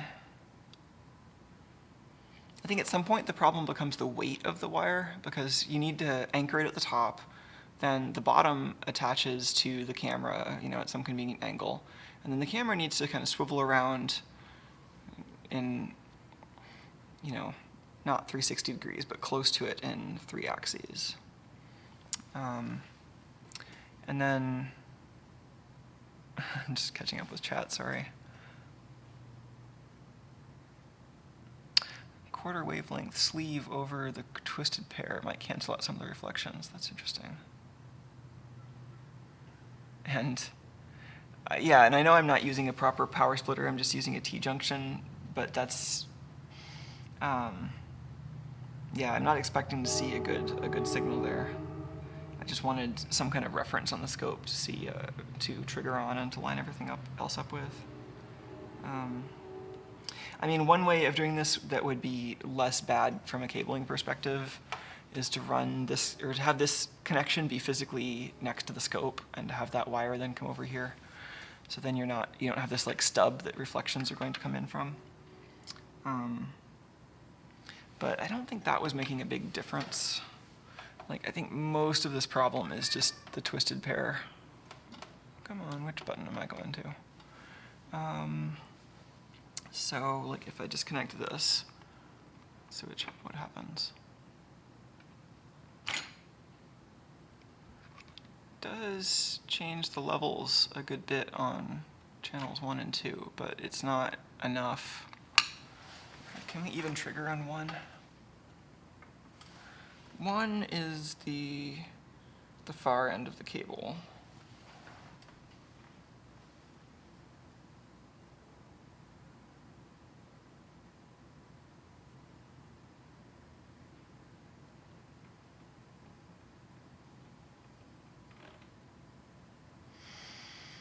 That's really bad.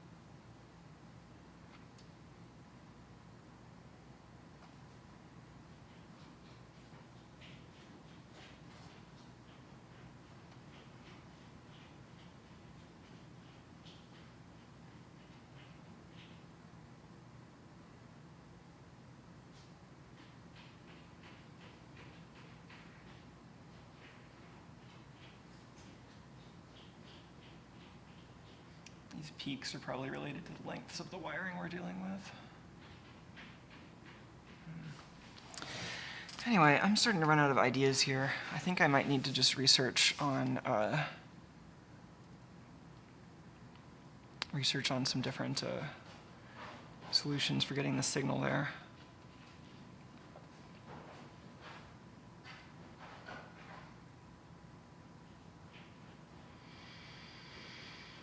I mean, it would be a little bit interesting to, to try a few other different kind of ad hoc wiring schemes, but I think this at least tells me like what the order of magnitude of the problem is, and I think, yeah, just some like random twisted pair, even over this short of a length, isn't going to do any good.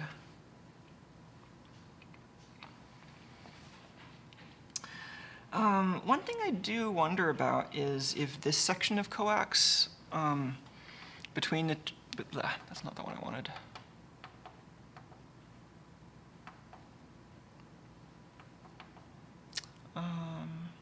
That's not where that button is supposed to go, but whatever. I think the, yeah, I guess I'm wondering if this section of twisted pair, or if coax rather, is a problem. So if, well, yeah, I mean, I guess that just boils down to whether it's a bigger problem to just have a continuously lossy line or to have these junctions that are going to generate additional reflections.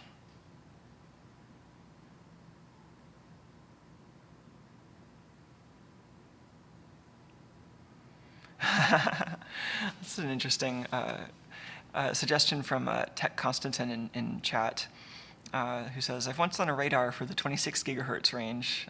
There it's difficult to get a nice 50 ohms. The trick is to make the termination so lossy that no reflection's coming out. Other than that, then the impedance is not so critical. That's interesting. Yeah, I guess like that kind of goes down to what I was thinking about with this receiver end. Like, is there something I could do there where,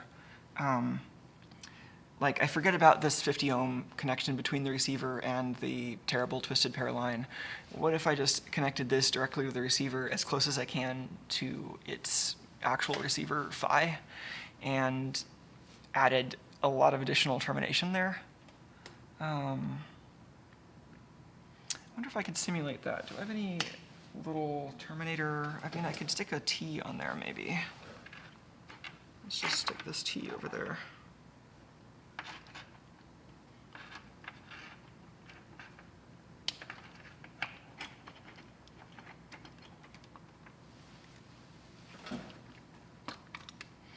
The reclocker is definitely a reclocker, though. It isn't like just an amplifier that's being sold as a reclocker.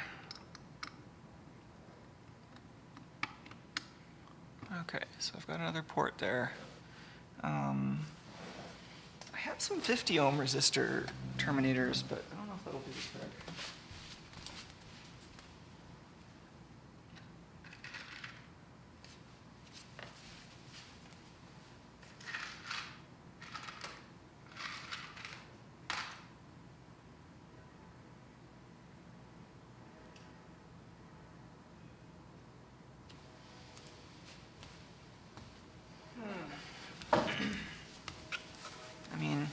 See if this changes anything, but I doubt it'll change it much since it's already got 50 ohm termination. This is only going to lower it a little. Well, helps a little bit. Let's, I'm just looking for the right adapter. I don't have a lot of male BNC style things like this.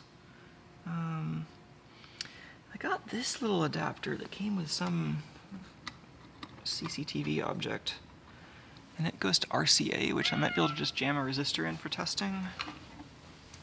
Oh, it took off.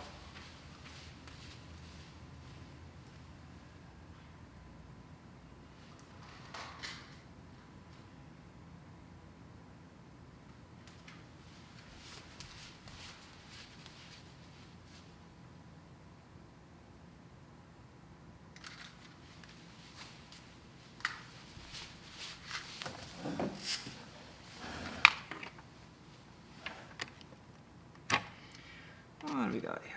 Something little. Like in the 10 ohm range, maybe.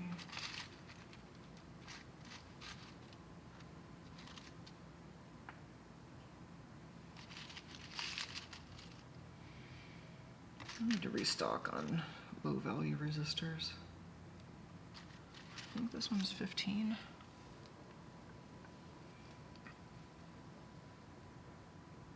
Yeah.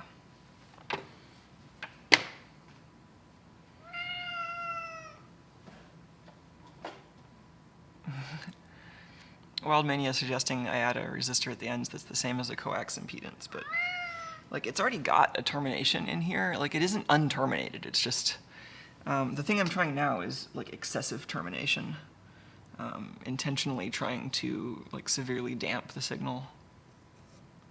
Wow, even that 10 ohm resistor doesn't actually bring the signal down much.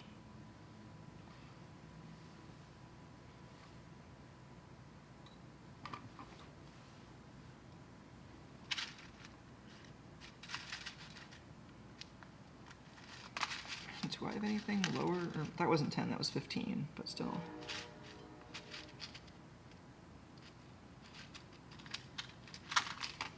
No, that's higher. Meh. Do I have anything variable that goes this low? I have like a resistant substitution box, but I don't want to use that for something that's high speed.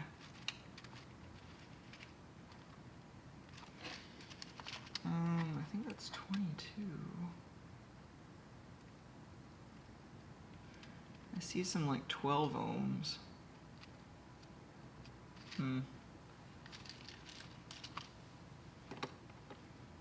Oh, what are you?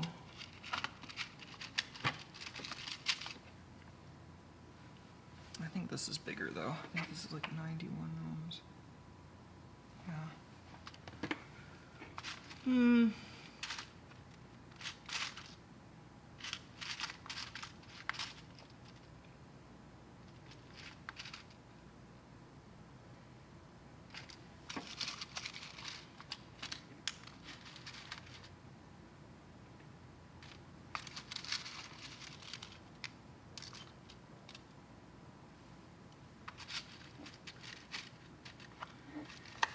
This feels like it's not going to work, but I'm just going to try attaching some random low value resistors in parallel to get a lower value.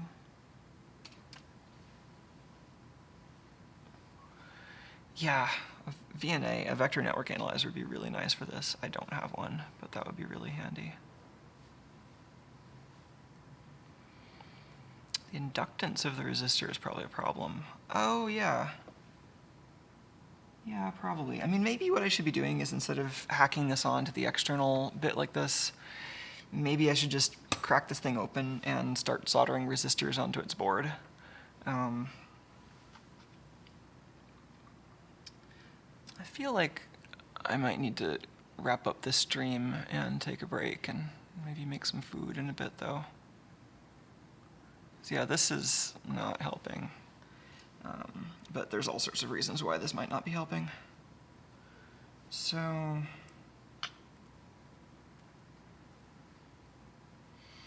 yeah, I'm liking the idea of making the signal intentionally lossy to counteract the impedance mismatch. I like that. And because yeah, I don't like with this plan to use the amplifier like on the robot, this part of the signal needs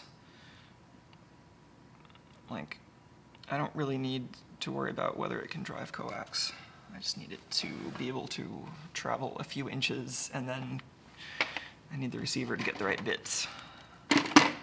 So, all right, well that's given me plenty of things to think about. I have a lot more ideas about how this gimbal works and how I might modify it and the camera to achieve what I want.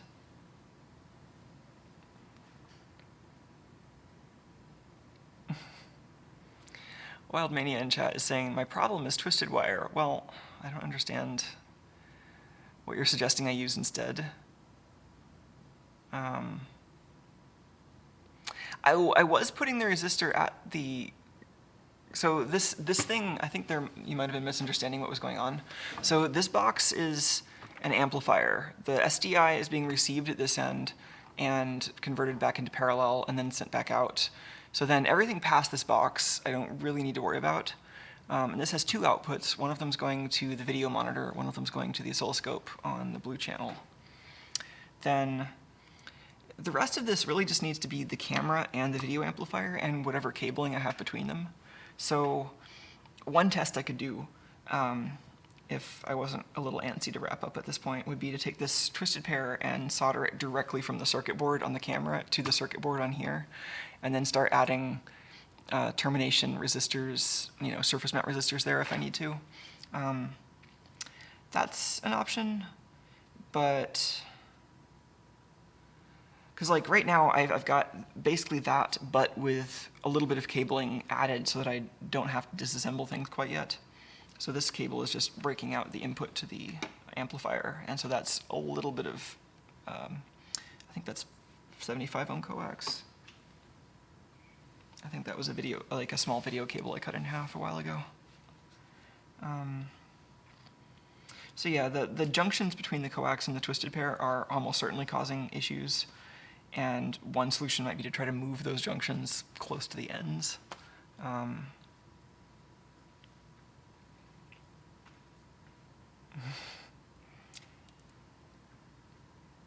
But okay, I'll try adding the resistor where the yellow O-scope probe is.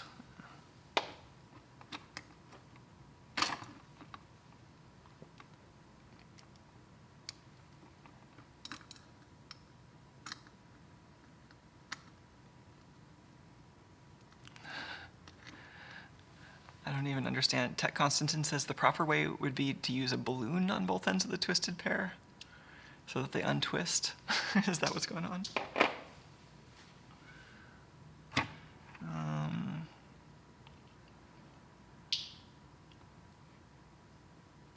It's interesting. I don't think I changed anything, but now the amplifier just isn't outputting even sporadic signals. It's just giving me nothing.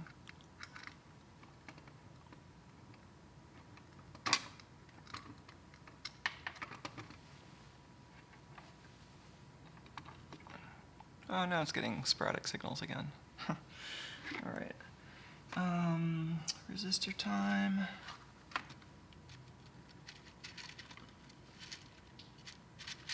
One of those 15 ohm resistors, maybe. Yeah, it's tempting to actually solder this in. I might need to do that.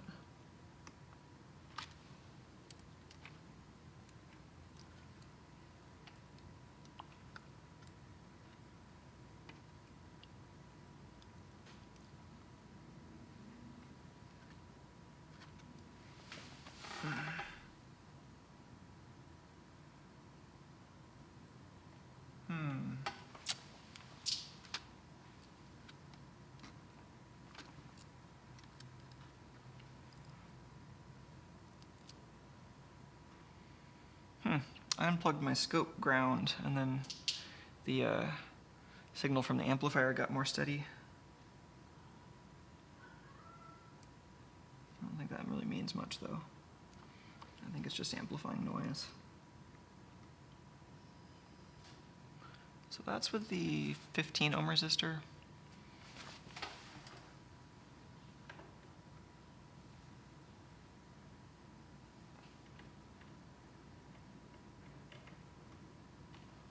It's pretty bad.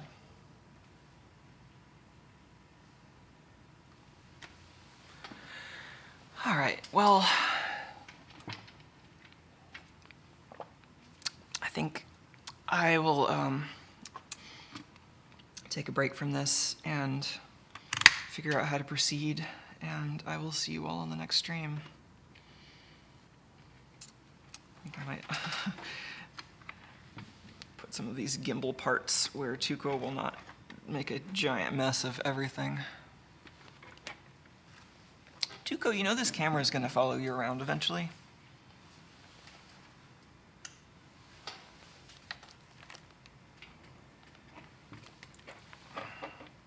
Hey, cat.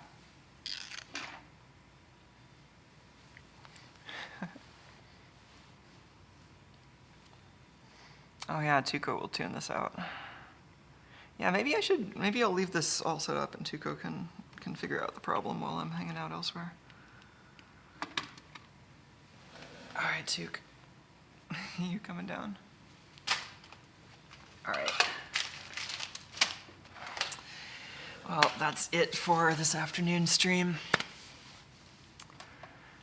Here's Tuco inspecting the Tuco Cam box.